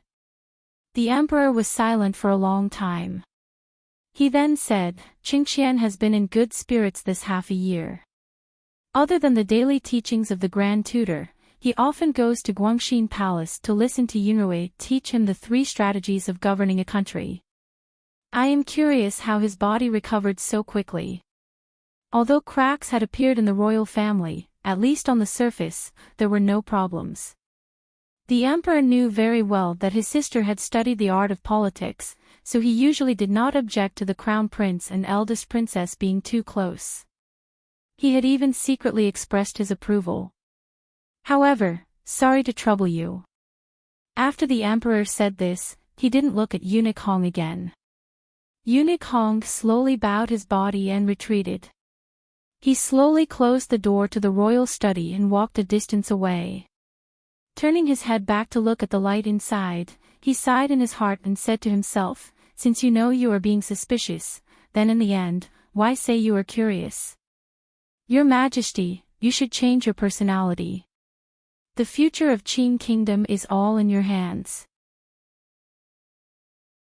A few days later, a royal doctor suddenly fell ill and died. A few days later, a noble from a distant imperial relative's manor accidentally fell off his horse on an outing. A few days later, a fire suddenly broke out in Jingdo's famous Huichan Hole. A dozen people died. On the night of the fire, a wooden-faced eunuch Hong once again appeared in front of the emperor. In an old voice, he reported, "I investigated the Imperial Academy of Medicine, and the royal doctor died. I investigated the imperial relative's manor, and the noble also died. I investigated the Huichan Hall, and Huichan Hall burned down." Tonight, the Qing emperor did not read through memorials. He listened carefully to eunuch Hong's report. After hearing these words, a strange smile flashed across the corners of his lips. Someone wants to hide something. Regardless of whether it is in the palace or in the capital, there are not many people who can be ahead of you in everything, the emperor calmly said. "I have always liked her methods." Eunuch Hong didn't say anything. The entire world knew about the eldest princess methods. However, she had not had a chance to show them these years. If these methods were used to help the emperor balance the court and point his sword at the world, of course, the emperor would like it. If they were used to destroy traces and deceive the emperor, of course, the emperor would not like it. Eunuch Hong took out a pill from his clothes and handed it over. "I only managed to get one pill." The emperor used his finger to gently play with it. With a little force, the pill completely shattered. A strange fragrance assailed his nostrils. His eyes were cold as he said, "It is indeed a good pill." Eunuch Hong calmly said, "It could be framing." "So, everything has to be seen with one's own eyes," the emperor said. "Rest first. No matter what happens in the end, don't tell mother." Eunuch Hong made a sound of acknowledgement and left. He knew that even with his status, there were still many things in the palace that he could not see. A light wind blew through the buildings in the royal palace. In a garden not far from Guangxin Palace, the yellow-robed Qing emperor flashed out from behind a tree. He lowered his head slightly and felt that it was strange. Hong Xiang had clearly made such a big ruckus, why didn't she restrain herself? However, this glimmer of doubt had long been shattered by the anger and sense of absurdity in his heart. The emperor's eyes were filled with an emotion of failure, disappointment, and absent-mindedness. The middle-aged man did not return to his bedroom. He continued to rest in the royal study. That night, he thought for a long time. He then asked Eunuch Yao, who was serving beside him, a strange question: will Hongzhu know something? Eunuch Yao shook his head nervously and tried to persuade him. He had to protect Hongzhu's life under the emperor's hidden rage. Only then could he do his best to ensure his own safety. I want to kill him. The emperor furrowed his brows. I want to kill everyone in the palace. Then, he calmed down and ordered in an unusually cold tone, summon Director Qin into the palace. Eunuch Yao, who was sweating profusely in the winter, quickly left the palace and headed straight for Qin Garden to find his savior. Not long after he left, a loud crash came from the royal study. It sounded like someone had pushed over the precious 5-foot bottle. No one knew what could make the Qing emperor, whose expression would not change even if the mountains collapsed in front of him, do something so angry to vent his interest. There won't be any problems with Huichen Hall, right? In Qin Garden, the old cripple, who had been sitting in a wheelchair for a long time, said to his closest comrade beside him. I don't want to make a mistake at the last moment. The messy-haired Fei Jie said, what problems could there be? Although Hong Xiang has personally acted, every step in the palace has been within your calculations. They won't be able to catch anything. Very good. Chen Pingping closed his eyes and thought for a long time. The wrinkles at the corners of his eyes bloomed like chrysanthemums. He then opened his eyes and slowly said, I am thinking of a question. Should I have Hongzhu disappear? This was a very strange question. The emperor had occasionally thought of this because, in his rage, he had unconsciously wanted to kill everyone who might have guessed at the scandal of the royal family. Furthermore, he had immediately reacted and did not make this decision. Then, why would Chen Pingping want to kill Hongzhu? Chen Pingping furrowed his brows and said, no matter how I think about it, in this entire matter, only Hongzhu, this thread, could be a problem. Fei Jia shook his head. Although we thought of a way to let Hongzhu see this matter, it is clear that the emperor did not find out through this little eunuch. These two sentences explained a shocking truth. It also explained the great question that had been lingering in Fan Xian's mind but had nowhere to ask. Although Hongzhu was the head eunuch in the Eastern Palace, why was he so lucky? Or perhaps, why was his luck so bad to discover the secret affair between the eldest princess and the crown prince? It turned out that even Hongzhu was only the first pawn Chen Pingping used to make waves in the beginning. Precisely because of this, I feel that this little eunuch is difficult to see through. Chen Pingping furrowed his brows. Chen Pingping furrowed his brows and said, he is clearly the emperor's spy in the Eastern Palace. After knowing about this, why didn't he report to the emperor? I had thought that it would take another 2 months before this matter could be stirred up. Perhaps he knew that if this matter got out of his mouth, he would die without a doubt, Fei Jia said. Someone who can climb up in the palace is not stupid. Chen Pingping suddenly smiled slightly and said, I admire Hongzhu for being able to endure it all this time. However, the emperor finally knows. Very good.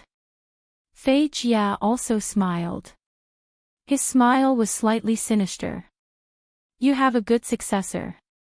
I have a good student. Chen Pingping nodded with a satisfied smile. Up until now, I still haven't figured out how he arranged it. Just this point alone shows that he has improved a lot.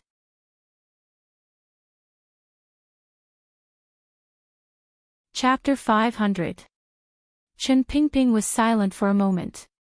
He then said, the emperor is a suspicious person. The method Fan Xian used cannot be said to be unintelligent, but the problem is that the emperor is suspicious. So, for these easily seen points of suspicion, it will instead create deeper suspicions. Fei Jia glanced at him and said, that is why we have to help Fan Xian kill people and solidify these suspicions. Yes. Chen Pingping smiled slightly and said, the emperor is suspicious, so it is difficult for him to make a decision. After all these years, he is no longer the fierce general who dared to use 500 people to charge at the Northern Wei Iron Riders, killing people to calm the emperor's heart, although it is crude, is good. Dead people can't speak, but the dead can tell the emperor what the emperor wants to know. Fei Jia coughed and said, although it is a bit troublesome to explain, I understand basically. Chen Pingping smiled. The emperor is suspicious and confident. Once he suspects something, he will only look to the evidence in front of him to find the part that can prove his suspicions, so, in the end, it is just the emperor deceiving his own eyes. Of course, from a certain point of view, this cannot be considered deceiving because this is something that actually happened. As they spoke, faint voices came from outside Chen Garden. Chen Pingping and Fei Jia met each other's eyes. Chen Pingping said, looks like the palace's edict has arrived. Prepare to leave the capital. Fei Jia nodded and then asked, where is Hongzhu? Don't move for now. Chen Pingping furrowed his brows and thought for a moment. He then pushed the wheelchair toward the garden and said, I keep on feeling that this little eunuch is not simple. Far away in Jiangnan, Fan Xian, who thought he was watching everything in Jingdo with the cold eye of a bystander, did not know that the nail he had buried the deepest in the royal palace had, at the same time, become the target that the two most powerful figures in Qing Kingdom wanted to kill. This only proved that he was not a god. Accurately speaking, this plan that had consumed the most of his energy and was the most deeply hidden still had many dangers that were completely outside of his calculations. If it was not for Hongzhu's good enough luck, by the time Fan Xian returned to the capital next time, he would probably not be able to find any news of that pimple-covered little eunuch in this world. He didn't know if there were gods in the temple, but there was certainly no one in this world who was a god. Even the Northern Qi imperial advisor Ku He, whose realm was closest to that of a god, and the Qing emperor, whose power and state of mind were enough to make even a god jealous, were still mortals. Thus, the Qing emperor, who had always appeared unfathomable, was now sitting in the long corridor of Taiji Palace. As he looked at the vast expanse of palaces in front of him, his gaze appeared lonely and disappointed, just like a normal middle-aged man. Beside the emperor was the black wheelchair. Chen Pingping lowered his head and gently stroked the wool blanket on his knees. He was silent. The ruler and minister were silent, calmly looking at the palace field in front of them. It was still the beginning of spring. There were no fallen leaves or flowers. The palace had been swept clean by the eunuchs, palace maids, and servants. There was not a speck of dust. The dirt in the gaps between the stone slabs was flat, forming lines of modesty. At this time, it was already very late at night, but the lanterns in Taiji Palace still illuminated the palace field clearly. I was wrong. The emperor did not refer to himself as emperor today. He sighed and said, I always thought that after 3 northern expeditions, western expeditions, and southern expeditions, there was nothing in this world that I could not endure. Thus, I could calmly watch all of this happen. However, when it truly happened, I found that I had overestimated my endurance. Chen Pingping glanced at him and quietly said, This is a family matter. The ancients have said that it is difficult for even an upright official to resolve family matters. Your Majesty is no exception. Chen Pingping already knew exactly what had happened in the palace, but this old cripple did not purposely show any shock or fear. His attitude was very calm, as if this matter was not a big deal. This kind of attitude made the emperor's mood a little better. Yes, it was just a family matter that could not see the light of day. The emperor changed his way of addressing himself back and smiled slightly. In the past, you always said that you didn't want to participate in my family matters, but in the end, you still did. What do you think? Do you want to help me handle this matter? Chen Pingping lowered his head even more and said, Your Majesty has long made a brilliant decision. I only need to act according to the plan. The emperor was silent for a long time. He then slowly said, A few months ago, I told you here that I was prepared to play with them. However, she is, after all, my favorite sister. Those little brats are, after all, my sons. Thus, I have always found it hard to bear. Now, even if I can't bear it, I have to act. Chen Pingping slowly raised his head. His expression did not change, but a strange emotion gradually filled the depths of his heart. In order to make the emperor make up his mind, he had already done so many things and waited for so long. Finally, he had waited for the moment the emperor opened his mouth. You are outside the palace. I am inside. The Qing emperor slowly closed his eyes. That night, the 13 city gate guards in Jingdo received an order from the palace and an intelligence report approved by the Overwatch Council. The opening of the Jingdo city gates was delayed by an hour. The morning light shone brightly. The villagers preparing to enter the city carried fruits, vegetables, and meat and formed a long line outside the city gates. Their faces were full of confusion. There was rarely a precedent of delaying the opening of the city gates in Jingdo. According to the reports of the soldiers in front, last night, a Dongyi spy had tried to sneak into the Overwatch Council. Thus, there was a large-scale search going on in Jingdo. In order to prevent the spy from escaping the city, the 13 city gate guards were heavily guarded. The commoners immediately calmed down. No one had any more complaints. They only cursed the reckless Dongyi spies in a low voice. In Jingdo, the Overwatch Council, personally overseen by Chen Pingping, had begun to move in the early hours of the morning. The director had been in Chen Garden for a few years. The Overwatch Council was under Fan Xian's direct command.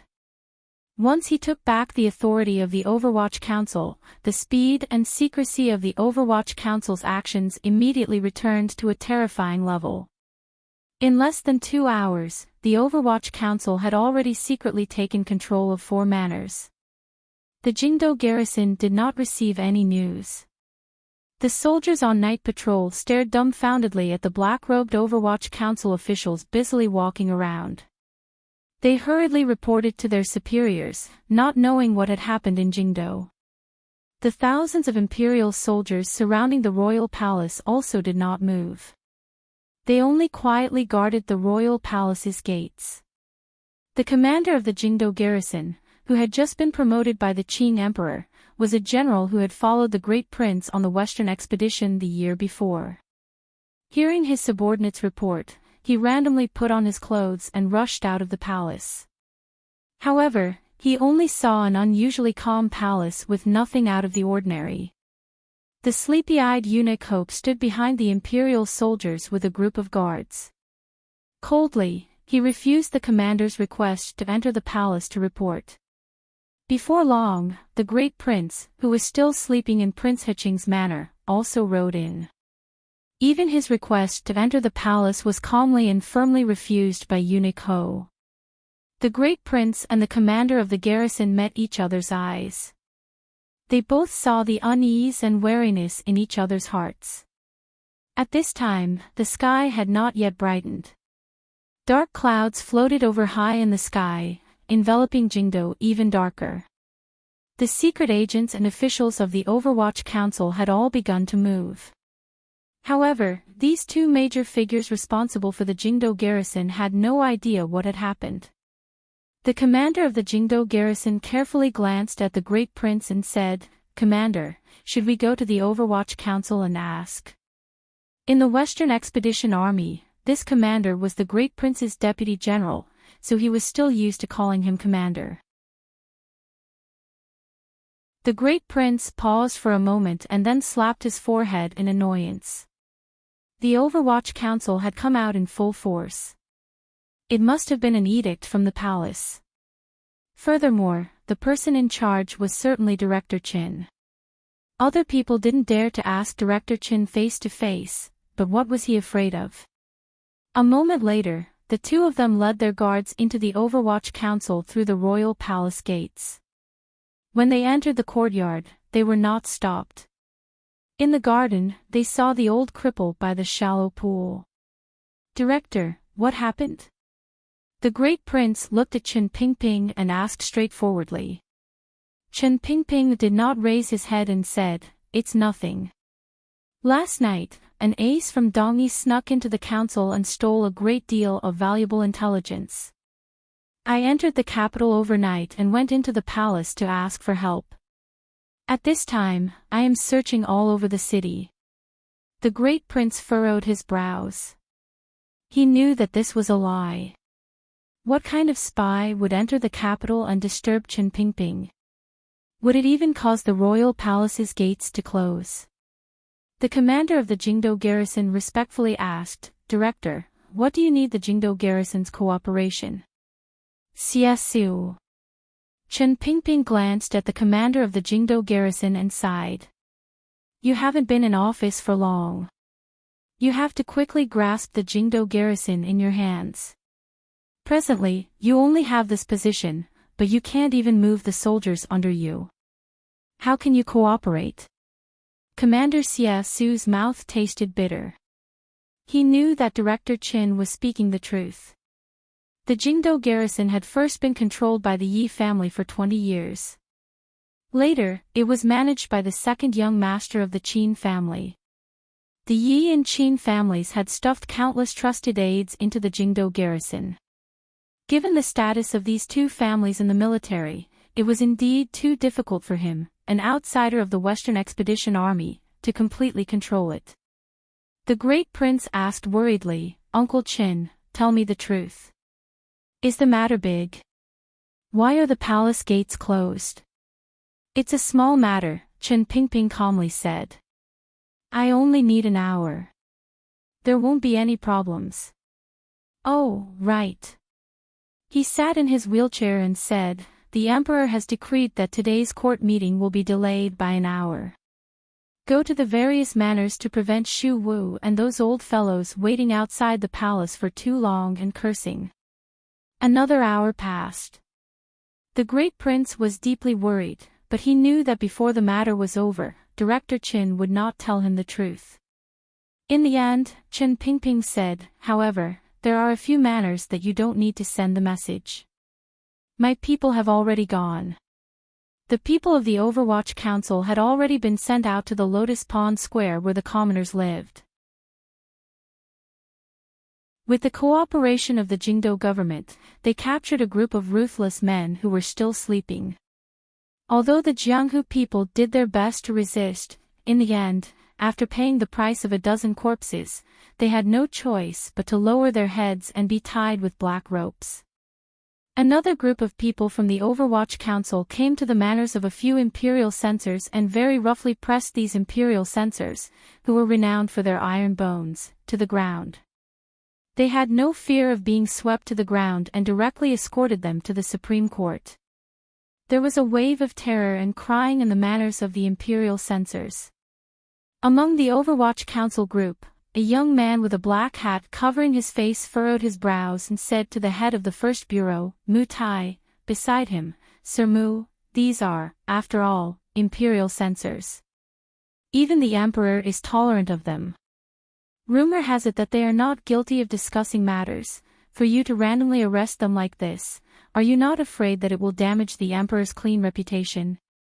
"Sir He, you are now the imperial censor," Mu Tai said respectfully. "As for how to deal with the aftermath, it will all be up to you."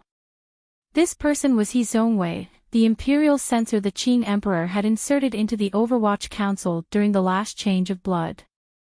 No one knew what Qin Pingping was thinking to have him follow the Overwatch Council and participate in the operation against the Imperial Censor. He Zhongwei huffed coldly. He knew that if he appeared after daybreak and cooperated with the Overwatch Council to throw this group of Imperial censors into prison, his reputation would be completely ruined. However, he was also a clever person. He knew that the early morning operation was the palace's idea. He gradually realized that this was the only power the emperor could rely on to wipe out the eldest princess. Thus, he didn't dare have any objections. He was only confused. Jingdo had been peaceful for a while. Why would the emperor suddenly not tolerate the eldest princess?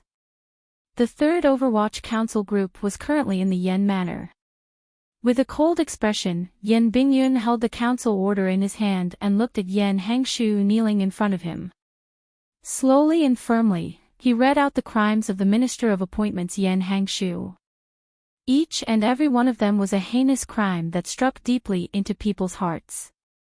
Yen Hangshu, whose clothes were disheveled, knelt on the ground. When he heard these charges, his body became weak. He knew that if it was not a critical moment, the emperor would not use these charges to punish him, a minister. Since these charges were thrown out, it meant that the emperor really wanted to kill him. Why? There was only one reason. These years, he had been too close to the eldest princess. Yen Hangshu thought sorrowfully in his heart, but he still wailed in despair, "I want to see the emperor's order. I want to see the order. The Overwatch Council does not have an order. You cannot interrogate third-level officials." Yen Bingyun glanced at him and shook his head. He took out the order and waved it in front of his eyes. Yen Hangshu, the dignified minister of the Ministry of Appointments, felt his vision darken. He had actually fainted from the shock of this letter. There were still a few more groups of Overwatch Council officials moving. Because the time they chose was early in the morning, when everything was quiet, most of the Jingdo officials and elders were asleep, so the operation proceeded smoothly.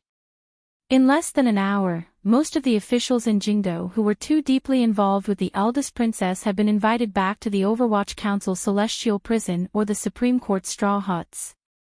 The last group of Overwatch Council officials waited patiently outside a quiet manor. They had already surrounded this manor for a long time and still hadn't moved. They were waiting for reports from various places. This group of officials did not have a leader, nor did they carry an edict with them. There wasn't even a council order personally signed by Qin Pingping. Their composition was the simplest. They were all people of the 6th Bureau. They didn't need to enter the manor to pass on the edict. The edict they received was that once they entered the manor, they were strictly forbidden from talking to anyone in the manor, and they were to kill everyone. On a normal day, the sky should have already begun to brighten. Today, the dark clouds were too thick, and the sky was still dark. With a head of messy hair, Fei Jia walked out from the corner of the street beside the manor. He nodded to the 6th Bureau assassins surrounding the manor and left. The 6th Bureau assassins swarmed in, but they didn't meet any resistance. They knew that this manor hid the eldest princess' most powerful martial power, most secret intelligence, most trusted confidants, and yet, there was no resistance. All of the Xinyang aces were still asleep when they were knocked unconscious by the poison Fei Jia had laid down. Occasionally, a few aces with profound internal strength would immediately return to the underworld under the 6th Bureau swordsmen's knives and swords and fall into an eternal slumber. The first courtyard of the manor was filled with dead people. The chief strategist of Xinyang, Huang Yi, looked at the 6th Bureau swordsman charging through the door with a face full of despair. A few days ago, this strategist had been nearly killed by Fan Xian's poison. Now, he had been poisoned by Fan Xian's teacher again. He had long since lost any chance to retaliate. He just couldn't accept it. His mind hadn't been of sufficient use. In the history of the Qin kingdom, he hadn't left a single trace, yet he was going to die. An ice-cold sword cut off his train of thought and pierced his throat, killing him. Entering the rear courtyard, the 6th Bureau swordsmen didn't give the young and beautiful men any chance to beg for mercy. Using great speed, they killed them and then began to take care of the bodies.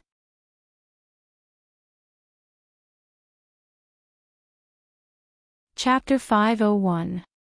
Before the sky brightened, the shaken Yuan Hongdao followed a small alley in the west of the city and fled toward the Lotus Pond Square.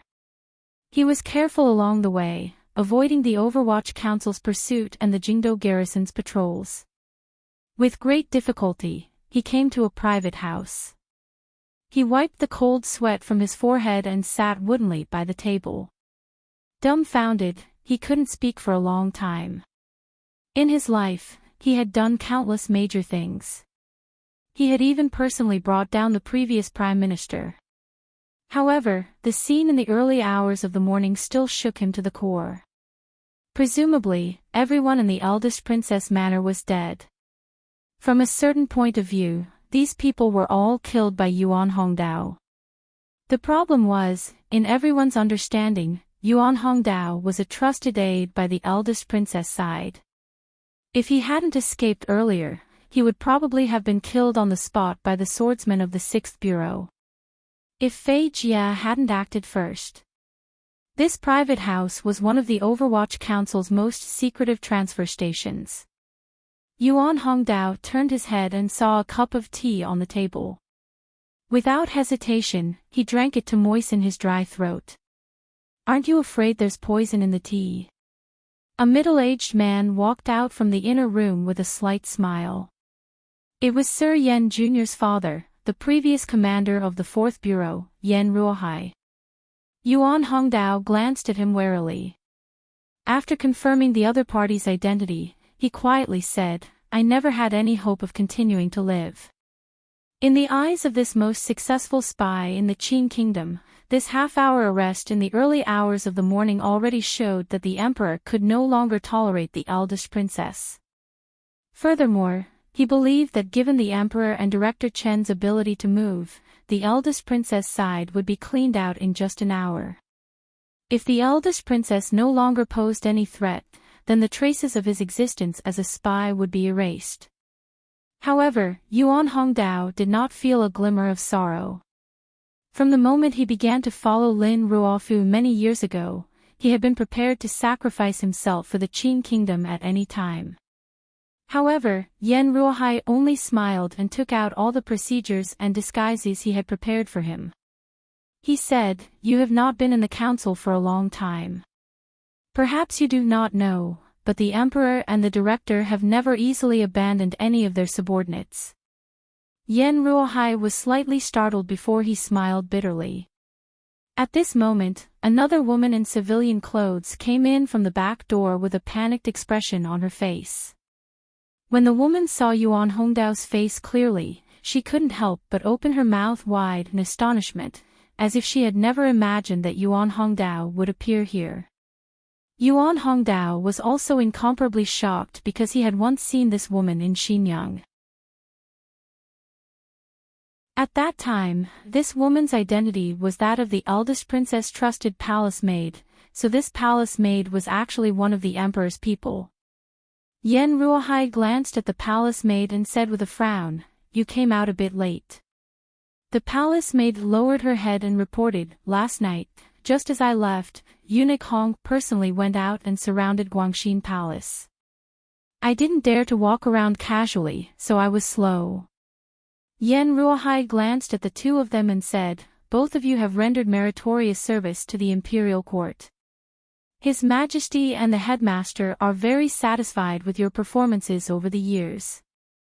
Today's matter is urgent, so we have no choice but to have the two of you meet face to face. This is to prevent you from not knowing each other's identities in the future and bringing unnecessary losses."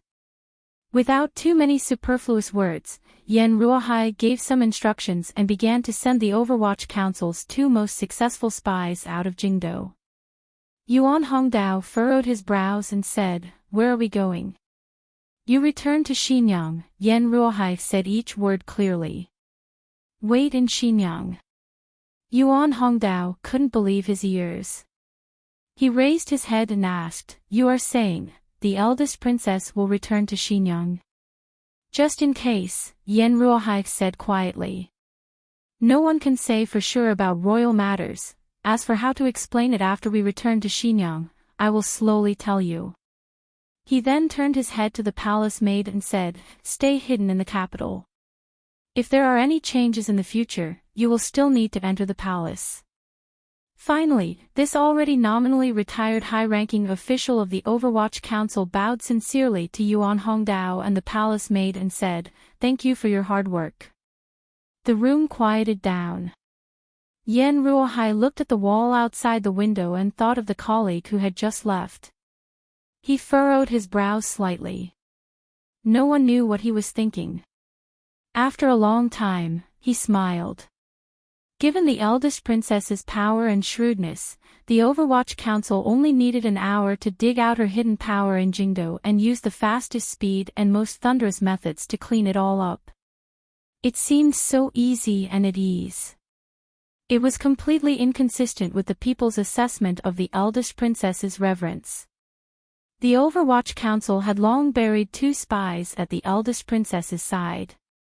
In particular, the spy, Yuan Hongdao, had been arranged to be at Scholar Lin's side when the eldest princess had taken a liking to the handsome scholar in the imperial examinations.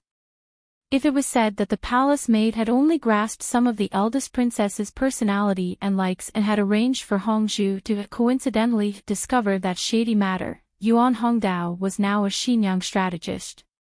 He was well aware of the eldest princess's power and goals. With such a person secretly helping the Overwatch Council send messages, how could the eldest princess's side stand up to the Overwatch Council's wind and rain? The reason Chen Pingping had never seen the eldest princess as an enemy worthy of attention and the reason the Overwatch Council's attack appeared so accurate and ruthless was all because of this. Yuan Hongdao was the first basket of spies the Overwatch Council had thrown out when it was first established. After so many years of wear and tear in court and under heaven, he was the only one left in that basket of spies. However, he did not know that the present Overwatch Council was no longer the Overwatch Council of the past. Chen Pingping had long coldly stood between these people and the emperor. This was what it meant to be a figurehead. Everything was for the Qin kingdom. This was the obsession in these people's hearts. In reality, everything for them had to be arranged by Chen Pingping. While the sky was still dark, in the large manor, the old man who liked to grow cabbage had already risen from bed and was using a wooden ladle to water the ground. The military's most virtuous and respected elder, the old Qin master, was old, so he woke up earlier than other people. His second son also woke up early. Qin Heng, who was now the deputy of the Bureau of Military Affairs but had been forced to leave the Jingdo garrison, rushed over from the front garden with a face full of worry. He had a carelessly thin jacket draped over his body. He moved closer to his old father's ear and quietly said something. Although he was no longer the commander of the Jingdo garrison, the Qin family had many eyes and ears in the military. At the first instant, he knew of the strange movements in Jingdo and the Overwatch Council's actions. The old Qin master furrowed his brows slightly. A glimmer of surprise appeared on his old face. The emperor is attacking the eldest princess, why? No one knew why the Qing emperor would suddenly attack after being quiet for so long, particularly when the eldest princess had behaved so obediently these few months. What should we do? Qin Heng asked worriedly. If the emperor's actions today were only the beginning of a large operation, then who would be the unlucky ones next? We don't need to do anything. The old Qin master sighed. Do you want to rebel? You shouldn't even ask such a question. But, the eldest princess knows some things about our family. The old Qin master smiled coldly and said, What things? The Ming family's shares or the Jiaozhou navy? Your cousin is handling the Jiaozhou side. There won't be anything that can be used against us in the palace. As for the Ming family, the emperor won't burn my old bones for 10% of the shares. But Qin Heng was still worried. If the eldest princess loses power today and we don't act, in the future, Fan Xian's faction will dominate the court. I am very worried about what Fan Xian will do in the future. The old Qin master furrowed his brows tightly and said, "What matters is whether or not Li Yunrui can survive today." You're saying that the emperor will order the eldest princess to die? Qin Heng's eyes widened. He couldn't believe his ears. How could the Empress Dowager allow such a thing to happen?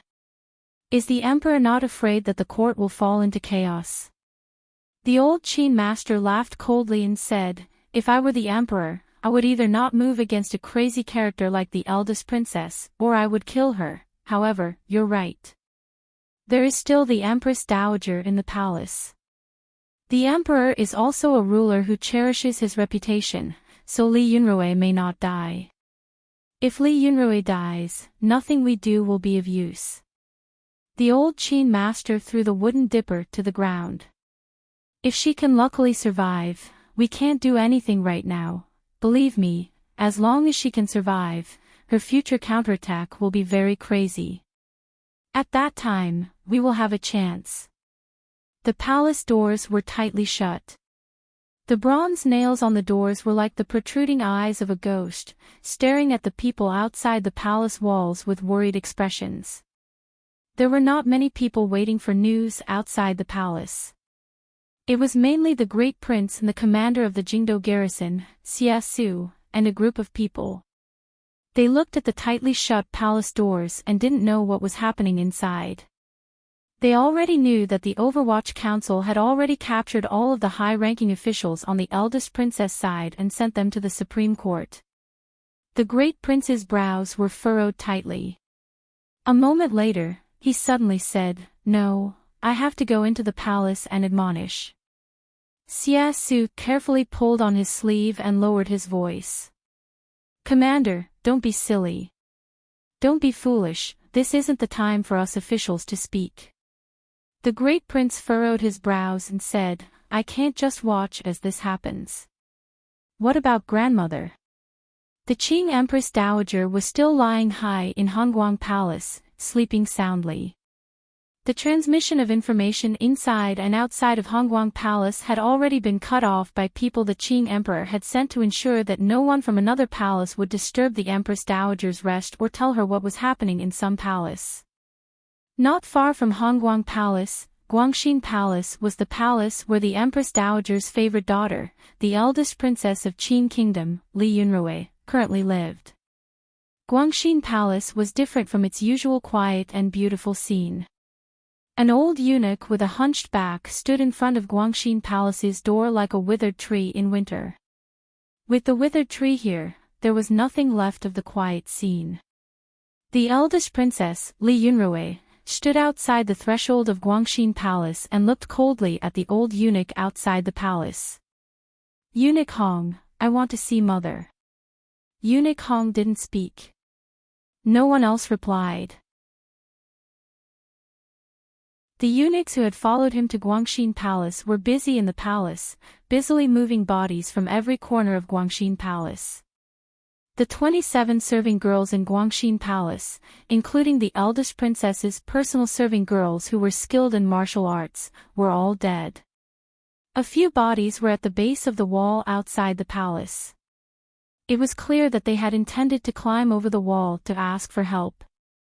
However, since old eunuch Hong had personally brought people here, the serving girls in Guangxin Palace had no ability to fight back.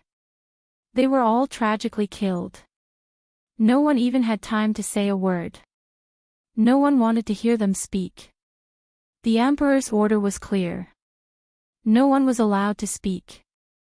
They were all to be killed. The eunuchs carried the bodies of the serving girls onto a few broken carriages and then headed toward the burning field.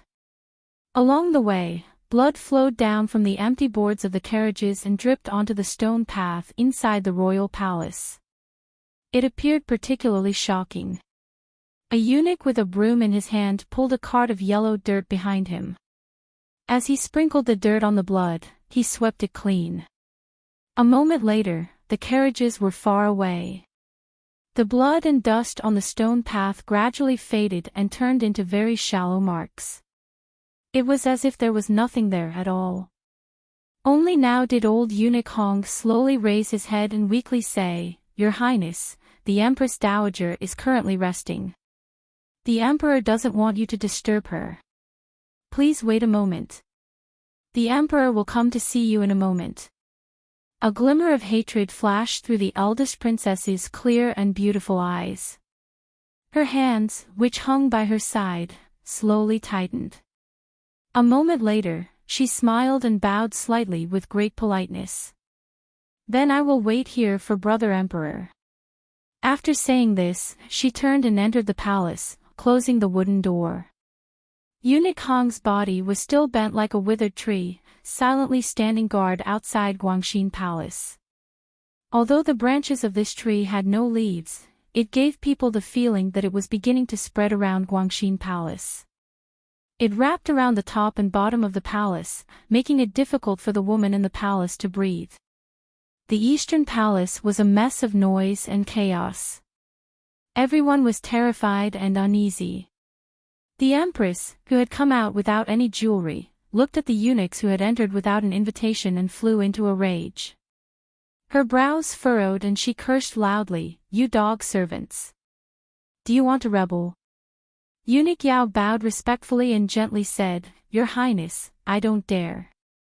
It is just that I have the Emperor's orders and have no choice but to obey."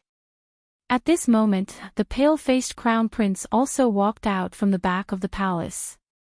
He looked at the eunuchs and guards in the palace. His pupils constricted slightly. He found that the people who had come were all his father's absolute trusted aides from Taiji Palace and the royal study. He didn't know what had happened for these servants to break into the Eastern Palace to make trouble, but he knew that this was his father's intention. But, why was that? The crown prince forcefully suppressed the fear in the depths of his heart and calmly asked, "Eunuch Yao, what is this for?" Eunuch Yao bowed and respectfully reported, "The Emperor has heard that there are people in the Eastern Palace whose hands are not clean. He is worried about the crown prince and the Empress, so he has sent me here to take these servants to Taichung Temple for interrogation." Naturally, this was a fake excuse. The Empress and Crown Prince met each other's eyes and saw the unease and confusion in the other's eyes. The death of a serving girl could not have caused such a disturbance. The Empress forcefully suppressed the anger in the depths of her heart and gritted her teeth. "The affairs of the palace have never been managed by me. The Emperor worries about the affairs of the country, so why bother him with these small matters?" Eunuch Yao, which servant spoke too much and disturbed the Emperor? Eunuch Yao stood calmly below and did not reply. The Crown Prince sighed and said, "Since it is father's intention, then take them for interrogation." With these words, the eunuchs and serving girls who had already gathered in the Eastern Palace wailed. Although they didn't know what fate awaited them, they knew that Taichung Temple was a place even more terrifying than the Black Prison. "How many people are we taking?" "All of them," Eunuch Yao raised his head and said quietly. The Empress sucked in a cold breath. A moment later, her lips trembled. She said angrily, "Is there no one in the palace to serve?" "Immediately, new people will be sent to serve you too," Eunuch Yao said respectfully. He then waved his hand and ordered the eunuchs and guards to tie up the dozens of eunuchs and serving girls in the Eastern Palace. Along the way, there were people begging for mercy in a low voice. However, the people Eunuch Yao had brought not only tied up people, but also bound their mouths. The Empress knew that there must be a big problem with today's matter. She turned her head and glanced helplessly at the Crown Prince. She wanted to know the truth of the matter from her son's eyes. However, the Crown Prince's face was pale. He had no idea how to respond.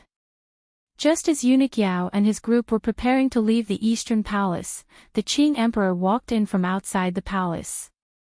He furrowed his brows slightly and said, "What is going on?" Seeing this scene, the Empress quickly led the Crown Prince forward to bow. She said with grief and indignation, "Your Majesty, are you preparing to turn this place into a cold palace?" The Emperor glanced at her with disgust but didn't even glance at the Crown Prince. Directly to Eunuch Yao, he said, "What did I order?" It was a very light sentence. Eunuch Yao knelt to the ground with a thud in fright and repeatedly kowtowed. He then turned his head and viciously said something. The Empress and the Crown Prince stared at this scene dumbstruck. Immediately after, the Empress let out a wretched cry and fainted on the Crown Prince's body. Because, outside the Qing kingdom's most sacred royal palace, the most benevolent Eastern palace, the guards raised the knives in their hands and suddenly brought them down. Countless sounds of knives rang out.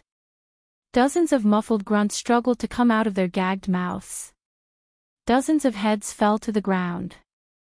Dozens of headless bodies twitched on the ground. Fresh blood suddenly dyed the Eastern Palace courtyard. The smell of blood wafted into the palace.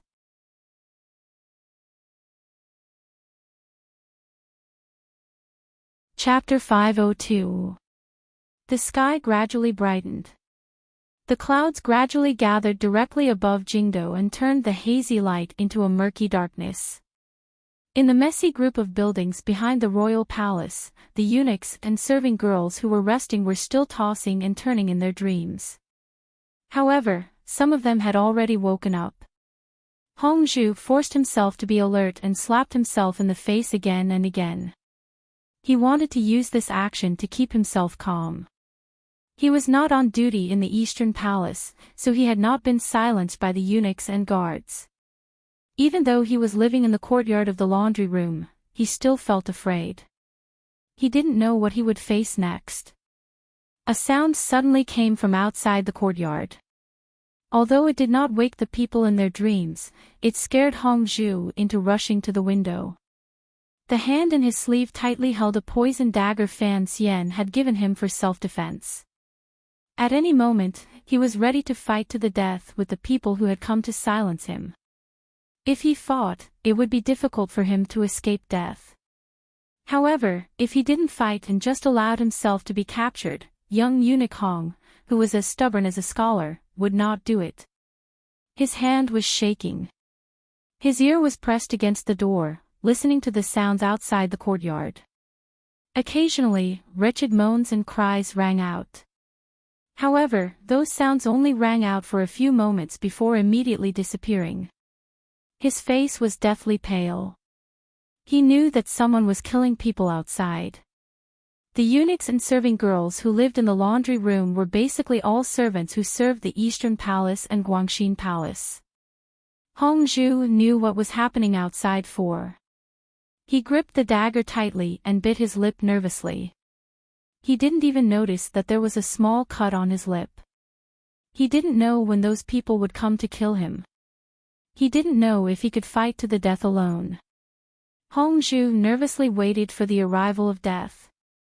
After an indeterminable amount of time, there was still no one who came to knock on Hongzhu's door. Gradually, the noise in the laundry room also disappeared. Outside the courtyard, everything returned to normal. Hongzhu swallowed a mouthful of fishy saliva and nervously looked out through the crack in the door. He found that there was no one outside. He wanted to push open the door and go out to see what had happened. However, his body had long become stiff from fear. He couldn't move for a moment. He squatted down and rubbed his ankle.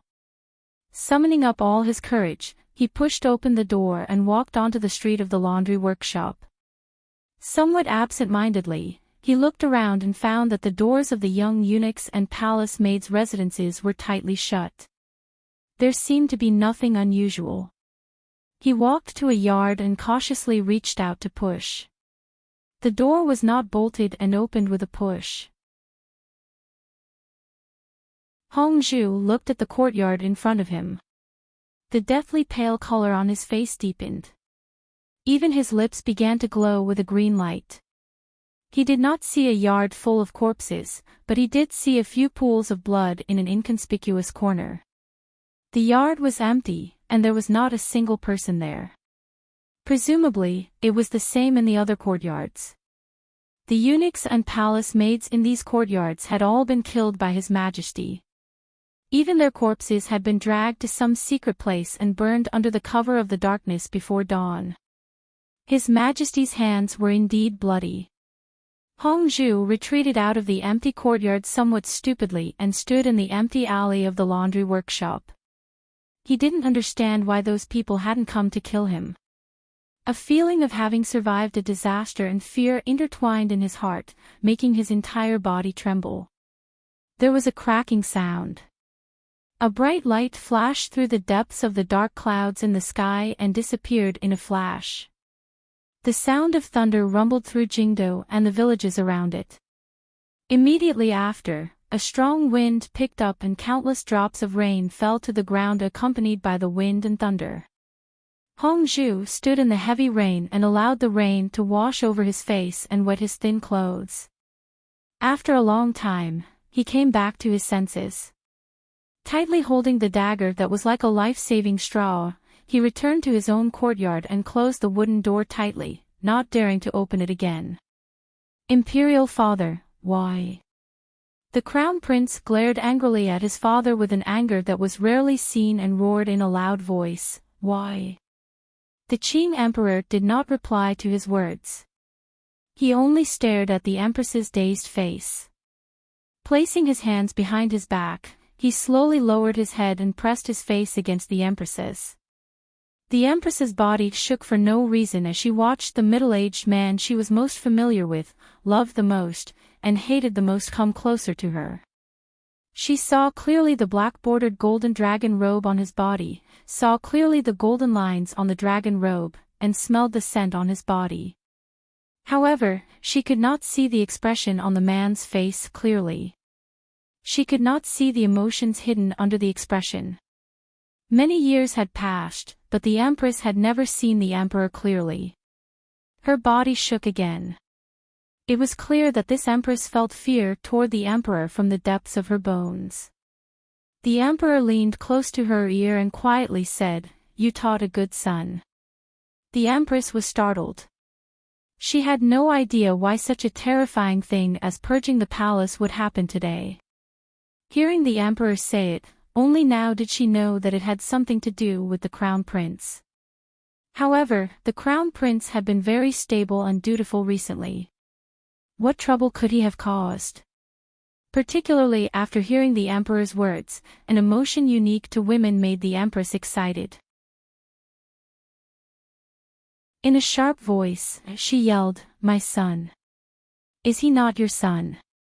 The reply to the Empress was a crisp slap. The Emperor slowly pulled back his hand and looked at the Empress in front of him, who was covering her face and looking at him in disbelief. Coldly, he said, "If you don't want me to depose you, then don't yell here." Even though his words were gentle, they carried a chill that caused one to tremble with fear. A glimmer of hopelessness flashed through the Empress's eyes. She looked at the Emperor and laughed nervously. "You hit me, you actually hit me. It's been a dozen years, you can't even be bothered to look at me, and now you hit me. Should I, thank you?" At this time, the Crown Prince saw his mother being humiliated and had already charged over with a wild roar. Blocking in front of the Empress, he stared angrily and helplessly at the Emperor and yelled, "Father, enough." Although he stood between the Emperor and Empress, the Emperor's deep eyes did not seem to see the Crown Prince at all. They passed through his body and stared at the sobbing Empress behind him.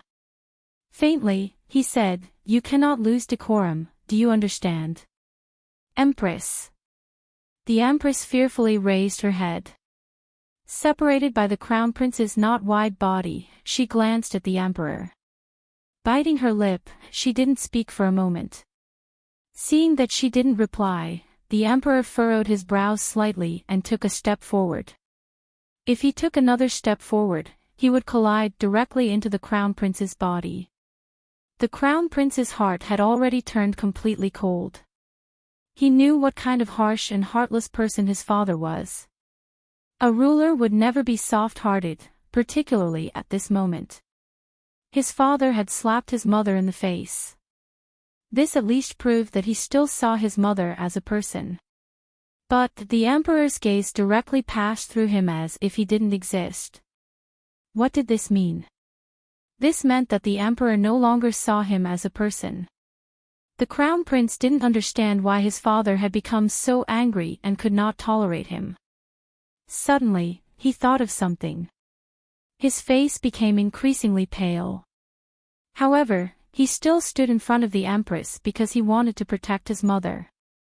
Although the Emperor had only taken one step forward, the Crown Prince felt as if the peak of Dong Mountain was descending. A threatening aura erupted from the man in the dragon robe in front of him and directly pressed down on his body.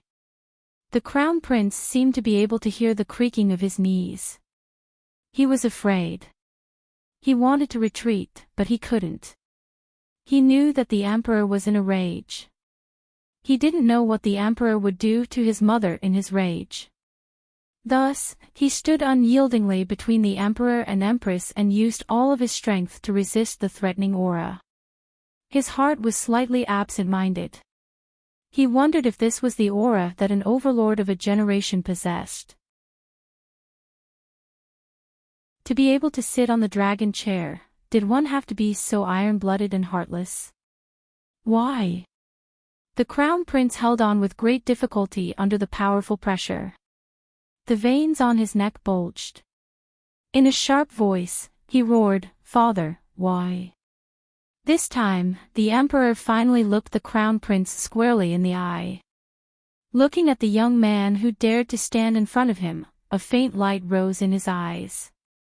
His voice seemed to be squeezed out from between his lips as he scolded in a low voice, "Disgusting." The Crown Prince understood. The Crown Prince had proven his guess. The Crown Prince broke down. The Crown Prince's legs weakened. In an instant, he fell to sit in front of the Emperor and began to cry. Tears and snot covered his entire face. The Emperor didn't look at him again. He walked to the Empress's side and coldly waved his hand. Another slap flew out. The Empress gave a wretched cry. She was knocked to the ground by this slap and lay on the low couch. The Emperor lowered his head and put it next to the Empress's ear.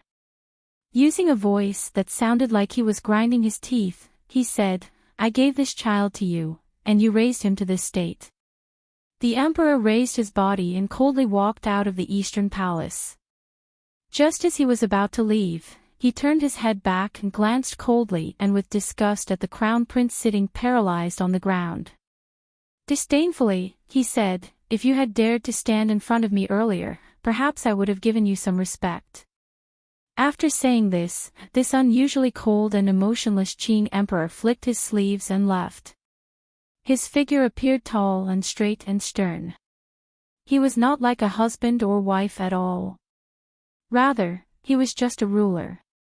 The main doors of the Eastern Palace were slowly closed.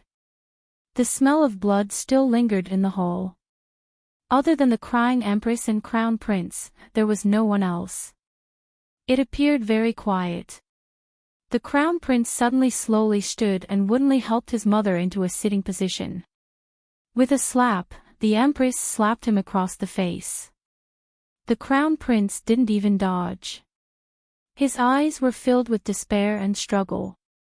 He raised his hand and grabbed the wrist his mother had slapped down a second time. Viciously, he said, "Mother, if you don't want to die, then quickly think of a way to inform grandmother." The Empress immediately froze. In the Eastern Palace and Guangxin Palace, inside and outside the palace, inside and outside the palace, inside and outside the laundry workshop, in just an hour, any eunuch or serving girl who had once served in the two palaces had been completely killed. Other than Hongzhu, not a single person was left alive. Hundreds of wronged souls had been sacrificed for the emperor to hide the scandal of the royal family. Perhaps it was only now that the Qing emperor had gradually begun to reveal his most iron-blooded, coldest, and most powerful side. This middle-aged man wearing a dragon robe came alone to Guangxin Palace. There was not a single eunuch by his side. Old eunuch Hong saw that he had come and bowed deeply. He then disappeared without a trace like a ghost. In the entire Guangxin Palace, only the eldest princess inside the palace and the emperor outside were left. The two of them stood separated by the thick palace doors. No one knew what the other was thinking. Would it be death or memories? Would it be a dozen years of knowing each other or a moment of separation? Ruler and official, or brother and sister? The wind rose.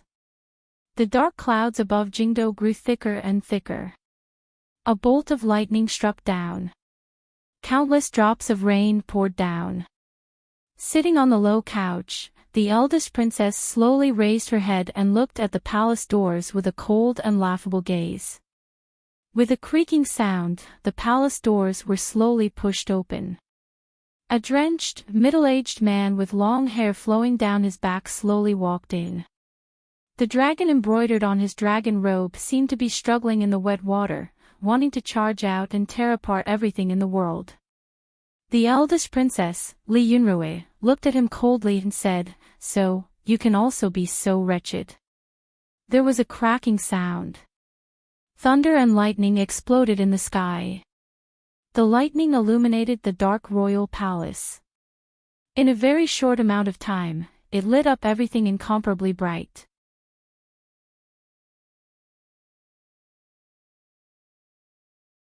Chapter 503. A bolt of lightning flashed through the dark clouds above Jingdo. A moment later, a muffled clap of thunder rang out, shaking the entire royal palace and making it tremble. Heavy rain poured down, soaking everything in the royal palace. The rain quickly gathered under the palace and flowed down through the gaps between the glazed tiles. The sound was very loud. At this moment, it was still spring. Even if there was thunder, it should be dry thunder rumbling. However, this kind of thunderstorm weather inevitably seemed a little abrupt and strange. It was unknown if the heavens were angry or if the Son of Heaven was already angry. The emperor walked through the main doors of Guangxin Palace. He turned around and slowly closed the palace doors. He then took a hairband from his wrist and carefully tied up his drenched hair. Not a single strand of hair was out of place. It did not match his current mood. The eldest princess leaned against the low couch and looked at him. Suddenly, she began to giggle. At this moment, a bell-like laughter suddenly rang out in the spacious Guangxin Palace. The laughter echoed in the wind and rain. Although it was light and crisp, it could not be concealed. It was transmitted in all directions, making it seem extremely strange. The emperor's expression did not change. He slowly walked forward and stopped in front of the low couch, in front of the eldest princess. Behind him was a straight line of wet footprints. The distance between each footprint was evenly spaced. The lines formed by the footprint seemed to have been drawn straight. He was not silent for long. The emperor looked coldly at Li Yunrui and asked, word by word, "Why?" Then, the eldest princess Li Yunrui sank into silence. She furrowed her pretty brows. Her slender fingers gently tapped the low couch beside her. Confusion and innocence flashed through her watery eyes like that of a young girl. She seemed to be thinking, confused, and not knowing what to do. In the end, she raised her head and looked calmly at the most powerful man in the world in front of her. Her red lips opened slightly and her jade teeth parted slightly. Quietly, she said, "Why what?" A long time had passed since the emperor asked that question. The emperor seemed to be very patient to hear the answer. Without waiting for the emperor to continue asking, Li Yunrui suddenly sucked in a cold breath. Blinking her large eyes, she used her hand to cover her mouth and said, "You're asking why?" "Why?" She suddenly laughed and stood up. Not showing any weakness, she stood in front of the emperor and stared at him with a pair of sharp, resentful eyes. Emphasizing each word, she asked, "Brother Emperor, are you asking why your sister is in her 30s and still not married? Or should he ask why his younger sister seduced a scholar when she was only 15 years old? Or do you want to know why you keep so many gigolos?" She gently bit her lip and took a step closer to the emperor. Staring into his eyes, she asked in a tone that was cold to the bone, "Why? Why did the eldest princess, Li Yunrui, give up glory, splendor, wealth, and a leisurely life to manage the palace treasury for the court for so many years? Why did she, this idiot, forcefully suppress her disgust and help the Qing emperor recruit talents? Why did she bother to deal with other countries? Why did she secretly organize a Juanshang conference to kill some people the emperor found inconvenient to kill and to create some conspiracies that would cause the court to lose face? Why?" Li Yunrui stared seriously at the emperor and waved her sleeve. In a sharp voice, she said, "Brother Emperor, why do you think this is? Why was I stupid to such an extent? Why is it that you are the most glorious and beautiful character in the world, yet I am willing to become the darkest character behind you?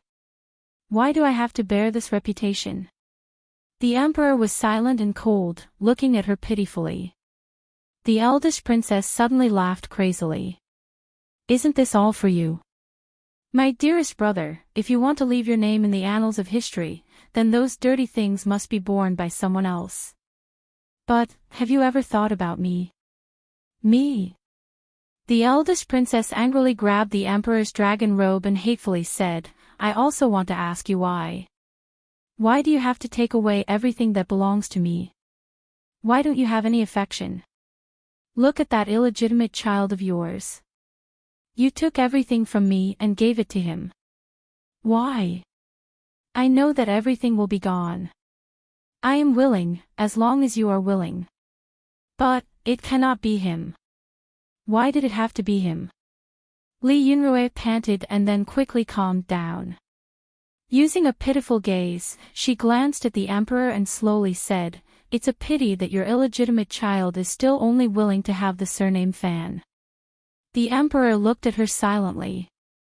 A moment later, he slowly said, "You're crazy." "I'm not crazy." Li Yunrui screamed angrily. "I was crazy for the past dozen years. But, I'm not crazy today." "You're crazy," the emperor coldly said.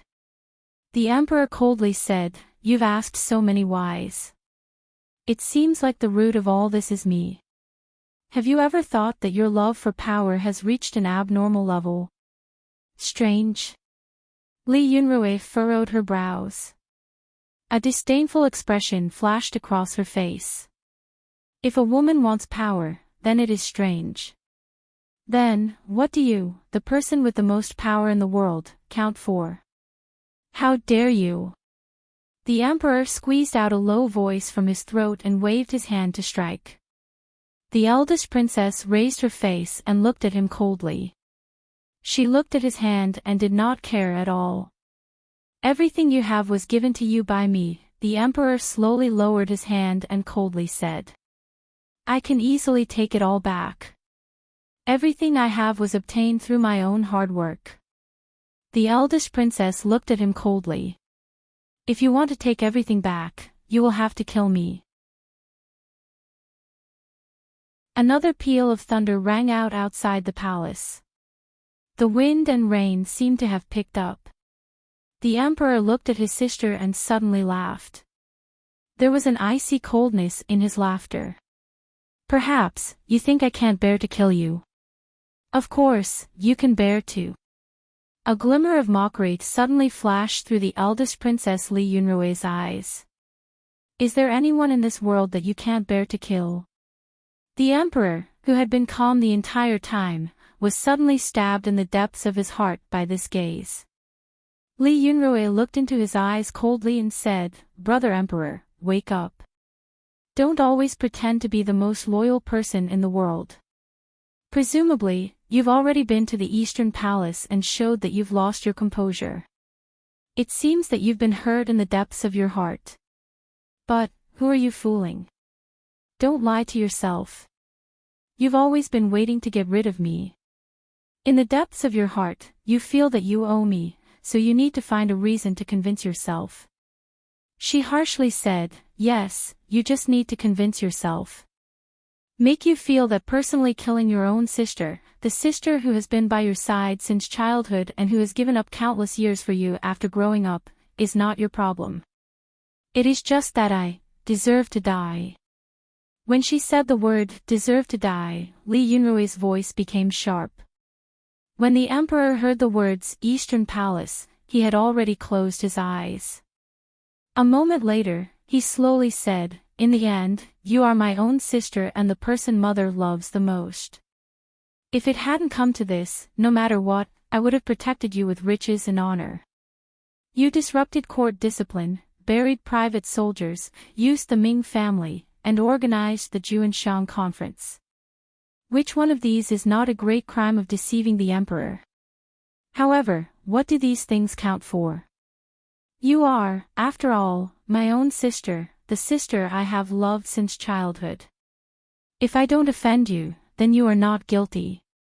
In these years, regardless of whether you sold out Yan Bingyun or wanted to assassinate Fan Xian, I don't blame you because I don't think these things are that big of a deal." He opened his eyes. His gaze had already calmed down. "But, you shouldn't have interfered with your nephews. The second prince has already been led astray by you, although he has hidden it well on the surface." Li Yunrui smiled coldly and interrupted, "Your own son was driven crazy by you. What about Qingqian?" The emperor stared fiercely into Li Yunrui's eyes. "Do you know that he is the crown prince? He is the next emperor that I have carefully nurtured. I am going to conquer a large kingdom and want this child to guard it for me for 10,000 years. If you assisted him, I would only be happy, but you bewitched him." Another muffled clap of thunder rang out on the horizon. The sound was not very loud, but it shook Guangxin Palace to ringing. Amidst the might of heaven and earth, the emperor's angry voice remained sharp and pierced into the eldest princess' ears. The lightning seeped in through the window and lit up Guangxin Palace for an instant. In that instant, the emperor stretched out his steady right hand and gripped the eldest princess' throat tightly. He pushed her forward, stepping over the low couch and the screen, and firmly pressed the most beautiful woman in Qing Kingdom against the palace wall. The veins between his fingers bulged as he exerted force. It was difficult for the eldest princess to breathe, but she did not cry for help or beg for pity. She only looked coldly and pitifully at the angry middle-aged man in front of her. Her pure, swan-like neck was gripped by that hand. The flow of blood was not smooth. It made her face turn red and instead gave off a strange and moving sense of beauty. "I have never thought of changing the heir. Everything is for Qingqian's future because my kingdom needs a benevolent and powerful ruler to inherit it. All of this has been destroyed by you." The emperor roared angrily. "Why?" A glimmer of confusion flashed through the eyes of the eldest princess, whose face was completely red. Shortly after, it was a look of understanding. She smiled slightly and panted as she said, "So, all of this was an act. So, Fan Xian was also being played by you. Presumably, in the future, his death will be even worse than mine." Her body was gripped against the palace wall. The tips of her feet barely touched the ground. She looked very wretched. It was at this moment that she smiled with difficulty. "However, you definitely won't let Qingqian inherit the throne. Are you prepared to let Fan Xian be the emperor?" "No, brother emperor, I know you. Even if you die, you won't let Fan Xian take the lead." Hearing these words, the emperor's hand slowed a little. The eldest princess gazed at him with amusement and ridicule. She panted as she said, "Brother Emperor, you are too suspicious. You are too good at pretending. You wanted to train the crown prince, but you scared the crown prince like a mouse. He thinks that you can remove him at any moment. How can he not be afraid? How can he not need a reliable embrace like mine?" Embrace. The eldest princess Li Yunrui did not seem to be afraid of death at all. She continued to stimulate the emperor's eardrums. The emperor stared at her and only asked, "Why? Why?" Li Yunrui suddenly began to struggle under his hand. In the end, it only increased her pain. In a sharp and angry voice, she cried out, "Why? There is no why. He likes me. That is the reason. I like to play with him, to play until you feel pain and despair." She giggled nervously. "I only found out today that your despair and pain are greater than I imagined. I am very satisfied." The emperor looked at her woodenly and slowly said, "He likes you. Can't I?" The eldest princess' beautiful face was completely red. It appeared particularly seductive under the occasional flash of lightning. She panted and proudly said, "Is there a man in this world who doesn't like me?" She looked at the emperor's face close to hers and suddenly froze. In a daze, she raised her powerless right hand and touched the emperor's face. In a tone filled with infatuation, she said, "Brother Emperor, you also like me. Shameless." The emperor slapped her hand away. Li Yunrui did not get angry. She only panted and said firmly, "You like me. However, I am your sister. But, so what? Liking is liking. Even if you hide your thoughts at the foot of Dong Mountain or in the ocean, you will still find them. You can't throw away your thoughts. Not all men are as emotional as wild beasts." The emperor looked coldly at his sister, whose breathing was becoming more and more rushed. "Not all men will bow down to your skirt. Women never think that they will stand above men. You're talking about Yi Qingmei, right?" Li Yunrui suddenly spat at him viciously. "I am not her. You will never be as good as her." The emperor suddenly moved closer to her ear and said. "Even if you struggle for so many years, you will never be as good as her. You will never be able to reach her place in my heart. You know this yourself." A deathly gray color suddenly flashed across Li Yunrui's face. It was as if these words had struck her deepest weakness. A glimmer of cruelty flashed through the emperor's eyes. He continued to speak by her ear, "You can only forever chase after her footsteps, but you will never catch up. Now, she and my son are going to take everything from you. Are you in pain?" Li Yunrui struggled to her feet and stared at him with a fierce and hateful gaze. "You're not even as good as my illegitimate son." Thunder rumbled outside the window. The emperor's soft words fell into the eldest princess's ears, but in the eldest princess's ears, they were even more frightening than the thunder outside the window. "You said earlier that you can play with all men. Why don't you play with him?" Li Yunrui's gaze gradually calmed. With great difficulty, she said calmly, "He is Wan Er's husband." The emperor looked at her with a mocking and malicious gaze.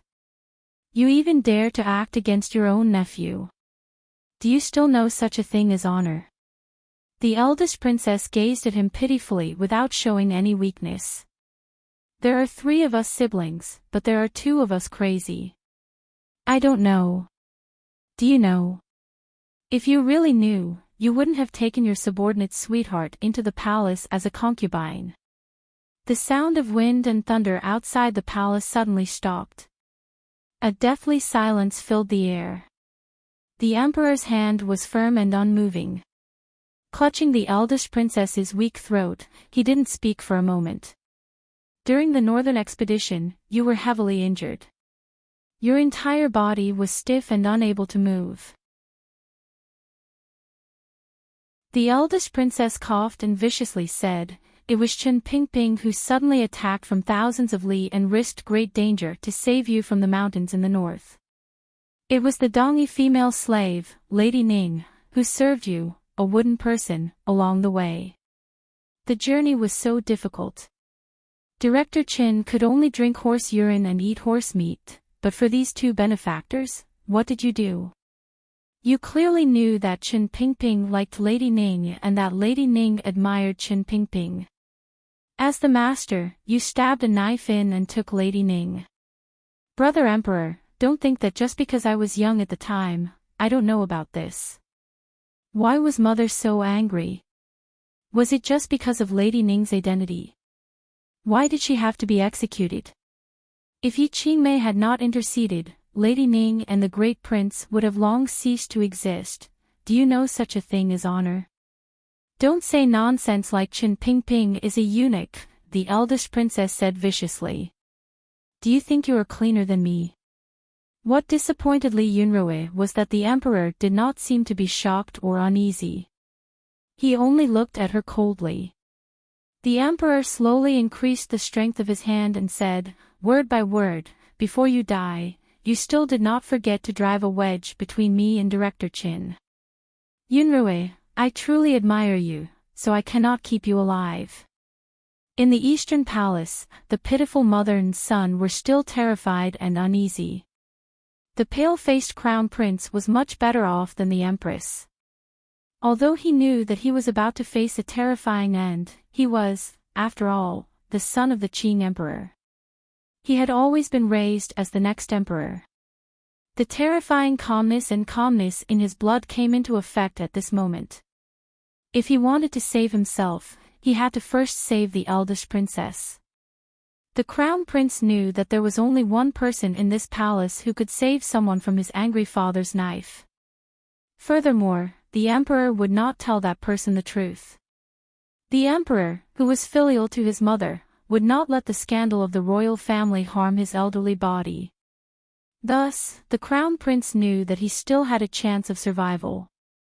However, the Eastern Palace had long been surrounded by the people Eunuch Yao had brought. It was impossible to make contact with people outside the palace.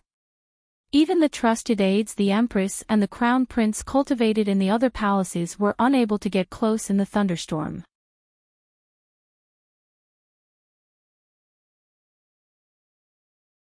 Chapter 504. The heavy rain was still beating against the buildings in the royal palace and the hearts of the people in the palace. Guangxin Palace was completely silent. Perhaps it was silence, at least, the malicious words of the brother and sister inside were covered by the sound of the rain and thunder. None of it reached outside the palace. Even so, there was still no one outside Guangxin Palace. Even old eunuch Hong was not there. Everyone kept their distance. As long as they kept their distance from Guangxin Palace, it was the same as keeping their distance from death. Eunuch Yao was still outside the Eastern Palace, but his thoughts had long turned to Guangxin Palace. His hands and feet were cold, and his heart was cold. He didn't know what was happening in the palace. Although he knew he shouldn't think about that scene, he still couldn't help it. He wiped away the rain on his face and carefully watched the movements in the Eastern Palace.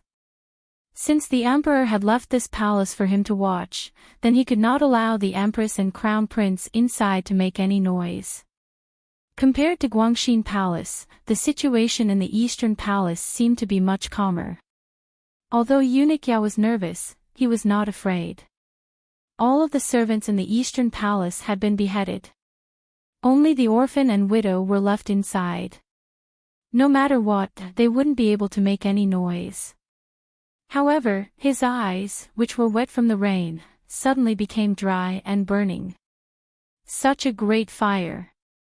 The majestic flames rose from the beautiful palaces of the Eastern Palace and turned into countless fiery red sprites. They reached toward the rain-spattered sky. Incomparable heat accompanied the flames and quickly spread in all directions. Eunuch Yao's pupils suddenly constricted, but the red in his eyes did not fade at all. The Eastern Palace was on fire. At this time, other than the noble mother and son in the palace lighting the fire themselves, no one could do it. But, did this pair of mother and son want to burn themselves?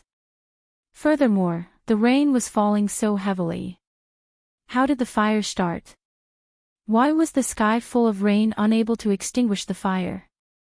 Eunuch Yao knew that this was not the time to investigate how the fire had started. He had to immediately make a decision on whether to put out the fire or what. Should he allow the Empress and Crown Prince to burn themselves to death? Eunuch Yao did not spend a long time to think.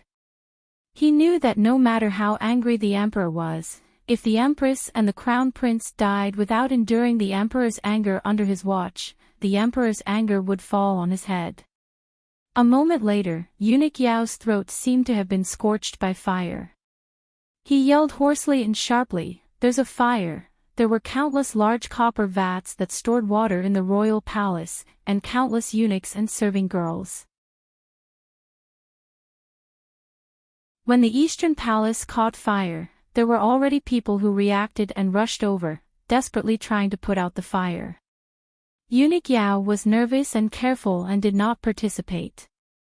He stood on the periphery and watched the busy crowd with a dark expression. He was extremely careful and did not let anyone first come into contact with the mother and son in the burning palace. This fire was a little strange. It didn't seem like the palace had ignited by itself. Instead, someone had used some highly flammable oil, so the fire was so fierce that even the rain couldn't extinguish it. However, when these materials burned out, the flame didn't have the power to continue, so it died out very quickly. There were loyal eunuchs and servants who broke through the blackened palace doors and wanted to charge in to save their masters inside.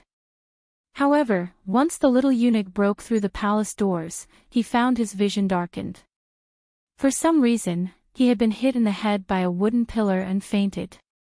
Eunuch Yao coldly walked in first. The guards and eunuchs behind him once again surrounded the Eastern Palace, blocking the people fighting the fire outside the palace. The Eastern Palace had already been burned to a wretched state.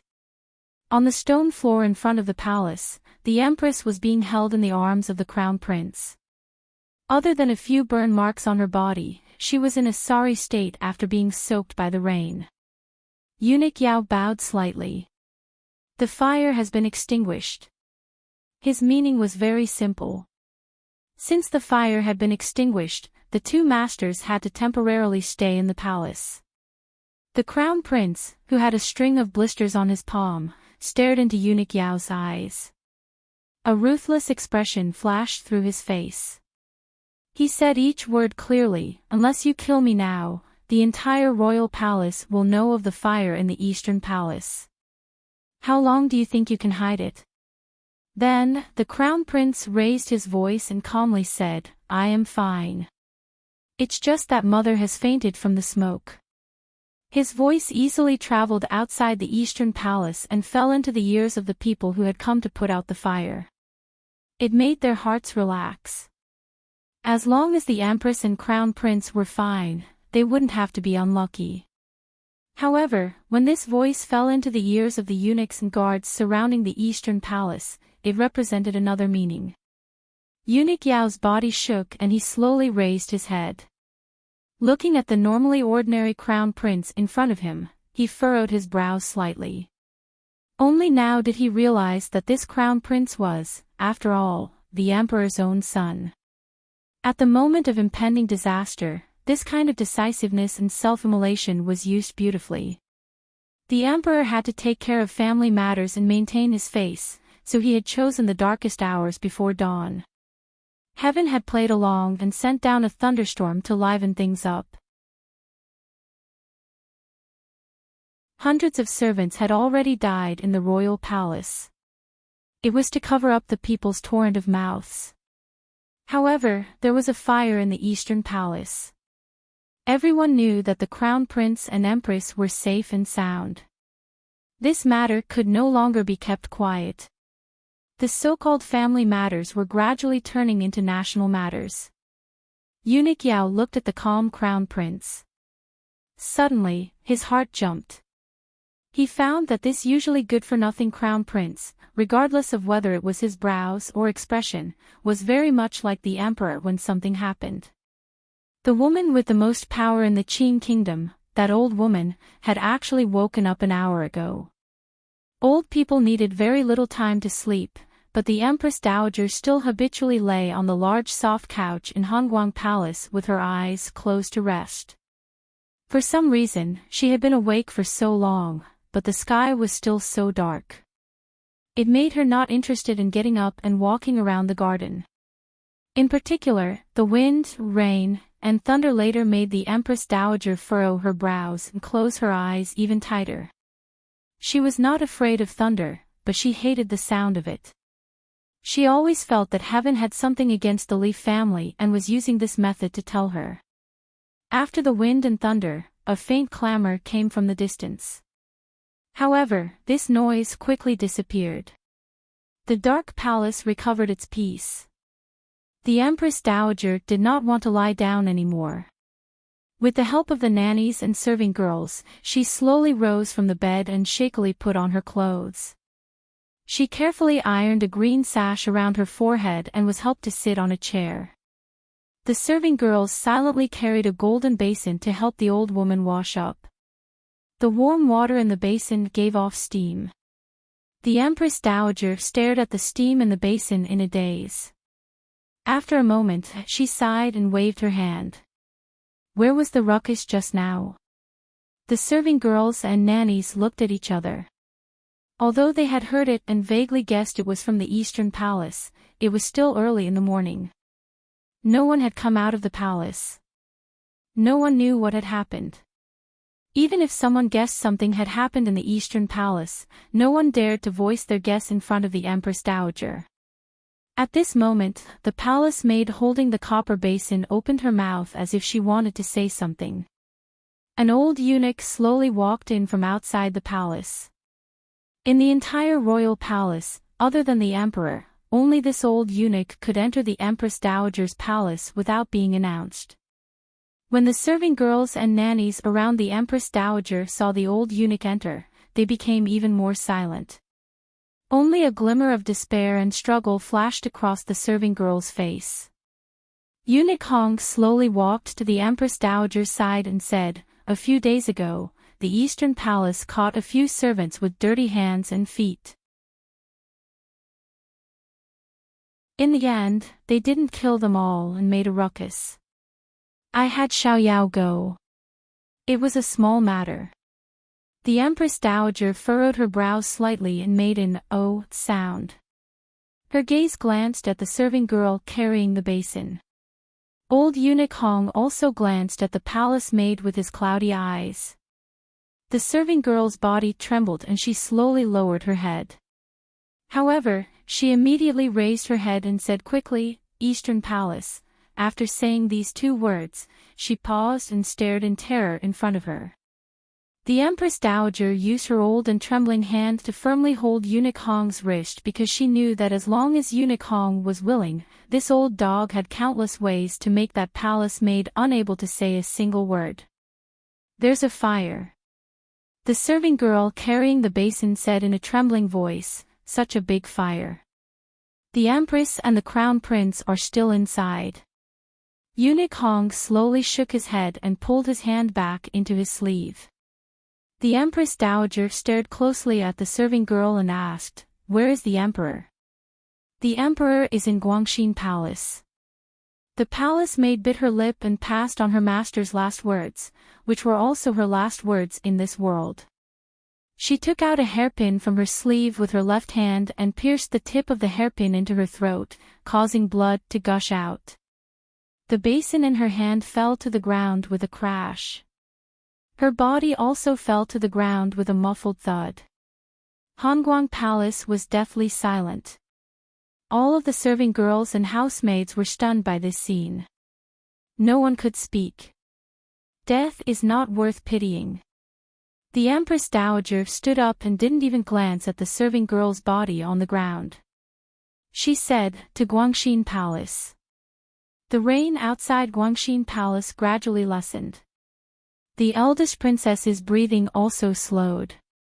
The red on her face had turned from pink to a deep red that was close to death. Her large and alluring eyes gradually protruded. It was very strange. Her body was suspended from the beautiful palace wall, and her life hung in the great hand which clasped her beautiful white neck.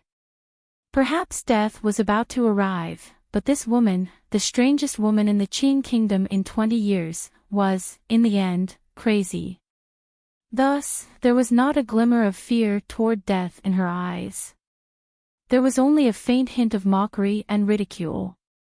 The target of the mockery and ridicule was, naturally, the most powerful person in the world in front of her, her brother, the emperor of the Qing kingdom. Perhaps it was because of this hint of mockery, the Qing emperor's hand loosened slightly, giving Li Yunrui a chance to catch her breath. Li Yunrui breathed deeply. Suddenly, she raised her fist and punched the emperor's sturdy body with all her might. Because she was breathing too quickly, even her snot and saliva flowed out and dripped onto her still beautiful but slightly deformed face. Perhaps death was not scary, but no one would suddenly grab a chance to live when they were about to die and not lose their will. The emperor looked at her coldly and mockingly. Enunciating each word, he said, "So, in the end, crazy people are still afraid of death." The eldest princess spat on the emperor's face and laughed crazily in a raspy voice. The emperor slowly wiped away the spit on his face. His expression did not change. He then raised his hand and slowly wiped away the thing on the eldest princess' face. Slowly, he said, "You and I, brother and sister, seem to have not had many intimate words these years. What harm is there in giving you a bit more time?" "There's no need for time." The eldest princess chuckled with difficulty and said, "I was just thinking, if you kill me today, will you kill Chen Pingping next? It's very strange that you didn't bring a single tiger guard with you for such a big event like purging the palace. Who are you guarding against?" Against? Given the situation in the Qing court, once the balance was completely broken, as the emperor, he had to establish a new balance. The old generation would become sacrifices. Very good. Looks like Fan Jian is dead, and Fan Xian is also going to die. With so many people accompanying me, what do I care? The eldest princess suddenly spat at the emperor's face again and said in a raspy voice, "You are alone. You are alone. Kill me. Kill me. You have no son. You have nothing. You are just a lonely ghost." "The emperor does not need friends," the emperor said coldly. "As for my sons, if they dare to rebel, I can have more." Outside Guangxin Palace, a hurried knocking suddenly came from the door. The sound was very loud.